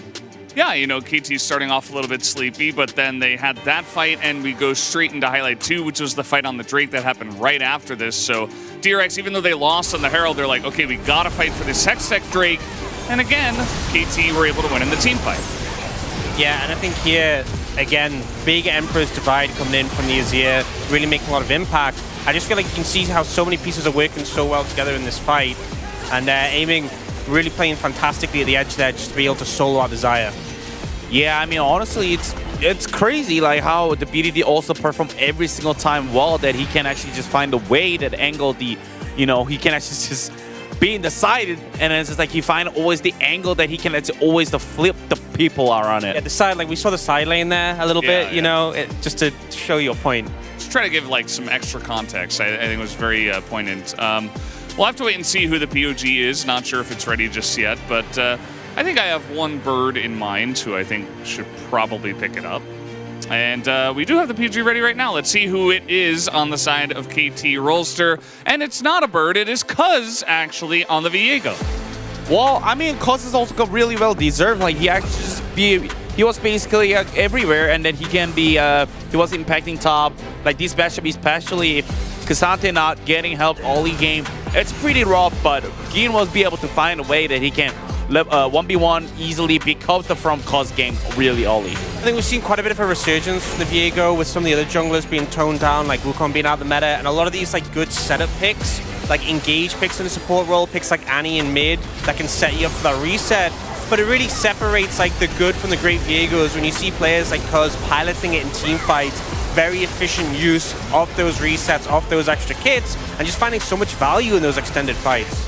Yeah, it's pretty insane stuff, as I would imagine. Yeah, you get 3 votes for BDD as well. It was essentially Cuz very early on. Some great team fighting. Same could be said on the side of BDD. Yeah, I think it's good. Again, BDD solid in the team fights, but I feel like Cuz was solid throughout the entire game, even though we went for BDD. Yeah, we went for BDD because, you know, it was Azir on BDD, so they gotta, you know, he gotta do it. We gotta do it. Mandatory. Yeah, that's what I The mean. guys can get the They didn't ban against BDD Azir, man. Like, what can they do? Yeah, they didn't understand the narrative vote. Clearly, you got to go for the BDD Azir. DRX are going to be moving over to the blue side, and we'll have to wait and see. I think, you know, we've talked a bit about side selection and maybe some Zir targeting. Any other thoughts? You know, maybe who's going to get Kai'Sa this time? Definitely Vanazir. Yeah, I mean, Kai'Sa as well. I think it's a super high prayer pick, but also as a denial from aiming. You know, even Atlas said in the cast I've sometimes been critical of aiming, like in spring. He's looked really good, and I think a big reason is he is so good on the Kai'Sa, so don't let him have that. Yeah, I mean, that's why I think the Kai'Sa actually a lot of PvP carry in LCK right now. It's like, it look even much better because Kai'Sa's the meta, Xayah become back to the meta. Like, that's why I think someone... Like, the team actually need to, I think, take it urgently, the target ban, and like, especially for Azir, Kai'Sa, Xayah, those kind of things, etc. Like, it's really needed between making adaptation between the series. Yeah, it's definitely very important to focus on those picks. But guys, we're done here on the space. Let's throw it over to Atlas and, of course, Meowrit's Chronicler for the cast for game number 2. Thank you very much, Valduni and the astronauts. Amazing stuff. Meowritz. You know, how you doing? You know, Velda started this, and now my fiance actually calls me Meowritz. Like, it's actually stuff. Oh, that's perfect. It's okay. My fiance calls me Altus, so it's totally fine. We get it on both sides. Aww. It's perfect. It's perfect. It wouldn't be a relationship if there wasn't some gentle teeth. It was. Well, I don't mind it as much. It's just. It's really caught on. It's verbal wildfire. I was thinking about the BDD vote as well, but I gotta rep my boy Cuz. I think he's just been one of the biggest reasons why this roster has looked so good. Yeah, just been amazing, and it's so nice because he had such a rough set of years. You know, not really able to recapture consistently some of his former glory days. And we're seeing now in this draft whether or not the Kai'Sa ban or the Kai'Sa first pick is going to come through. Because I think it is going to be very, very important. Aiming, like Orcs mentioned, has been defaulting to this pick. So, we're going to see some mid laners taken off the board. The 2 mandatory ones have now been removed. Tristana, we're still going to look at. We're going to look at Sejuani. Things like this. And we'll see who is going to be able to get that priority pick in mainly the Kai'Sa, which has been, for a lot of situations, falling to red side to be picked alongside a jungler. Like, for example, the first, like the 1-2 of Sejuani and Kai'Sa has been very, very popular. The Sejuani part of it, not going to happen, but let's see these last couple of bans, what is going to be taken away? No Kai'Sa, come on. Kai'Sa, to me, really feels like she's being undervalued. The LeBlanc, we've actually seen struggle so much more. And I understand that playing into the LeBlanc is really annoying, right? And is something that really warps a lot of drafts. It makes making tempo plays extremely hard. But to me, Kai'Sa is the strongest pick on the current patch. It feels like every team that knows how to play around it, if they get it, like, you can't win late game front-to-back team fights. Like, it's just impossible. Xayah doesn't actually do well enough in the matchup anymore, particularly aided by the fact that now you have 2 builds that are good. Deft obviously showcased the power of the pure AP, yeah.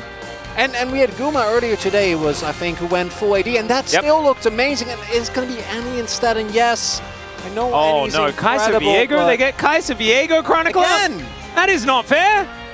That should not be allowed! Oh, DRX, it's just going to be Kai'Sa, Viego, and Rakan again. Oh dear. Well, it could be Kai'Sa Rakan. They could just prioritize both of them to deny the Lovers duo, which would probably be coming in if the... No, because it's Annie Viego otherwise. Yeah. Yeah, that's true. But Kai'Sa Viego, where if you're a KT fan, you're looking at this and you're like, I'm feeling good. As Croco, gonna go for one of the tried and true, as the Little Girl plus Insect combo has been doing relatively well here in the LCK. Get a little bit of that carry potential out of Croco as well. See how aggressive he can actually play, as DRX will leave their entire bottom lane until the second half. Possibly some barrel chef work could come in here, but I don't know whether it's going to be enough to salvage this. As KT, they don't even need to lock away Rakan if they don't want to. They can actually just take Nautilus, which has been much better for Lehends, and then call it a day, lock in their solo lanes immediately afterwards, get those counter picks where they would like them. They can also counterpick mid if they would like, but I think the Naut is just It's something that Lehens barely ever gets his hands on. No, I agree. I think that Rakan and Kai'Sa, as Ox saying as well, when piloted well is probably the best, because the amount of consistency you have with, if you hit anything as you can hit a W or just tag someone with a taunt, you will activate Plasma later in the game, and you will immediately be able to, have the Kai'Sa ult in. You'll be able to pick up the kill. But I think Lehens' Rakan has never really been. It's not his best one, no. No, and we saw it last game as well, right? Like, it was fine, but I am happy to see him on a Nolus, and it's not like this isn't an extremely strong core for KT. So I think they're still going to be very, very happy, and I am expecting some form of shenanigans here from DRX, because trying to play it straight is just not, it's just not going to work, and KT is like, we know. Yeah. We are aware. The chef himself is not going to have the mechanic towards the bottom side. Understandable, but there is so much more. Like, they have not banned nearly enough things. Is he going to go like, I'm just thinking, like, what is crazy enough for Barrow? It's like a Nivea support, where you're like, you roll off, so if Nautilus try, like, you need something, man. Something to try and outrange this Kai'Sa that has been such a banned menace. instead of Jax. Discuss. What? Oh, do it. Oh. No. This would be way... Oh, that's fun. Okay. There is we're not trusting there are a this. few things that looked cool in Let's see that. what Keen is actually going to do before we get even remotely excited, as he's hovering a whole lot of stuff that we would love to see. Oh, the Rumble. Okay. Yeah, on board. Oh, wow. Yone Rumble. Yone Rumble. Yone Rumble. Oh, that. Neela also fine. Smearl. Yeah, I like this. Can you never... What is Smearl? Samira and Rel together. Smearl. What do you think? I don't like... It's kind of like Golem. I don't like phonetically how that's... it just rubs me completely they're not going to choose Smearl, so we're going to be able to talk about it as Draven is going to be locked in. Beryl now with a lot of flexibility, but could just play the Rel if you would like. Yeah, Rel still looks good here to me. The combination of Rel and obviously a lot of potency. And Draven needs something that can enable him. But maybe it's just the tree. It's Beryl. He looked good last game. Yeah, I think it's fine. Yeah, it worked out. He's decided that this is the angle, so this is the angle. Uh-huh. Well, hence, what are we picking for BDD? I think it's Yone. It's got to be Yone, right? It's really fun to play Yone. Yone's cool champion and stuff. You know? Twisted Fate, even. Oh, okay. Okay, BDD. You can outrange the Annie quite a lot in this particular matchup, but it's not really about the matchup, is it? Hear me out. So it's a Kai'Sa enabler. Yep. It's point and click CC to set up either your Viego or your Rumble. Yeah. Right, or a hook. It counters Kha'Zix. Yeah. Because he doesn't actually get to utilize the survivability and backline threat that his ult provides. Yes. You take away any form of possible side laning from DRX. Yes. And it's one of BDD's best champions. Okay, yeah, I think that seems... And it's also the champion that Fate is named after. And so that is a little bit sad. A lot of levels to this. Yeah, there's a lot of levels. Most of them point to KT utilizing last pick on red side relatively effectively. What? Hey, that's what we're going to get to. A team with Keen and BDD using last pick? Lehens using counter pick well? Oh, it's crazy, isn't it? Never. It's nuts. That's not even mentioning Cuz's champion pool as well, which is quite large. Well, no, he's just playing Viego, so who cares? And wins on it. I'm being facetious, but yeah, he's just been Sejuani and Viegoing it up. KT fans have had to wait so long. I know to just have. It's been 5 years. It's been 5 years since. Hey, they were pretty good last year, kind of. Remember when they were supposed? I mean, they had some. Remember when they were supposed to go to Worlds? I do remember that. I remember when they were then beaten unceremoniously by a team that kind of won the whole championship. So I don't know. We've got a rematch of that right now. KT trying to put it behind them. We'll see whether they can here as we hop onto the Rift.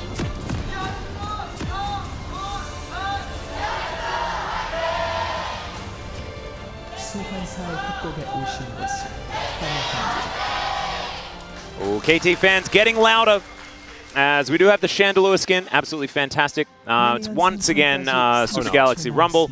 And Paddock might be... Thankfully, he does have his survival vest as he gets flashed on by Keen. And they're going to trade flashes. Top lane for Draven. And Draven's flash is pretty needed. So, I agree, but I do think that... I mean, Rumble's flash is also Rumble's flash is pretty big, yeah. The one benefit here for Keen is that the early ganking pressure of a Kha'Zix is very... If this is like a Viego or Sejuani you're playing into and you flash there, like... Yeah, it's dicey. Well, that is feeling rough. He also went teleport, so he does have a lot more safety in his lane. Huni, I'm sure, will be disappointed. Quite. Because this is not...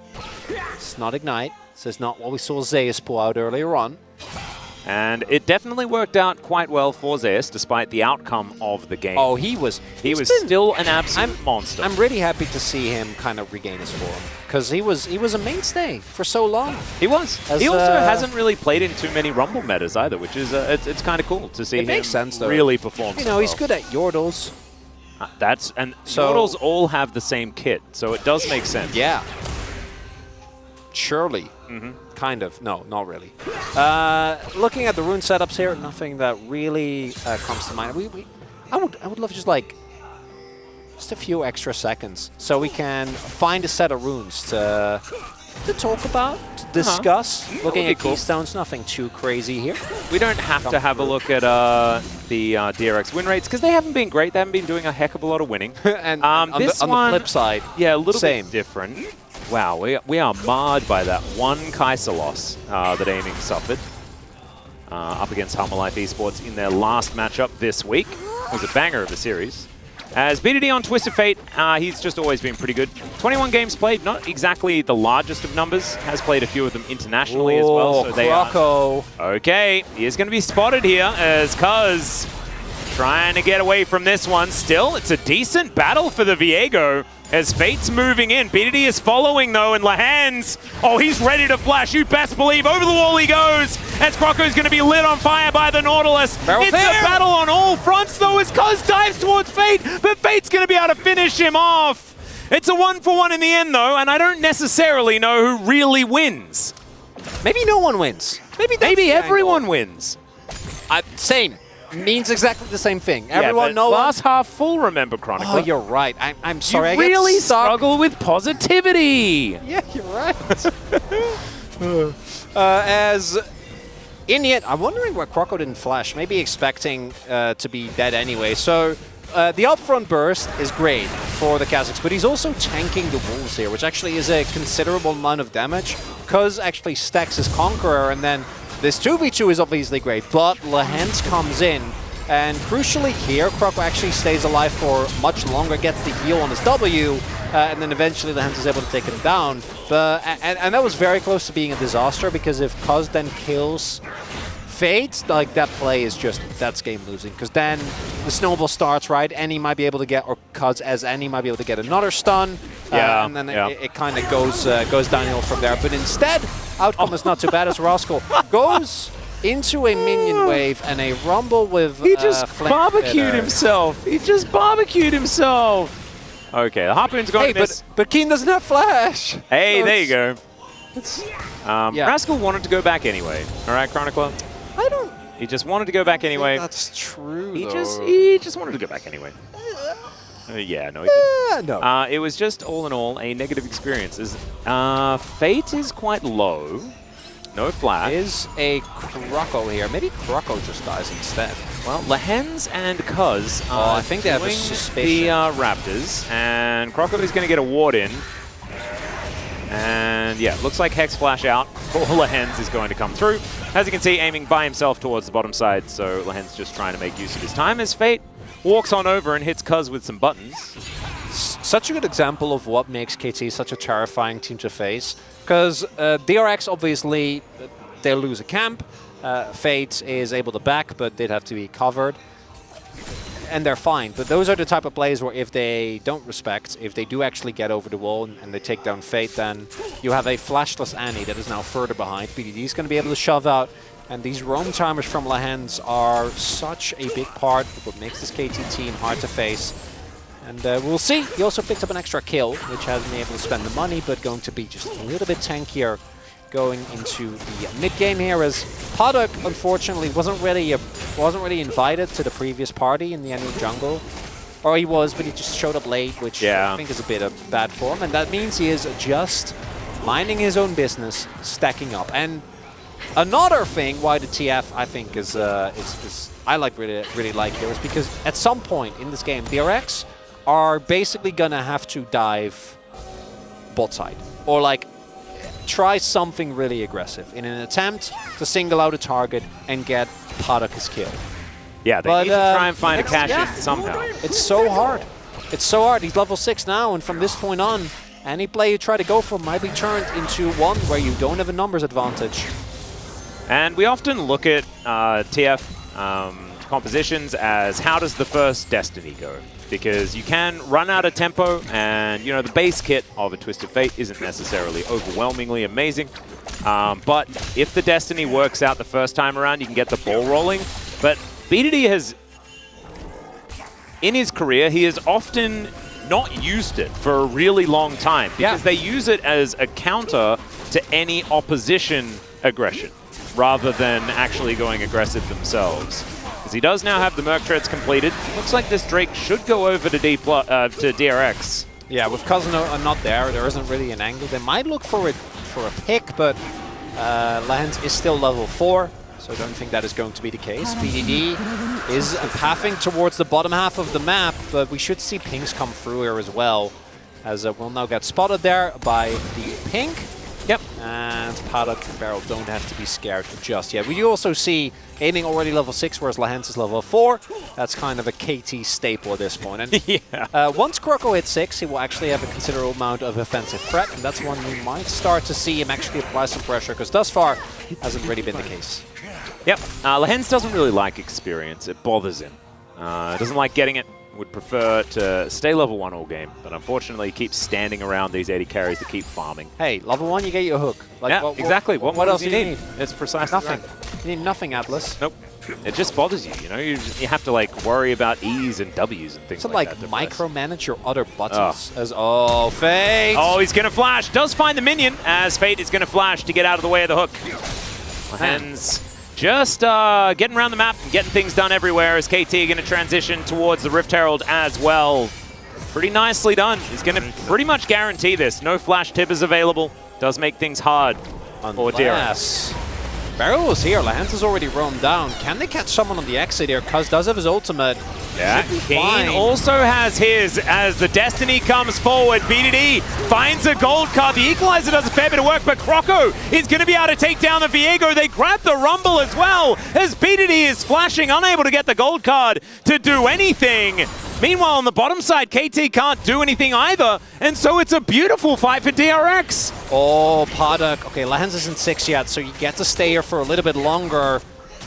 Plate should just about go over in the next wave, not this one, but really, really high value run from Bell. That's a really risky play, because if that doesn't work out, if they don't get those exit kills, you are too late for Herald, you leave your Draven alone on an island, and again, Lehens isn't 6, so you actually get to live through it and still stack up, even though you will be building a little bit of a deficit here. So very high risk play, but it does end up working out because they're a member up, right? It looks like KT isn't really ready for the fact that they are down a member. And then them actually committing to this in a 4 versus 5 or a 3 versus 4 scenario rather is definitely over enthusiastic, a little bit ambitious, because it's not like the DRX comp doesn't have skirmishing power with the Nexon and Annie, even without the flash available. So a bit of a mistake there from KT now, because bot side worked out the way that it did. When it comes to gold, I don't think it's really going to be groundbreaking at all, but is showing some signs of life here. Again, second game in a row for DRX. Yeah, it's working out in this early game. Fate. Oh, and yeah, oh, Croco. Okay, Fate not going to get hooked. Oh, Jonah Strong, loved your work there. That was pretty cool.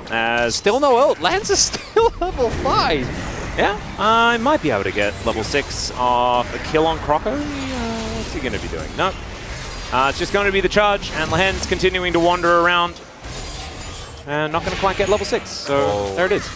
Keen and Rascal still fighting it out, as Rascal actually ahead by a decent margin, as a hook is going to connect there. Void Seeker is going to come through, and Barrel, yeah, he's going to get taken down. The grasp of nature not really doing too much here, as Cuz going to be able to throw his own Sentinel into this brush. And Tibber's got a bit angry, but isn't actually going to be able to do too much more. Lahen's showing again that experience is overrated. You know, Yeah. he's seen those ads where it's like, hey, to work this job, you need 15 years of experience in this specific field. He shows He's up. got a bounty. He showed up, Yeah. shows up to the interviews like, I don't have experience. What are you going to do about it? And then he does the job. He gets Yeah. hired. Whoa. Look at this. They love Right the here. confidence. They It's love the confidence. Yeah. It's the bravado as That would going have been a barrel. double kill, though, if he was level 6, right? Like, Croco dies, probably? Maybe he does a flash and leap still available, but I mean, if you get a flash for an ultimate, it's still a really good trade. So I think you'll take it no matter what.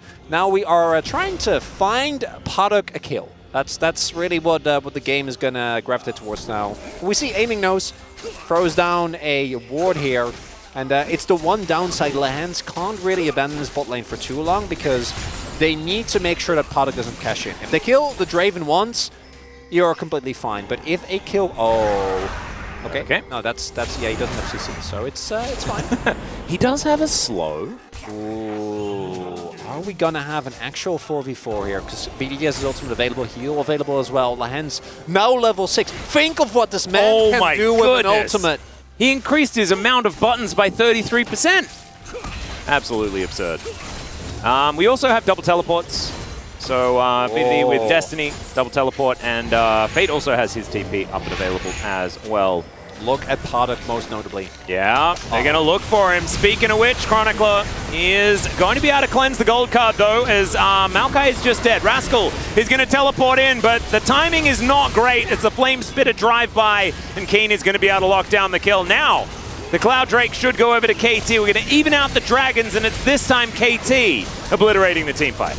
And it all starts off again with BDD getting a nice ultimate, catching DRX off guard, and Beryl getting engaged on. Unfortunately, this is a Sport Maokai, not going to be tanky enough to withstand, doesn't have the levels, doesn't have the items, and does get taken down very quickly. And this DRX comp, there is one way to go, that's forward. You know, you can kite back a little bit if you try to protect your Draven, but that is about it. This is a Kha'Zix, this is an Annie, this is a Renekton. Try and really put some pressure on the enemy backline, or really whoever's in front of you. You know, it doesn't really matter, as Beryl wants to get Paddock a kill. He really does. But he doesn't have his ultimate, and aiming does. He's got Croco. Yeah. Croco's coming. Yes, but this is still not really diveable. But maybe they're going to try anyway. BDD doesn't have ult. You never know over until you try. Fate's on his way! Here we go. The Annie's booking it, but we do have a decent buffer there of the dredge line. Croco taking so much damage. Lands, gets another snap, but there it is! The cash in for the Draven uses all of his mana. 800 Gs. Feels good. That's a lot of money. That's 3K in the back pocket. Paddock, look at that. Stone cold. No emotion. I know, no emotion. Has a life vest. You know, safety first, but then murder immediately afterwards. I think that's how it goes. I don't have a response to that. What do you even say? But fair. you're right. Murder and life vests coming through here. Immediate Infinity Edge going to be done as we take another look at this fight. It is the TF, right, that forces the disengage from Beryl. That means that Paddock can't really walk up in this fight. The teleport from Rascal, unfortunately, a bit low. Doesn't lead to anything because still has his ultimate, so that kill never was really gonna come through. They don't even need Keen's equalizer. And here we see truly why the Maokai is picked at his value.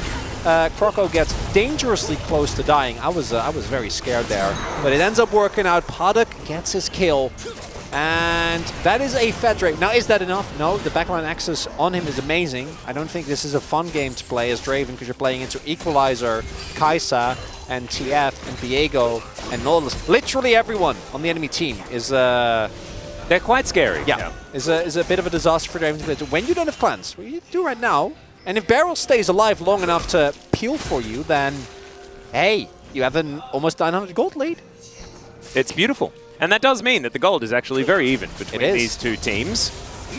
We do have the top outer turret that was taken here by KT, so DRX can even it up even further by taking one of these outers.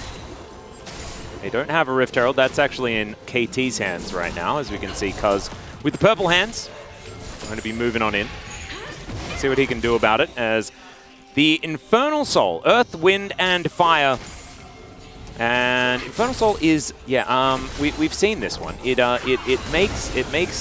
is good. Champions very strong and do big damages. So the fight over the next Drake in about a minute and a half is going to be a very important one for both of these teams. Hen's getting some vision down where he can, but he's going to get scried. Need to be a little bit worried about being spotted by everyone. Croco 1-1 and 2. He's down a bit in farm and doesn't quite have the extra assist that Cuz has put together for himself. But I think the Kazakhs can get some work done with the amount of setup CC that they do have with Maokai, Annie, and the Renekton. There's a possibility KT could find an angle, but bleeding turrets right now as Shirley is going to go for another charge. We'll have an eye poke, so she'll stop right here. Beryl secures the extra bit of gold there as well. As BDD in a side lane is kind of what the aim of the later game is going to be about here for KT. And with teleport on this Rumble as well, I think he will be able to sit in a side lane relatively effectively, especially with the amount of wave clear that you do have on demand, especially after you get to level 16 and your equalizer is on about a 0-second cooldown. You can just use it over and over again whenever you would feel like. Hey, they kind of nerfed it a little bit, so... Hey, true. Yeah, not by too much. Want to highlight as well that as long as the turrets are standing, I think KT's comp is really hard to play into. Ideally, with TF comps, often the best answer is just to kill TF, which, seems pretty obvious. And isn't actually that easy in this case, because Keen went for teleport, which means side laning has a lot of extra permutations. And there's also a, the range and killer instinct is something that I think has been something that's bothered me personally for a long time. Somewhat overlooked, one could say. Because it really does make side laning against Kai'Sa, exceptionally hard. And Kai'Sa TF in particular means that collapsing on either of those two is going to be really tough. So it comes down to the team fight. And DRX have not really been able to win any team fight. We'll see if this one is any different as we are grouping up for this Infernal Drake here. Most notably, see if they can get onto the enemy backline. As aiming, poking away. Sentinels flying forward though. DRX do have a fair bit of information as teleport from Keen. Looking for that flank angle, and BDD is towards the bottom side as well. KT set up for this one. What about the fight? Well, BDD is going to dive forward. What? There is the steal. What the heck? BDD collects it. Didn't even have a smite. What? Okay, whatever. He's going to be able to take down the Annie as well. Beryl is going to be taken out. It's Rascal versus Aiming. And it looks like Aiming's kind of doing all right as BDD says, oh, I'll give you a hand there, son. And picks up that kill. That is going to be an ace, and they only lose Cuz. I'm going to assume that was a spellbook steal, but it was a bit chaotic. I don't think so. I had a glance over towards the summoner spells, and I didn't see the cooldown of the cleanse coming back up or anything. There was I think it was a wild card. There was an equalizing, some equalizing going on. No, he did not have smite. It was straight up. I think the equalizer damage, was it actually, so equalizer 7 health. Yeah, and a wild card accidentally took it. Yeah, that is a toughie. And then the problem is that even if you get the Drake, I don't think you're winning this fight because you're standing on an equalizer, right? And Paddock actually gets a lot of work done, which is nice. And then this 1v1 might have gone okay, if not for the fact that BDD shows up. Very unfair. Yep. If it had have been a 1v1, it would have been a little bit better. I think Aiming still would have won. Yeah. It was definitely looking a little bit Kai'Sa favored. And he now has 2 completed items. Rascal not quite there yet as far as that is concerned, and so he is very, very strong. Keen with his Night Harvester done, looking for a Zhonya's actually. We actually haven't seen that many Rumbles put priority on the Zhonya's. I very much enjoy it. The golden flamethrower is difficult to deal with. The last 2 quarters or 2/3 full, Paddock got a cash in before he died. So he got himself a collector. Absolutely gorgeous. That's cool. I die here. He might be dead, yeah. Killer Instinct comes down. Hey, survives. The glass is maybe even 3/4 full. Oh, wait, we're okay, nature is grasping. The cup is filling up even further. It's full of Nautilus. That's Croco grabbing one, and now DRX are moving towards the Baron pit. A chance? Perhaps? An opportunity? Well, BDD does have his ultimate available, so I would be very scared if I was DRX, but this might be the all or nothing. Rascal has a Abyssal Mask as Renekton. Okay. Well, Destiny is going to come through here as the equalizer comes on in. Puddock in the back of the pit. You can see the Twisted Fates moving right in as he goes golden. Bear lands on top of Keen as this is a disaster. The Baron is going to go through. Puddock survives. And now Croco dives on top of the Rumble. It's an absolute mess here for KT. Is this 1v1 we're seeing once again? But it's Rascal with all the friends and Croco's going to secure it. That's the ace, I believe. As Lens, I think, is, no, he's still there. He's alive. So it's not an ace, just 4 kills. But they get a Baron as well. It started with him dying, so unofficial ace. Yeah, there we go. We'll take it. And it all starts with them trying to kill a duck. How full is the cup now? I think it's overflowing. Oh, we are looking good. It starts off with the long-range engage, right? The duck doesn't die, the tree comes in, and they take down the hens. And then you're like, okay, sure, cool. You get yourself a kill, but you start a Baron against TF and against the Rumble. But the Equalizer doesn't actually get that much done. Not the best placement here, so they can both walk out or just map towards the top half. And then here, crucially, the follow-up isn't there. The killer instinct isn't that they wasted their ultimate trying to kill Puddock, didn't end up working out, so the Kai'Sa can't actually jump in. And then in this type of messy, skirmishy fight, where you don't get an early reset, this DRX comp is completely fine. Yeah, looking absolutely fantastic. I love the use of Tibbers onto Keen as well so that he couldn't get into the pit to actually help out. And now, DRX have a gold advantage. It is a Baron power play to about 3.3k. And look at that little blue hump. That's DRX making their way back in this series.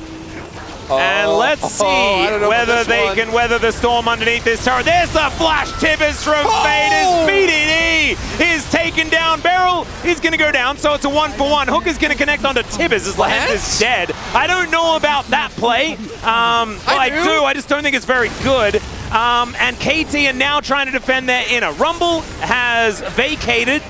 He's back in Kwandong ways as Rascal is pushing this inner turret towards the bottom side of the map. Keen on the flank angle, TP comes in. Yeah, there's the flash forward from Cuz as well as Puddock is going to be taken out. Keen now going to get over here as Croco going to get dove upon, and Cuz should be able to catch up to him. Oh, okay, gets the slow from the Void Spikes and is going to be able to make it out.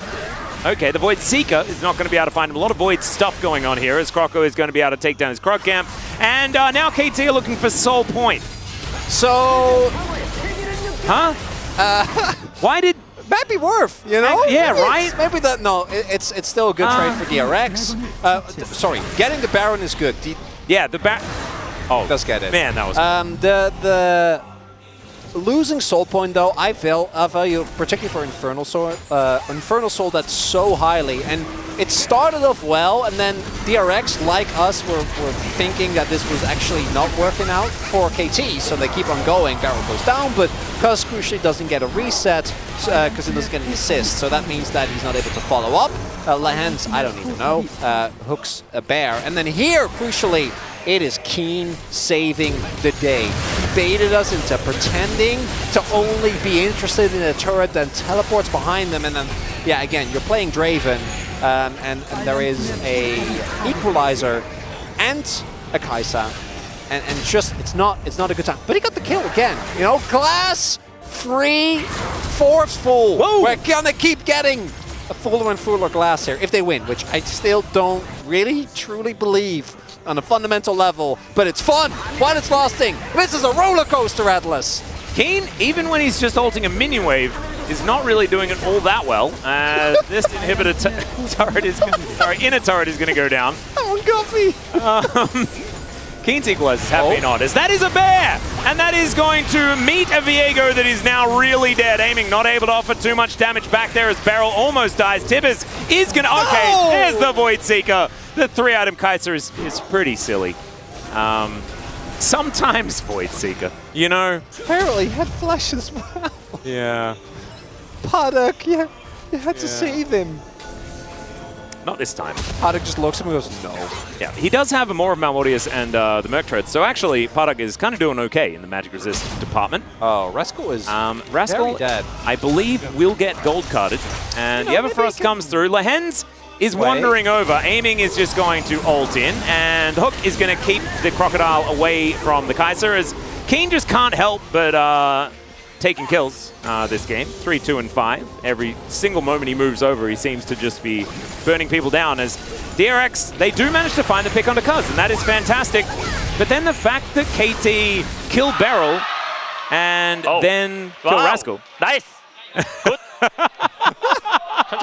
He's not bothered. Yeah, we don't need to translate that one. Case in point, side laning against TF is really hard, and if you make a mistake, you will die immediately.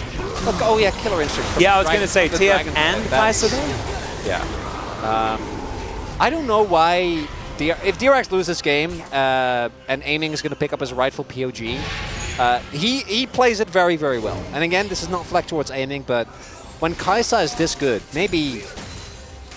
Yeah, the banning it angle is pretty bad, because we do have to go back to the draft and how incredibly happy we were with what KT got for them, right? It felt like DRX were blundering a little as... They don't know! Yeah. They don't know! Yeah, there's the flash, Tibbers. It's not going to get the most massive value as Cuz goes golden. Equalizer comes down, and this time it's doing a fair bit of work. Fade as well is going to go golden, though, and so that means that Cuz is just dead. And now DRX are like, all right, we got your jungler. We're going to take another Baron. And we'll see if the poke is enough. There's still a lot of damage here, but no equalizer.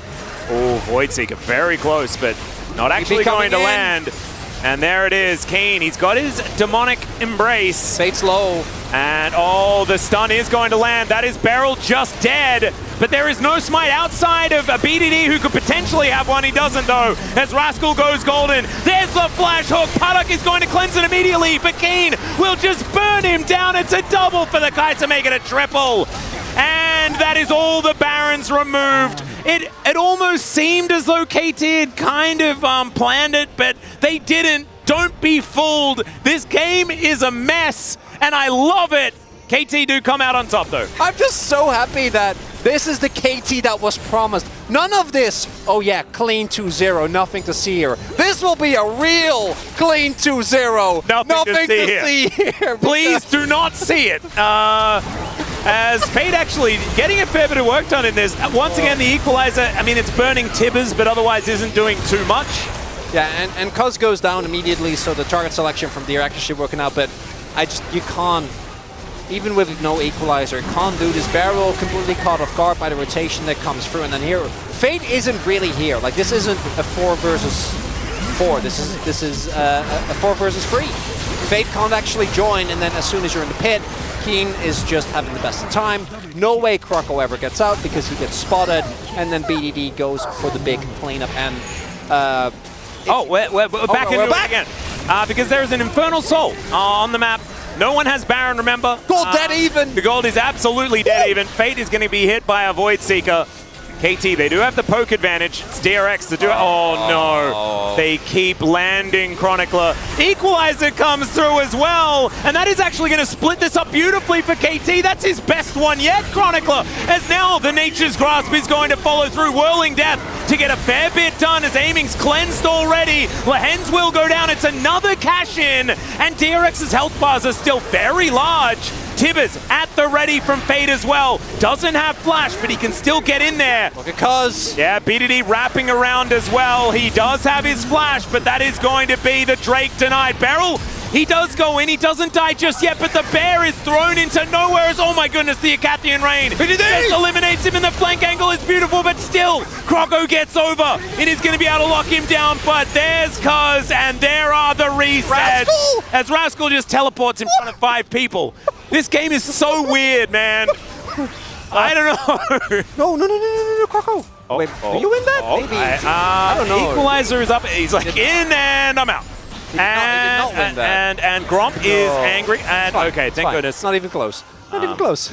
Yeah. I'm having such a good time. Yeah, no, me too. This is wonderful. So, now by the end of it, backdoor bonus be damned. The gold lead has barely changed, and DRX do not give over the Infernal Drake, which means that the roller coaster continues. Yeah, and so no team is close to winning. Infernal Drake, it knocked Barrel and Croco back on the equalizer. That's mean.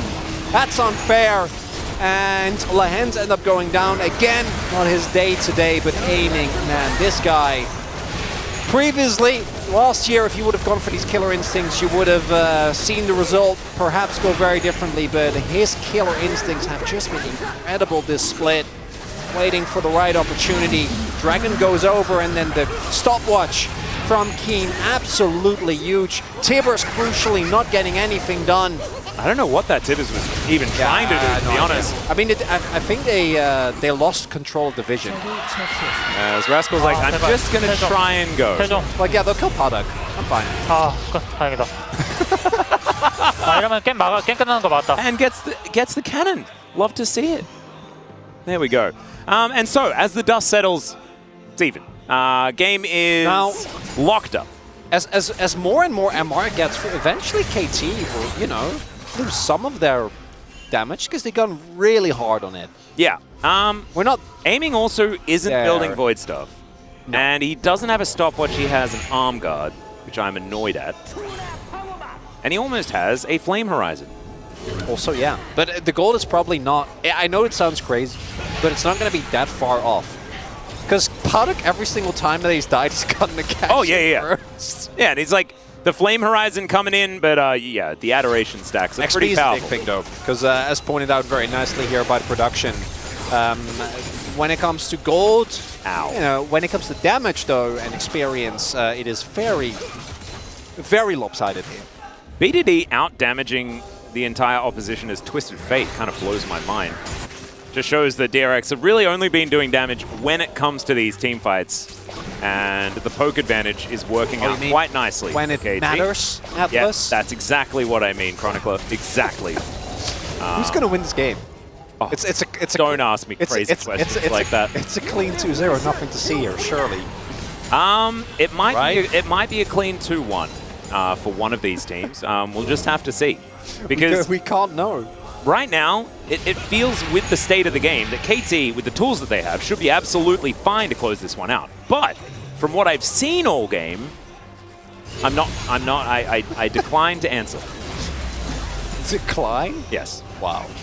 I would prefer not to. My co-caster, a coward. I am. Unbelievable. Well, no, it's just that I wouldn't be offering any information because it's called a guess. And a guess isn't that useful when we're trying to offer information. And if I was to guess, yeah, you're right. LCK, I could say either one of these team names. LCK is really known for its focus on informational casting only. That's what we're about. Exactly. As the Baron is now going to be started. Whoever gets this Baron is going to move a little bit closer to winning, perhaps. And it looks like DRX are looking for a turn. They don't want this to get too low as Equalizer comes in yet again. It's not the biggest one, but Padak is all the way in the back of the pit. They are going to secure the Baron, but the fight is already broken out. They do manage to take down Keen. Lahen's going to be the next one to go as now Cuz is trying to survive, but he's not going to be able to. Aiming, what are you doing? Okay, he gets into the background, goes golden, and now he's really dead. That is another cash in. And now, if you would ask me the same question, Chronicler, I'd say that DRX, it's almost 150%. I'll take it! I got my decisive answer! And now DRX looking to end the game here, only BDD alive. No aiming, no Cuz for another 35 seconds at least. And 25 DRX! on Is this actually the end? I think it is. I think it definitely should be. They've got so much damage for these turrets. There it is! And you can see there is some grinning being done by KT.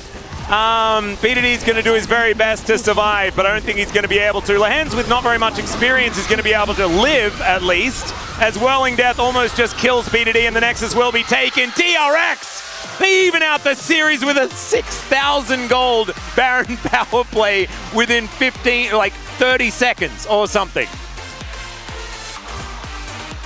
Yep, that's about the amount of explanation that I was expecting from you, Chronicler. I need to vote for POG. You want to borrow my pen? Yeah, I have misplaced my pen. I have misplaced my mind.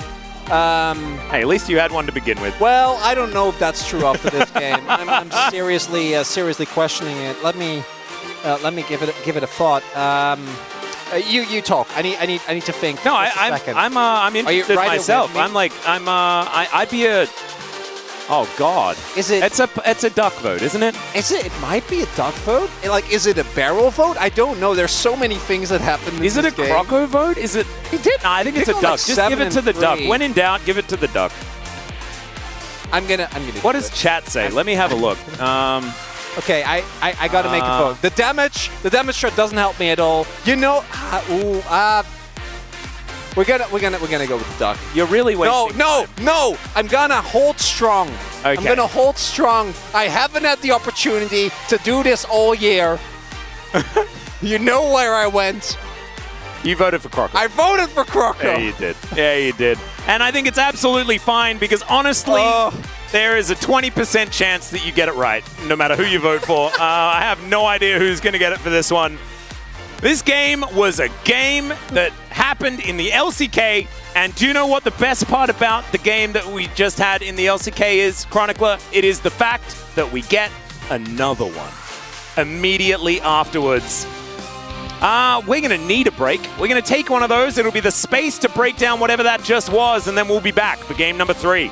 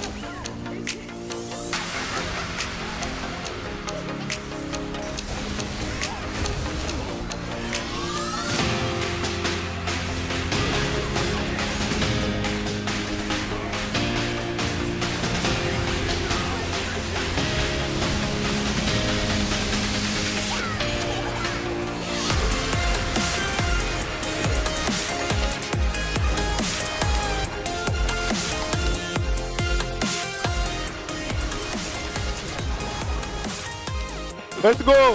렛츠고! 가자. 뭐야. 진짜 이기고 싶다. 나도 했어? 나도 이기고 나 싶다. 그냥 넘어갈게. 이거 따라오지 마. 오케이. 나 필탑 되고. 디바 먼저 넣을게. 그냥 다 쳐봐. 이거 그 뭐지? 걔 프린다 노틸. 얘들아, 무조건 끝나는 거 맞지? 나 카드 빠졌어. 나 용 한 먹고 뛴다. 일단 좀 타운 쳐야 할 듯. 타운 소리 쳐봐. 보자. 얘들아, 럼블 나 혹시 모르니까. 럼블 16초. 잡아. 야, 클리어 절대 안 돼. 클리어 절대 안 돼. 형들 나. 타운 쳐. 스나였어. 타운 쳐. 노플. 나이스. 나이스. 나이스. 앞으로 가보자.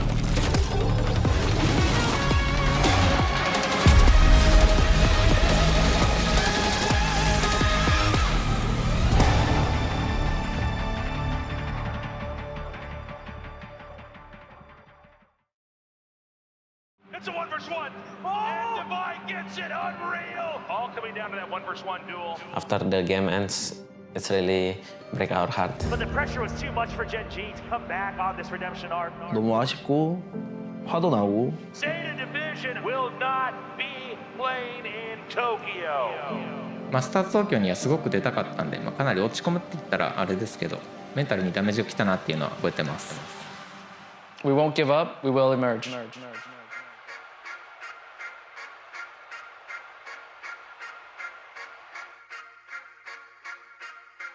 もう一度チャンスがある大会なのかなと思います。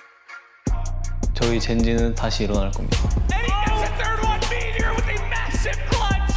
諦めないで勝ち上がります。 Team Secret, we're gonna win it all. Laban Pinas. We're gonna win with the power of friendship. Flips good for 2 more and he gets 4 kills. Global Esports gonna win it all. G winning. Nowhere to get out. It's gonna be an ace from Rossi. We're Talon Esports, and we're gonna win LCK. Starting things off with a reckoning of his own, but Cruz. DFM が LCK を優勝します。 But Anthem with the ace. We won't give up, we will emerge.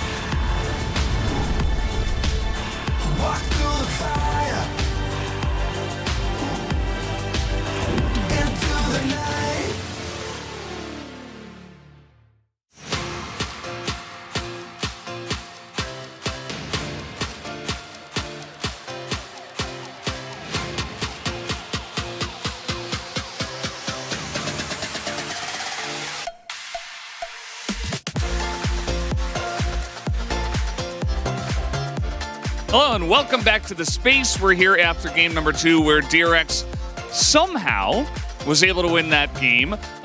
Don't quite understand how, so thankfully we do have some wonderful gentlemen here to help me through this. Why don't we start with the draft, because I feel like there is a lot to kind of dig up and go through. I do want to say that there's always 2 parts to it, because somehow DRX won, but also somehow KT lost. So definitely, you know, both parts of it. I do want to talk a little bit about some of the champions. The Kai'Sa got left open again. We saw once more how problematic that was. It obviously was a big reason why KT, even after a couple of throws, was still in the game. I will say one thing, when you have a composition with so much AP though, if you fall behind, which they did start to, the Kai'Sa can feel a lot more underwhelming because it's easy for the enemy team to stack MR. And also the Twisted Fate. So I thought the Twisted Fate was a good pick into the Draven, because obviously you can play towards bot, shut them down, but they never really did that. Yeah, I mean, also, especially the Rumble pick as well. Like, when I play Rumble, like, I told my jungle and mid lane to just pick 80. I don't care if you guys lose me 2v2. I will just carry the game. That's what I usually do. But this game, AD carry was the AP, mid laner was the AP. There's too many AP. So, and no voice tap. Support as magic. Yeah, I don't know. It was rough. It was rough. I think, you know, a lot of people, maybe even KT included, expected them to just roll over this team, and they did for a while. Let's take a look at the first highlight we have here for DRX, though, as they were able to start this fight at 20 minutes into the game. Yeah, so they had a pick leading into this, which obviously meant Mr. Member makes it tricky. And then BDD goes for what seems like a very aggressive ult-in on the backline, but the rest of the team isn't there to follow. And, you know, considering we praise this team so much for their coordination of fights, this was not very coordinated. Yeah, I mean, honestly, both highlight, it kind of triggers me as a because the Rumble ulti, he's keep ulting on the Baron in the middle of it. Like, you can actually just ulti on the champion that you can, you know, it's next to the Baron, and then make sure enemy carry is like stuck in the pit, like getting burned and toasted and cannot do anything. But like, you know, Kayn was not the greatest Rumble player all time. Can I help them take the Baron? He did. I mean, he was toasted. He was warming up the Baron for the enemy team, and I was like, no, that's not how it works. Even next highlight, just see the Rumble ulti, man. Like, I'm sad. Well, speaking of which, we can take a look at the second highlight and see how the toasty Baron was helped out for DRX. You break this one down, Hooney. I mean, look at that, where the Rumble ulti is going. Like, Draven just chilling. He feels really cozy inside the pit and just hitting the Baron like whole time. Like, I'm chilling. And like, Rumble just died because it's like, you know, like, it's just that easy. And it's like aiming this like to randomly just ulting in. And Chronicler was like, what is that? You know, I think that really sums it up. I don't think I have anything to add on that one. Yeah, I don't know. I think we kind of covered everything here. No, but yeah, it was a really messy game, and obviously the Rumble ults were imperfect. Kayn, you know, the draft would have been okay if they got ahead, but they didn't because there were a lot of mistakes that were made. DRX, though, credit to them, they held on. They at least were able to take some of these fights to get themselves into a winning position. Let's see who helped them get there the best as the POG of the team. And it will be Krako with his first POG, this one on Kazakhs. Yeah, I think it makes a lot of sense. You know, the Kazakhs sometimes has been underwhelming, but in the hands of players like Canyon and Peanut, it's had a big impact. I think he was really sharp and secure in objectives, and there's so many moments where he played with his health bar, was super low in health, but still managing to find angles to assassinate, shut people down, and just doing a pretty fantastic job, especially into Cuz, who's been so good so far this season. Yeah, I mean, it doesn't show on the POG replay, but I think I really like the aggressive play on early game. Like, they plan it out, they use the prio, Kazakhs was able to just counter jungle with, like those kind of thing where it started from. And that's why how the game got messy, but that's actually what DRX wanted. That's when Underdog, when their offset wanted the team that whoever, as a bottom team, you gotta make the game messy. Well, a smattering of votes across the board. The English, the global side was united with the Krako votes. And yeah, so KT is going to select blue side here after taking the loss. And I wonder what they're going to highlight this time around. I mean, they had blue side for game number 1. And I would imagine that, you know, perhaps a little bit of a cracking of the whip in the coaching box after that performance. Yeah, I mean, this is definitely a gameplay issue, but also if you draft in a situation like this with so much AP, you don't have as good of a fallback if you do end up going behind. If you're ahead, then it's not going to be as much of an issue. They don't have the money to buy MR and their core items, but I think maybe more for insurance in their draft if it does go a little bit askew with. And no Rumble for Gain. I might as well go play. Let me play Rumble, man. All right, who's going to get up there? Our guys are done on the space. I am very curious to hear what the guys on the caster desk have to say about this game number 3. Let's throw it over to them right now.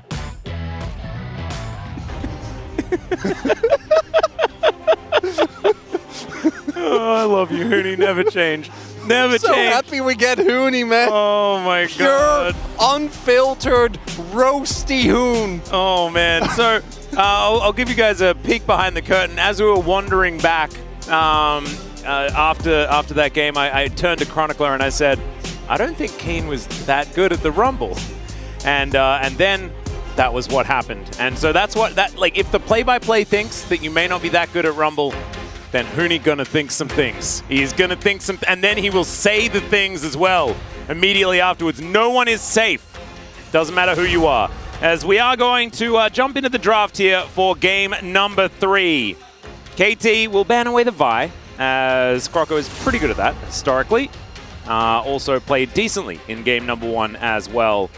But let's see how this one's gonna go. I don't think that KT are gonna be too phased by the whole situation. They've already locked playoffs. This is a team that is sitting pretty comfortably right now. The only loss that they suffered was in week 1 against Gen G. But this is the second game that they have lost. Just single game, but they are showing some signs of KT. As Nico going to be banned away, as well as the LeBlanc. some pretty obligatory ones there. The KT back on the blue side, probably gunning for a Kai'Sa first pick.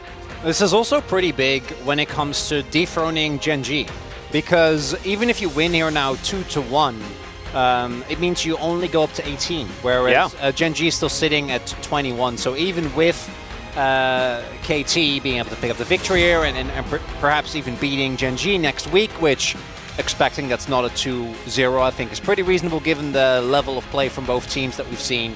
I mean, honestly, one way or another. If KT keeps this up, they're going to struggle to get through D+, which is going to be their first match of next week. No. They're going to get 0-2 by D+, and then 2-0 Gen G. That does sound like a pretty, that's a KT timeline, if ever I heard. But they have to lose here first, obviously. Well, they don't have to lose here first. This is like... But it would fit. Yeah, it would fit, but this is like neither here nor there. Like, losing the one game, I think, is enough to stay on the KT playbook. Yeah. As Kai'Sa first pick is going to happen once again.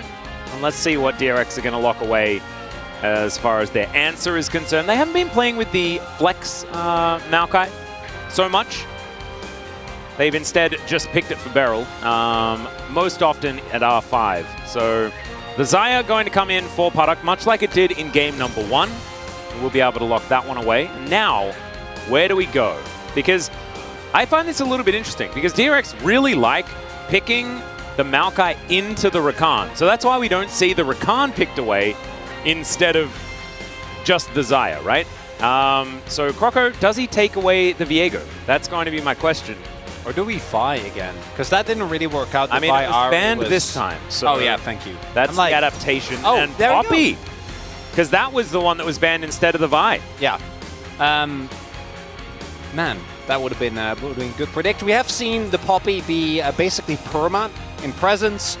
Not really a lot of players allowed to play. It is, of course, also a flex pick in case we see something like a Jax come through, something that Keen has really liked. Yeah. And it does give DRX a lot of angles to hide where their Poppy is going, as KT might just say, let's not take any risks. You know, let's go back to what we know works, take a lot of comfort.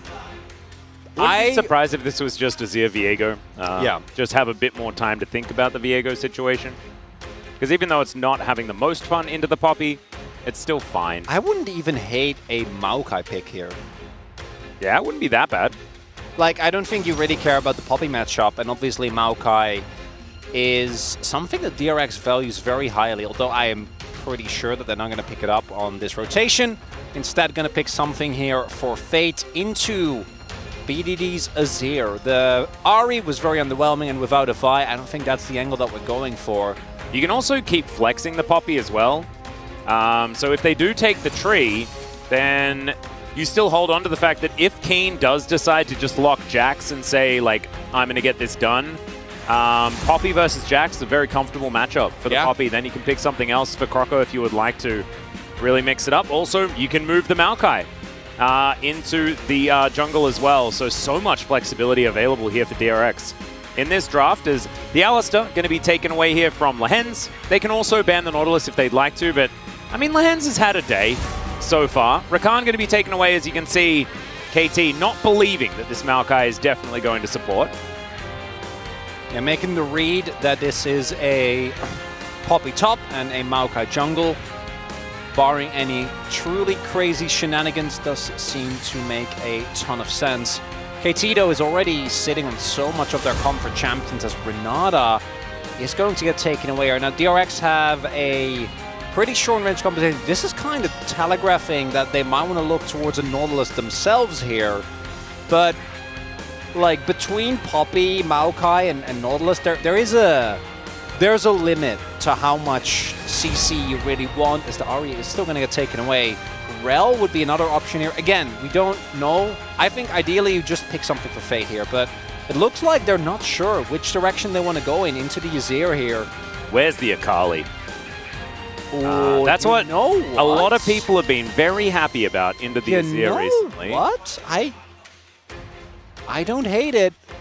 It's the Crocodile, though. So this is going to lock things in. Yeah. And so that means that Renekton's going into the top lane. Croco will be playing the Poppy most likely, although they still have some flexibility, I guess. But yeah, Renex Poppy and mid, I but- don't know about that. No, you can Renex and mid and then... Yeah, that's true. But that's as far out as any of the other combination. It is looking, but then I'm wondering, what is it going to be? Kane? What Are we will doing be? it? Okay, it's a Quinn. He's doing it, yeah. What will be the picker for Fate? Because keeping it hidden for this long... Ooh. That's a bit of a fun one. Haven't seen this for quite some time. I Does mean they have love that. so much CC and PvP more walls special? for Poppy. Kind of cool. You get the walls, you get extra kiteback and peel. I really like it. Now, I do think the laning matchups are looking a lot more rough than they might otherwise do, particularly topside. Croco might have to spend a lot of attention there because we've seen Keen will literally single-handedly win your games. But I do also have to say, that was a while back when KT looked truly untouchable and we saw the power of the Quinn when utilized well. It also was with, if I remember correctly, a mid-jungle that maybe had a little bit more power. I do think Viego Zir is okay, but I don't think that it will necessarily have this type of prio that you'd ideally want with a Quinn to kind of keep her safe, right? Make sure that you can deny any sort of roams.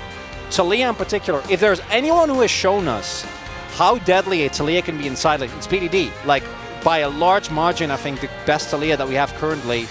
We'll see if Fate can live up to those expectations and if we can get a crazy upset here. We'll see how it does go. KT fans and DRX fans alike pretty desperate here, as you can see. All of the tickets on the roller coaster. It's actually kind of amazing. We'll see how far up it is going to go, or whether tonight is going to be the night. Remember, KT did all of their losing in the first week of summer. After that, it was winning until this week, where they have started dropping some games here and there. Going to 3 versus Humble Life Esports, and now going to 3 against DRX, who have now fashioned themselves an interesting composition. We'll have to see whether it is going to work out. Let's hop onto the Rift for game number 3.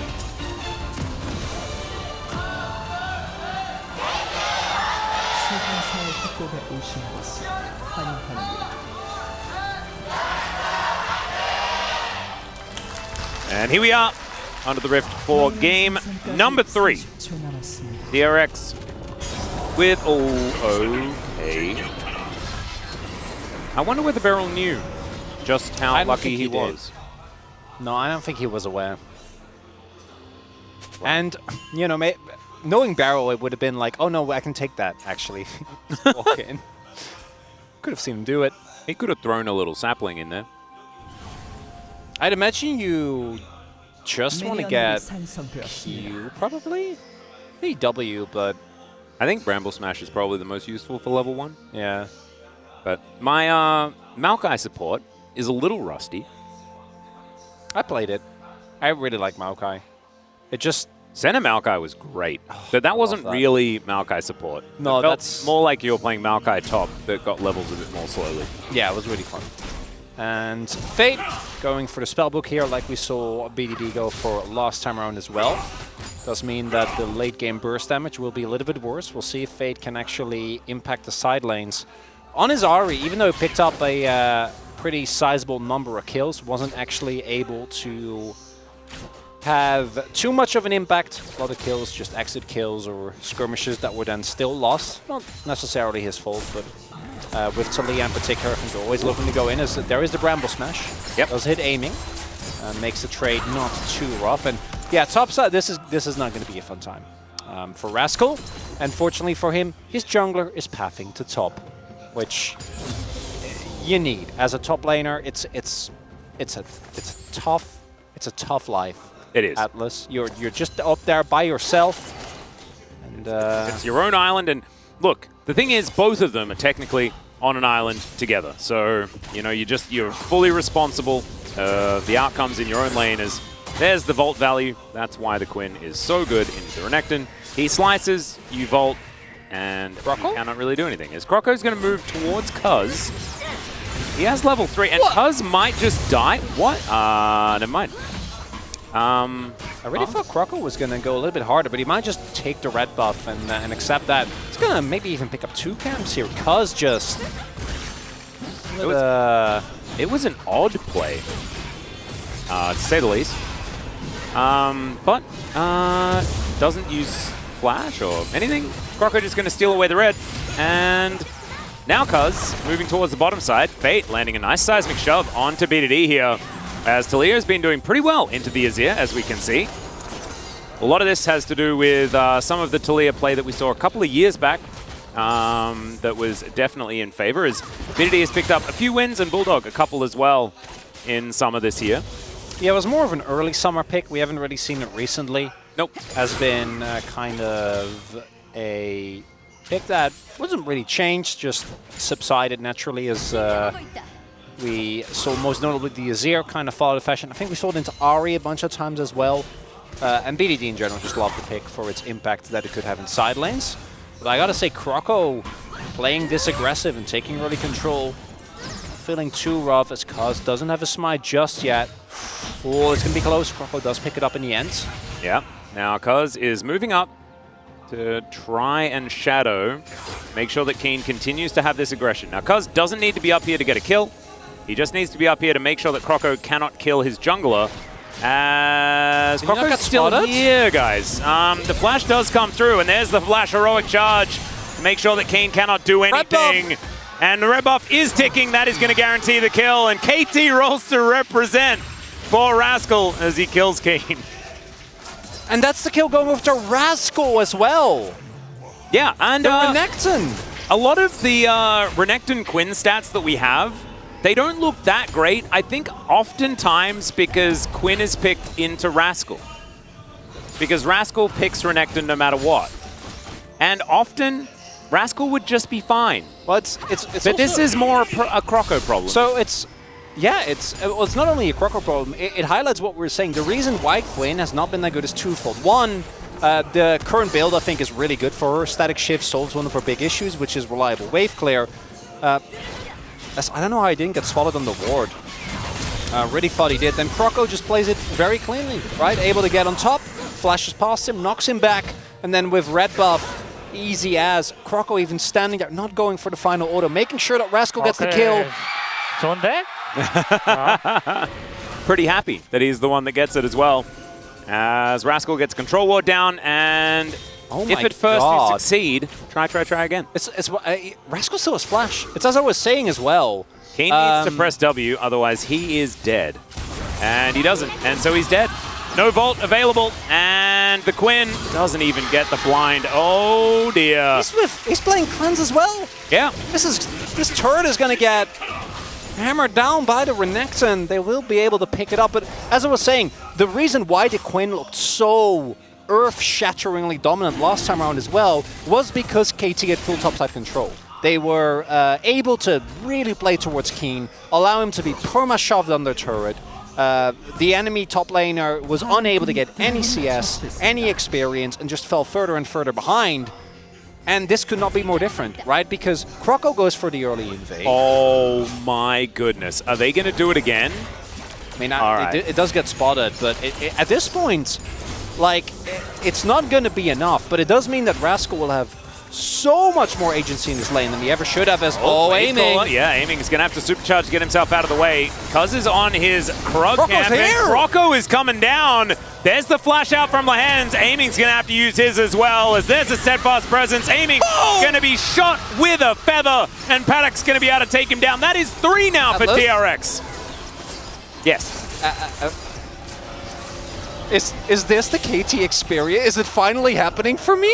I mean, the KT experience is one thing. What about the DRX very end of summer experience, Chronicler? Welcome to that one, as that's another couple of kills for DRX. Paddock's gonna grab a double. That puts him on a killing spree. Where did Croco go? Where? Okay. What happened? Have you heard of the hyperbolic time Chronicler? It's gotta be. 잡았어 이거. As the attempted vault doesn't work out, as Croco gets the steadfast presence, and then he runs straight to bot lane. Who needs camps if you can just kill champs? Well, this Crocodile definitely doesn't, and it's Barrel that sets it up. Aiming in hands way too far up the lane, cost just a split second late. And then that already was a huge win.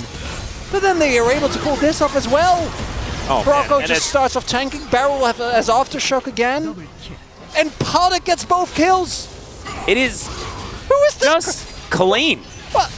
Why is Summer 2022 Croco back in my LCK game? Where did he come from? Summer 2022. Hasn't been seen all year. Yeah, he hibernated.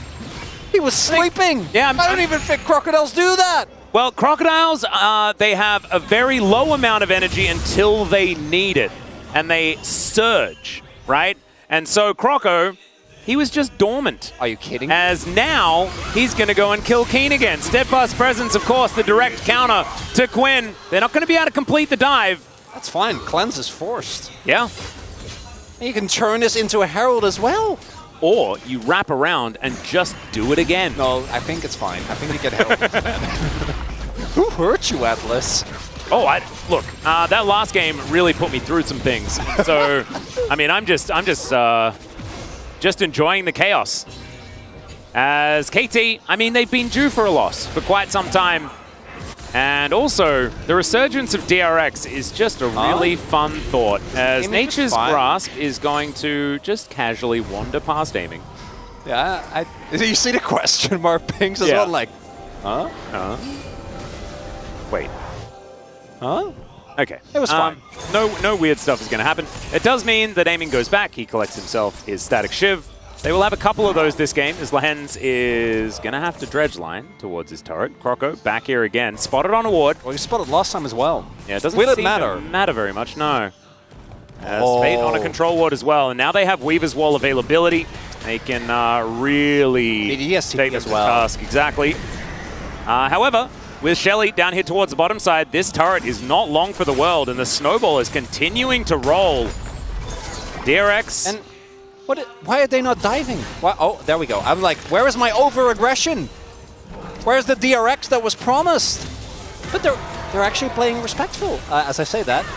Still pivoting here is Croco. Yeah, Steadfast Presence is now down. They get the double knock-up, as Voidseeker not going to be opted into.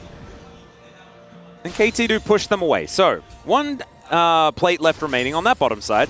A little bit slower, but honestly, DRX don't need to move it too much faster, necessarily, as Keen's still playing this out relatively well.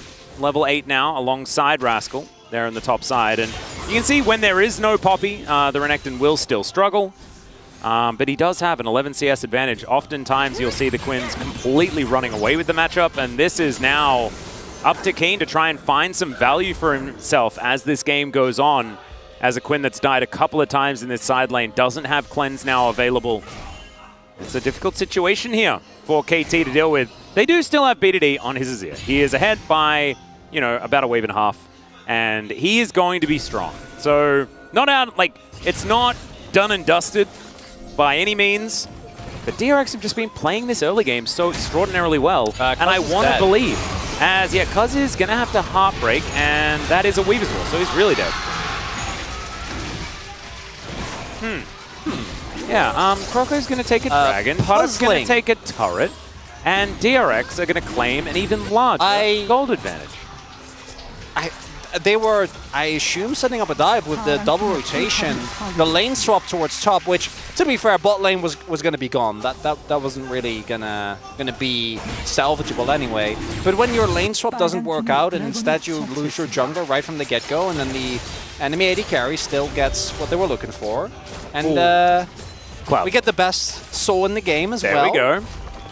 Love to see it. DRX, let's see whether they can lock that one down. So there is still a lot of and I do think it's important to say this is a substantial lead. DRX have had a lot of issues with actually closing out games, and I also think that specifically the two-man unit of BDD and aiming can make some miracles work, but a Viego and a Quinn that are behind, that's not a good look, right? This is not the type of these are not the type of champions where you can guarantee late game impact. Ironically, even something like Renekton, I think, is more guaranteed to be able to get anything going in the later game because of the fact that you can go, like, you can get a GA, Gore Drinker, and Dominus, and you'll be able to at least buy some space. In the worst case scenario. But Quinn, when behind, just doesn't really provide all that much, particularly when playing into Taliyah, Poppy, and Maokai.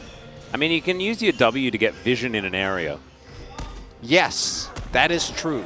Yeah. That's my addition. No, it's a good one.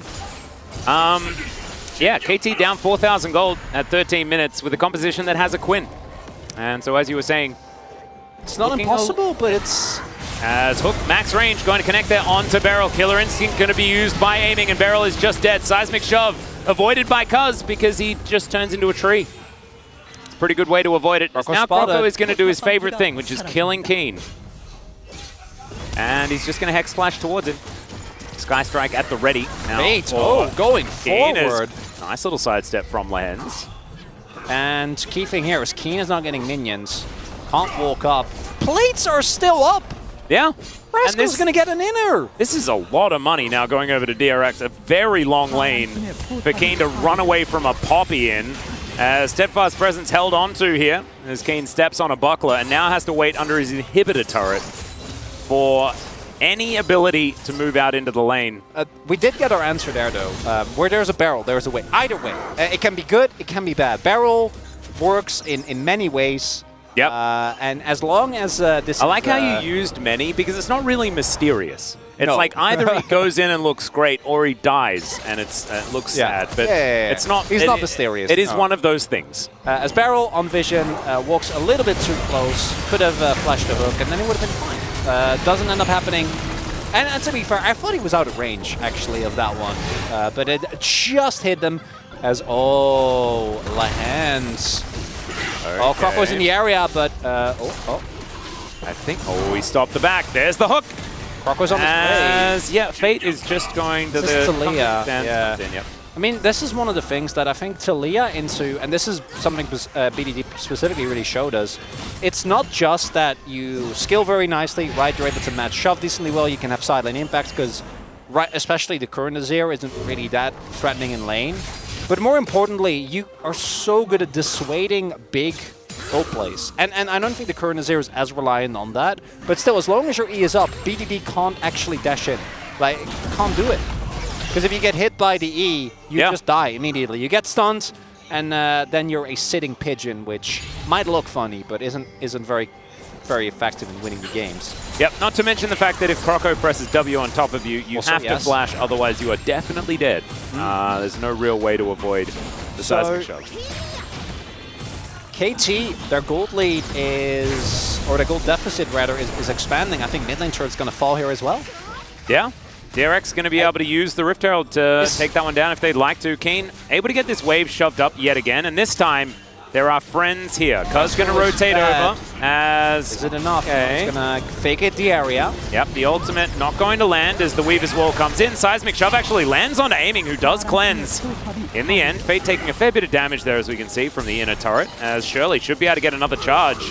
And Rascal just going to clear out the wave and go aggressive onto Keen here. He does have that Stride Breaker like you're talking about, and the depth charge does come through. KT using so much to try and kill Rascal here, who flashes and will burn down. It is Keen that does secure the kill. Very important for the Quinn. It's now Croco moving past Cuz, sees the mist come down. Maybe KT can grab themselves some turret gold here on the bottom side. Pretty important there that they are able to pick up the kill, get some gold into the pockets of Keen, force some summoners from Rascal. And we do see the mid lane charge actually come through, so they're able to get 2 charges of the Herald here. And Rascal goes in aggressively here, and then obviously doesn't... If Lance isn't there, might actually be able to get the kill, particularly with Flash still up and Stride Breaker being available. But instead, does end up going down. Flash not going to save him. And Keen picks up a bounty for his efforts as well. Now, Dragon is started up here by Croco. He's doing it alone, and isn't doing it super fast. Does mean that the gold lead now only 3k, which for a team with KT's team fighting, you know, you gotta keep hanging on. It's not impossible, but it is still unlikely as, ooh, Rascal, there's no turret to protect you anymore. Yeah, this could be an overextension, ladies and gentlemen, as Lahans, Keen, and Cuz all in position. And now Slice and Dice is on cooldown. There is no flash. He is super duper dead, ladies and gents. And there he goes. So Keen going to lock that one down. Cuz going to turn into a crocodile for a little bit. The rest of DRX going to try and find something on the map in order to get some advantage. Should be a topside turret here at the very least, but they do need to send someone back to answer, otherwise Keen might get himself an inner. and that would mean that the Quinn is going to be a much bigger issue. Right now, we don't see anyone going over, so DRX with 2 back-to-back plays held against them, not able to really formulate a great response on the cross map. Faye will be able to pick this up eventually, but there's no Baron, so Rascal being that far up means that there is no real opportunity, as Cuz a little bit scary there, but will be fine in the end. Yeah, and this full minion wave is going to evaporate into the turret, so Rascal getting a little bit of his own medicine here. Still, Paddock walking over a ward. They have information that DRX are moving towards the bottom side of the map, and Harrier will spot out Croco. So this time around, Keen will be all right, but it's hard to find a lot of lane options for him to head towards. He's going to go home for now, and then look for another lane to shove in. KT have done a good job in slowing this one down. As we mentioned before, by all means, this game is not over, but DRX have just looked like they've been playing better. They have. So far in this early stage of the game. They do have to keep it up, though, and like you say, have struggled to close these things out. As Croco sweeping things away, wanting to prepare for a potential Baron opportunity. Some wards being thrown down, but DRX with pretty clear control of this top side. Keen immediately back towards the bottom lane. Zeal, now completed, did manage to finish off his cull a while back as well, and a BF sword is now in his back pocket. As Croco could just flash over this wall. He's not going to. What about Cuz, though? Yeah, he's in trouble. There's a heroic charge, seismic shove, but the Heartbreaker is pretty strong. And so Cuz is going to be able to survive this time. Rascal teleports in towards his bottom side as well, so he will catch that wave. So no inner turret to go down. As Killer Instinct from aiming. Paddock getting these, okay, but he doesn't have another charge of his ultimate. So aiming's not going to be able to kill him. And we do see that the kill, or rather the attempt to kill on Cuz, doesn't actually end up working out. Really nicely done there on the ultimate over the wall. That can be a bit of a tough one. Will be staying alive there as, yeah, this is no control here. Rascal falling for exactly the same trap 2 times in a row. And what I really like about these plays from KT is that not only does it put gold back into the pockets of Keen, but it also takes away so much momentum for DRX, right? Because they were really the ones diving and going for objective number 1 and then moving back and then getting another charge with a Rift Turret on the turret and really keeping KT on the back foot. KT still on the rough spot in this game, and I'm loving this force. This is no teleport on the Quinn. Talia can throw down a wall as well to zone them away. Yep, there it is. Weaver's Wall is going to come through as Lehans does get over it, and now they're looking for the turn. Cuz gonna have to try and get out of there. He does, but Lehans not going to be so lucky. Paddock gonna grab that kill, and now KT's health bars are getting wiped out. DRX can now move very comfortably back towards this Baron and start it again. Cuz still looking for an opportunity though, as Keen going really fast. Okay. Here for aiming, but I think the health bars are too high. Yeah. Barrel's getting low though. Yeah, Heal's Barrel still could be an available. opportunity. Cuz does have that smite, is now aiming, looking for the tree. Killer Instinct comes down. He does manage to take the Maokai out. Is now BDD looking for his opportunity, but he just gets blown up. And Paddock's gonna lock down another kill. Ulti out for Cuz, and now back to the Baron once again. Unless KT would like to donate even more. If you told me before this series that DRX would have great measured Baron takes 2 games in a row, I wouldn't have believed you. Well, I would have asked what time of year it is. And this is too early. This is straight up too early. We're not in the qualifier, which they don't even remotely qualify for. Nope. And we were having this conversation earlier, and I was like, oh, Liv Sandbox are probably looking like the team that are a bit stronger. Right now, it's DRX that are looking like a bit stronger. We'll have to see what Liv Sandbox is going to do next time. Because that 6th playoff spot is getting real spicy here in our LCK. Playing the front to back as well and aiming, like going in for a flash on top of Barrel of all members just doesn't end up working out. Has to invest both his E, his flash, and his Killer Instincts, and then, yeah, Cuz stays alive, but you don't have the front line at that point. That's Nash gone. It's going to be Soul Point going over to DRX as well. We have bounties on the map! Yeah. I mean, KT are getting wiped at this point in time. It is 2 minutes. We'll have a look to see where that Baron power play is going to go. Currently sitting at about 1,800. as Kroko moving towards his bottom side. Have to say, Poppy, very, very strong. But the way that DRX have employed this Poppy has been beautiful to watch. It's wild. And ulti going to come through from Beryl just to zone as Emperor's Divide going to be just denied. Not even able to do it as Fate going to go golden. Keen looking for his opportunity. The rest of DRX trying to rotate over, but they can't get there. And so Talia's dead, Maokai's dead, and KT now going to move up this mid lane. Yeah, that's going to equalize the goal. That's going to be a very negative Baron power play, and in just one misguided push towards the mid lane, KT clawed their way back. Should not be able to get more than this, but that is more than you should be able to get. Base is not going to get broken. That fell apart very quickly, didn't it? Yeah. Really, It did. really kind of, yeah. Eerie.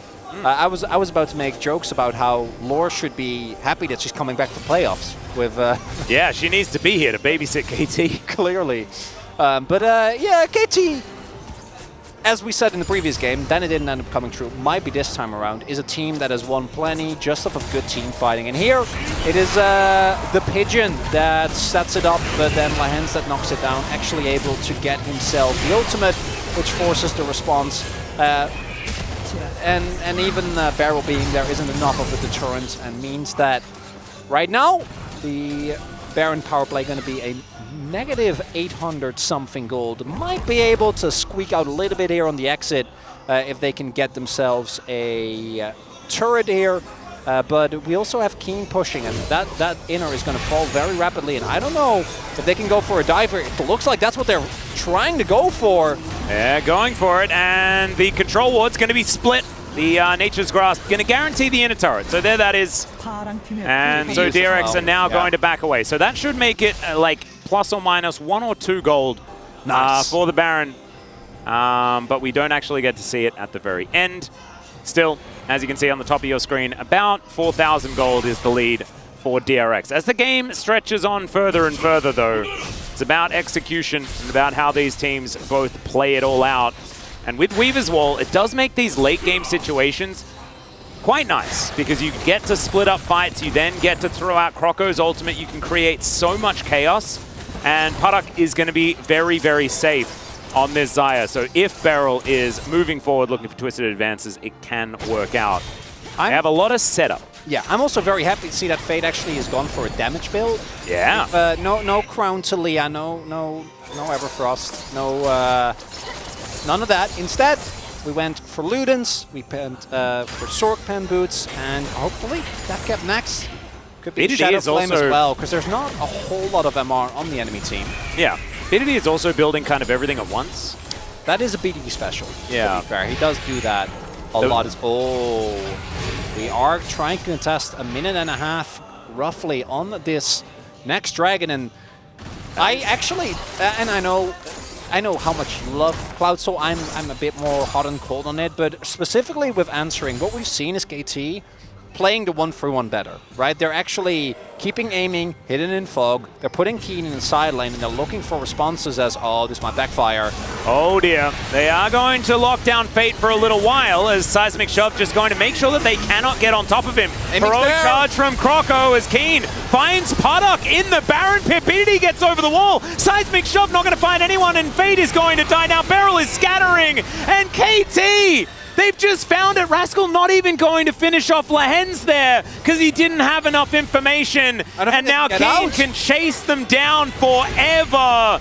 There is Beryl just trying to taxi towards the Quinn. And Kroko, unfortunately, just doesn't have enough W's to make this one work. And he is going to be able to use it here, but Volt, Skystrike, things like that. Ooh, not going to find the Q. He should still be dead. Yeah. With the movement speed. It's going to be a tough one as Keen not going to get over that wall, as Kroko, he's trying to fake him out. And yeah, gets the auto attack off as the ulti was coming down. So it goes back to the minion wave in perfect timing here for Keen. And that is why we do buy defensive items, as they spotted like a second too late. Right, they know that something's going on here, but Fate is completely isolated, doesn't have Flash, doesn't have a Zhonya's. So then the fight is completely split. They lose one of their biggest damage dealers right from the get-go, and as you point out, Paddock completely Everyone isolated. abandons the duck. I know. Can't abandon the duck. He needs your help. Yeah, you've and got... now that's probably going to be, at the very least, the Dragon, but more likely could be a Baron here, and Keen coming back in such a big way here on this Quinn. This is the weirdest series that I've cast since the last really weird series that we cast. We've had a lot. We have actually. I think it was last week. So that was the Nongshim Live Sandbox. That was very weird as well. But this is really weird, but I'm really enjoying it because I don't know who's going to win at all. As it just seems like whoever finds an advantage in a fight gets themselves into such a good position, but then they all come back again as Rascal taken down to 50%. Beryl can't get into the fight as the Weaver's Wall. I mean, KT don't really want to be going back, and so they're not too worried about it. So Fate now just doesn't have an R button for this Baron that is now up and available. No Dominus either. It's a difficult time for DRX, but they are grouped up. Rascal has teleport. He can look for that flank angle, and they are just not scared. They're going for the Baron anyway. Keen is booking it. He's going so fast. Has that W to get the vision as Hook is going to connect there. As he gets into the backline, Heroic Charge doesn't work out. As now the helicopter comes in, Cuz he's going to hold the Emperor's Divide from BDD. And now Keen is gale forcing forward. It's massive damage, and KT will wipe the fight. This series is so silly. 5-0! Clean ace my at 5 minutes! Not like this! It's a clean 2-1, nothing to see here, Chronicler! Obviously, KT weren't going to be taken down, not today. The winning streak continues. Baby! Yeah, that's what, 10 in a row or something like that. It's not, you know, it's just we knew it was going to happen. As the Execute comes in, needs to get back to buying this ARAM for Lehens. The Nexus goes down, and KT, a 2-1 victory here. Some grins on their faces. Look at Aiming. Aiming was losing his mind, laughing after that series, and you could understand it, but hats off to DRX, man. They were on the same level as KT today. What did we learn? What do we know now? Do we know more things? Oh, no, nothing. No, in one ear and out the other for me. Or in one eye and out the other. Don't know how that works. I can't believe I'm saying this, but if DRX can keep at this level, like they can win worlds. Well, calm down now. I know I make a lot of jokes about Beryl, but there's no way he's doing it 4 times in a row. But he's only won it twice. Yeah, but he was in finals 3 years in a row. Yeah. So that's not happening this year. But what is important to note is that KT won, and they won 2-1, so it's fine. It's fine. How many years in a row has Beryl made worlds? All of them? Every year since he joined the LCK. No, because in 2018. 2018 he joined, right? And wait, no, 2019 he joined, went to Worlds. Oh yeah, because he wasn't there. Yeah, yeah, you're right. Yep. So I mean, obviously, it's DRX making that resurgence to keep the streak alive, and you can see still some grins on Aiming's face here. Who did you vote for, by the way? Keen? Oh, yeah. Because I think his side lane pressure, the kills he was able to get, and the damage he did in later fights, might be Lehens, might be BDD for that shuffle at the end. I don't know, Atlas. I think. Yeah, no, I don't think it's fine. Even remotely relevant because the series was strange. The last game was strange, but I want to say. Aiming is going to try his hand at a little bit of Nautilusing, but this was not KT necessarily playing to their usual level, or maybe it was, and they've been overperforming throughout the rest of the season. No. Maybe they are now truly, finally playing to the level that we expect of KT. Yeah, maybe this is the real one. Maybe this is just how it goes. I have to say, Croco, welcome back. You looked great today. Yeah.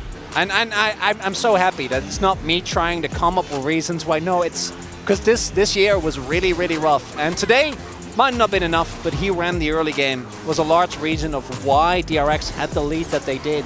And it's some of the inexperiences that we see, and just some of the lack of knowing how to set up around the late game objectives and team fights that end up costing DRX the win.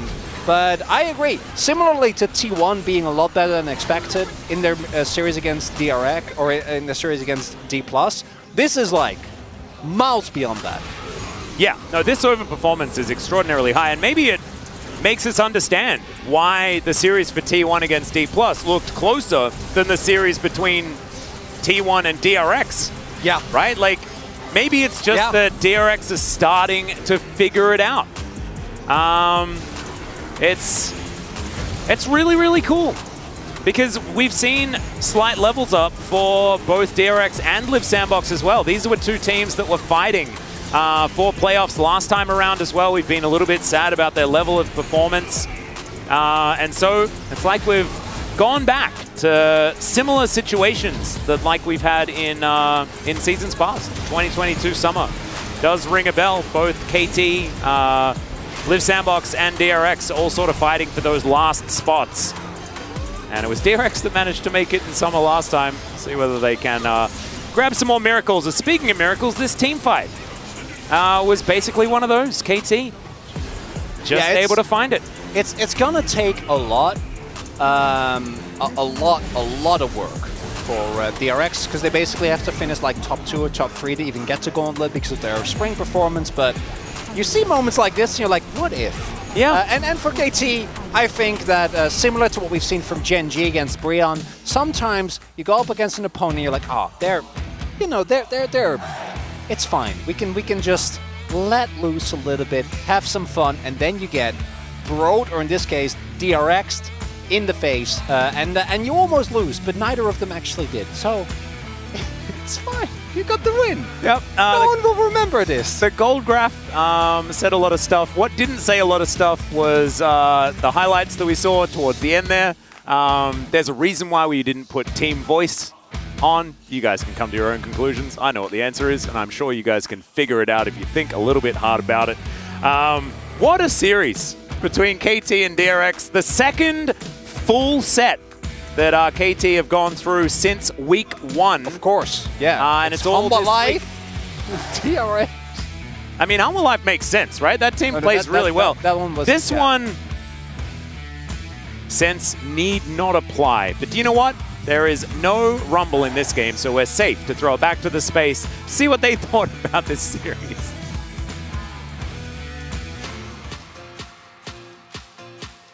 Thank you, casters, for your hard work today on that one.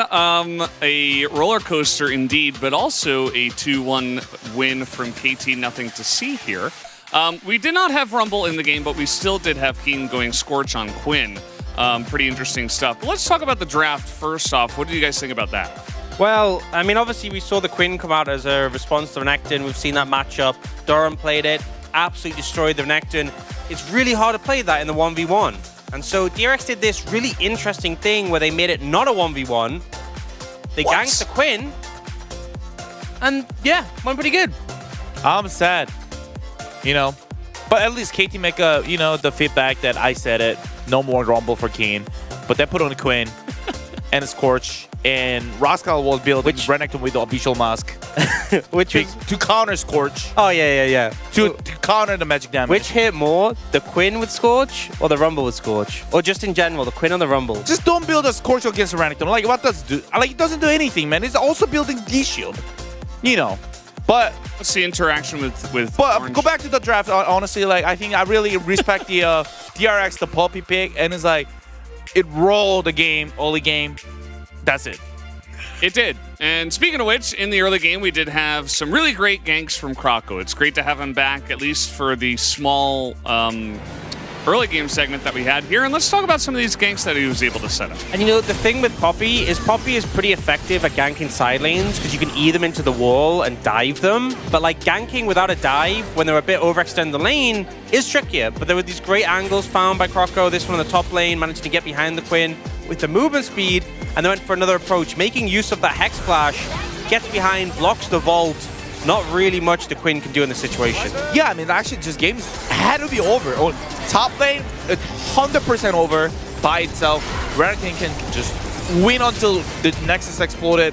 Look at even bottom. He played perfectly, just auto first, and make sure it's a wall, be able to just wall back into the stun and just be able to put the dive situation, the two of them, perfect W.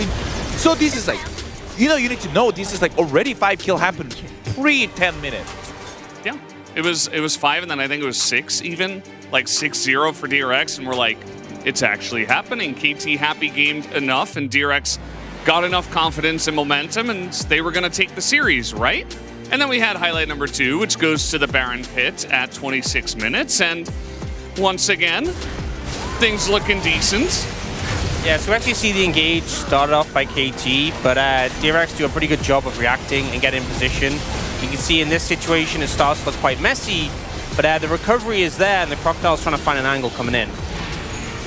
Yeah, I mean, also just like you just see like how the game is like really messy. It's just like already like weird that like you need to know DRX is like really ahead, that they should be able to roll on this game like in 25 minutes, just easily with any skirmishes.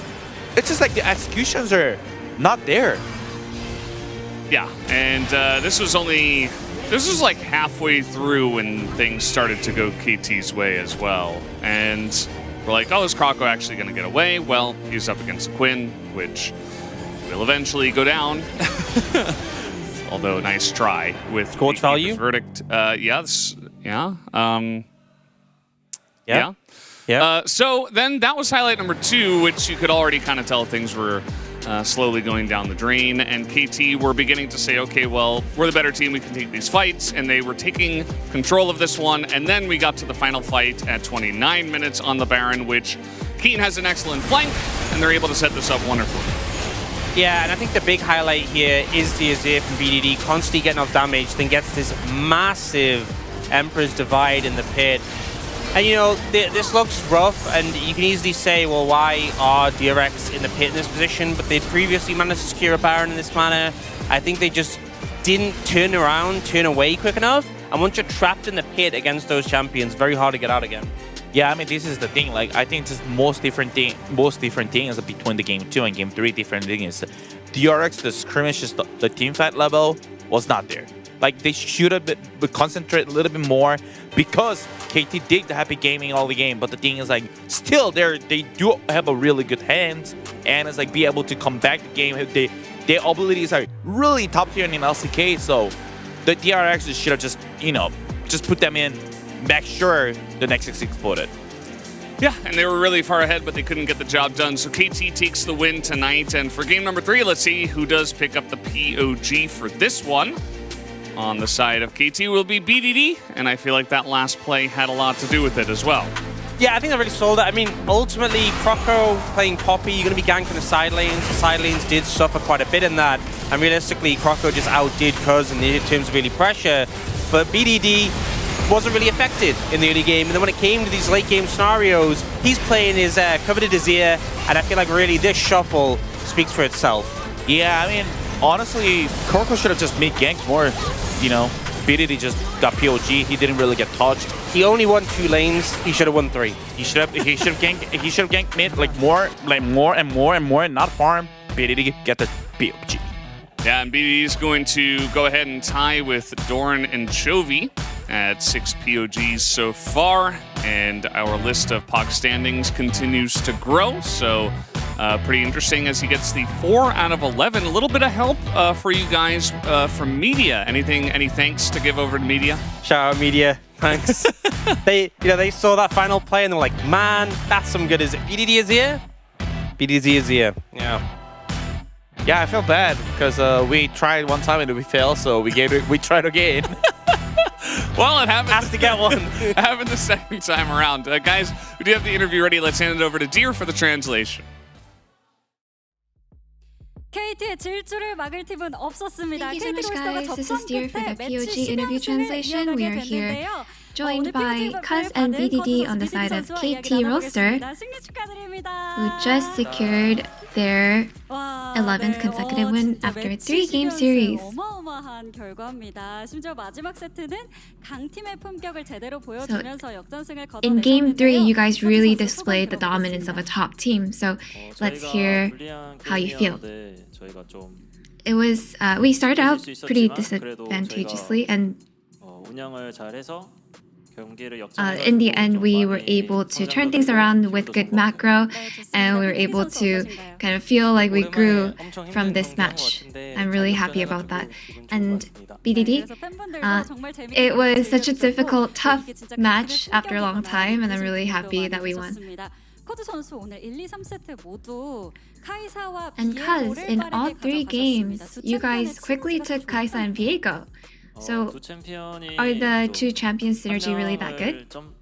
한 명을 한 번에 볼 때 좋아가지고 일단 시너지도 좋은 것 같고 I feel like when you look at those 2 champions, yeah, their synergy is insane, and we were very confident with these picks, so we definitely just wanted to go for that. And in game 2, you had a regretful loss. So, what was the feedback? 이 세트 기억이 안 나가지고 I honestly can't remember what happened in game 2. And BDD, what about you? What was the feedback? 저희가 유리한 타이밍이 있었는데 그때 사고가 There were 나가지고 definitely moments that we could have taken the game to our favor, but there were a lot of mistakes and accidents that happened. So we just interested in each other's ability to come back stronger, so we just went into game 3 with that mindset. BDD, you won both games where you took Azir and Kaisa. So, is there any strength to these 2 champions' synergy? 초반 정도만 약하고 시간 지났을 때는 한타나 Azir and Kaisa are weaker in the early game, but as the game progresses, they scale really well, so I think that's why it seems like they have good synergy. And BDD, including your game 1 and 3, you're undefeated on all games, all 8 games you played Azir. So, do you want to say anything to Azir? 이제 안 약해졌으면 좋겠네요. I just hope that you don't get nerfed anymore, Azir. 그만 되기를 또 얘기를 해주셨고요. 커즈 선수 이제 3세트 이야기를 좀 해보면 초반에 사실 in game 3, there's actually a pretty big gap in terms of the kill score, and because Quinn got focused down so hard, creating a global goal difference. What do you think the chances of turning things around was? Honestly, I don't think there was a big chance that we could have turned things around, but I feel like we had an awakening as a team, and we're able to kind of lead the team to victory as a team. 뿌듯하실 것 같은데요. 3세트 역전을 만든 장면들이 여러 가지가 있었지만 아무래도 마지막 바로 난타 장면이 결정적이지 않았을까 And in game 3, the team fight at Baron was something that actually turned things around when everything was 50-50. So how did you see this angle in the massive shuffle, BDD? So I noticed that the enemy was forcing Baron a little too hard, and I was able to catch that, and I saw the angle to go in. 합이 잘 드러났던 장면이 아닌가 싶은 생각이 드는데요. 네, 이렇게 하고 승리를 가져가게 되셨습니다. 여기에서 확인할 수 있었듯이 KT의 한타력에 대한 칭찬이 정말 자자합니다. And just as you can tell from this replay, everybody talks about how great KT's team fighting is.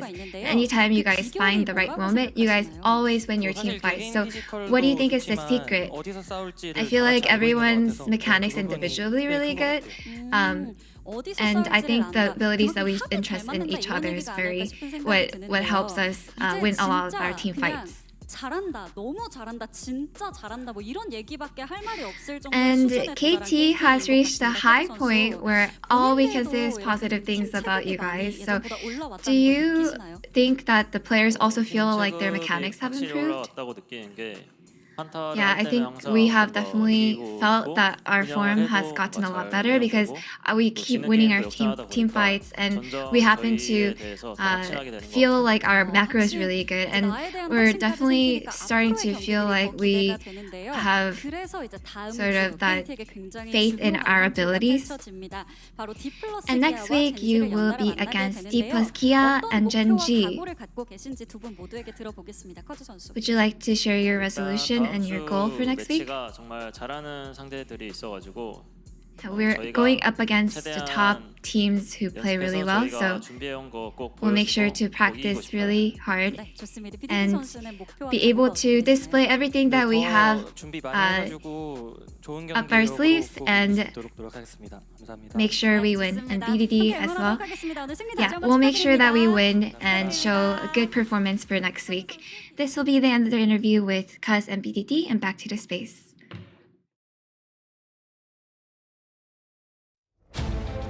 Thank you, dear, as always, for that wonderful translation as BDD and Cuz. BDD just hoping that Azir never gets nerfed ever again so that we can see him every single game for the rest of time. Let's take a look at the standings here for games well, no games, actually, just for the games of the LCK Summer 2023. What do you think about the current state of the LCK, guys? I think 6th place still a complete toss-up. No idea who's going to end up there. Obviously, DRX looks pretty good today, but there's a lot of teams close, early tied, and KT are like somehow keeping the dream alive because everyone's talking about the KT Gen.G rematch. Both teams not losing since obviously when Gen.G beat KT before. But given the play today and the fact they have to play D+ before Gen.G, I don't know if they'll make it. Yeah, I mean, at the bottom of the team, it's kind of, impressed. Like, DRX but fight well against KT, Bro against HLE, Nongshim against T1. Like, Leap Sandbox is still kind of performing fine. Like, Kwangdong Freaks is still question markable. But, like, I don't know. It's getting more intense and to get the 6th place, to get the, playoff, the last tickets. Yeah, at this point, I think it's really difficult to call, but this next week is definitely going to have a pretty big factor in determining who's going to get there. So we have a lot of big matches. Obviously, Saturday Showdown this time is that Gen.G versus KT match. Definitely want to check that one out. Anything else that stands out to you guys? I feel like the D+ KT will really set a tone for the week because D+, I wasn't super convinced today in the series against T1, and obviously KT... I mean, we don't even talk more about what just happened, but KT really needs to come into that one really strong if they want to show the sort of level where they're going to be able to beat Gen.G. Yeah, also in the middle seat, I think it looked like the HLE against the T1. It's a pretty big game as well. They're really, really close at the middle to get the better seed. I think that's a really important match as well. Yeah, absolutely is. Also at the end, Live Sandbox versus DRX, the last match of the week. That could be a decider for 6th place as Challenger League going to be starting tomorrow. Going to be 5 matches. Definitely want to watch that as we talk to chat and lose our minds and watch some very fun back and forth League of Legends in Challenger League. And you guys can check out some of the new players coming up from the Challenger League, such as, Peach was mentioned. He's over in the LEC doing pretty well. We have Ondil coming up recently, LCK. Anything else you guys want to add? Thanatos is pretty cool. Not cool enough, but pretty cool. Yeah, I guess not. My Rumble is pretty cool. Huni's good at Rumble. Well, you heard it here first. Well, guys, that's going to do it for us today. Thank you for watching. We'll see you next week on the LCK. Have a good night.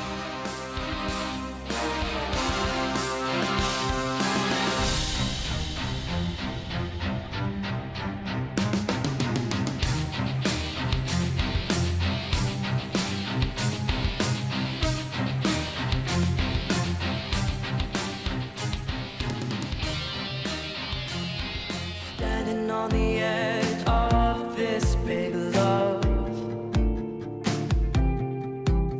I'm not looking down, baby, I'm ready to jump. I never believed love could set me free. You break down the walls I build around me.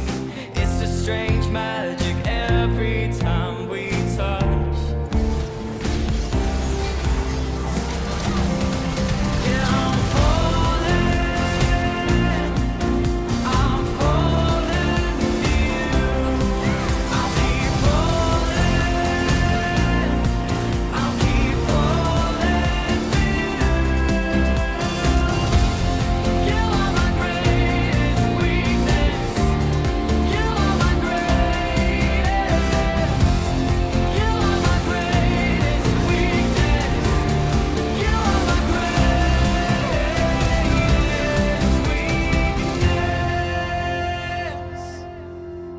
Standing on the edge of this big love, I'm not looking down, baby, I'm ready to jump. I never believed love could set me free. Break down the walls I build around me. It's a strange magic every time we touch.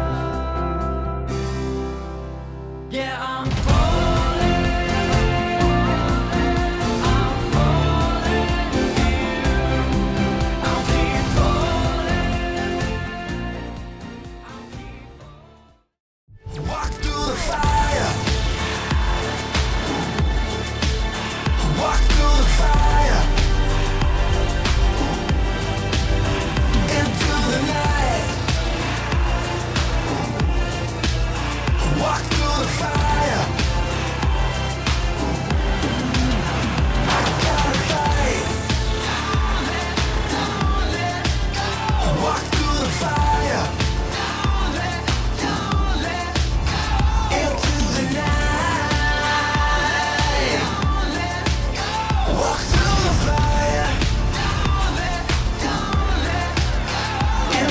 tonight.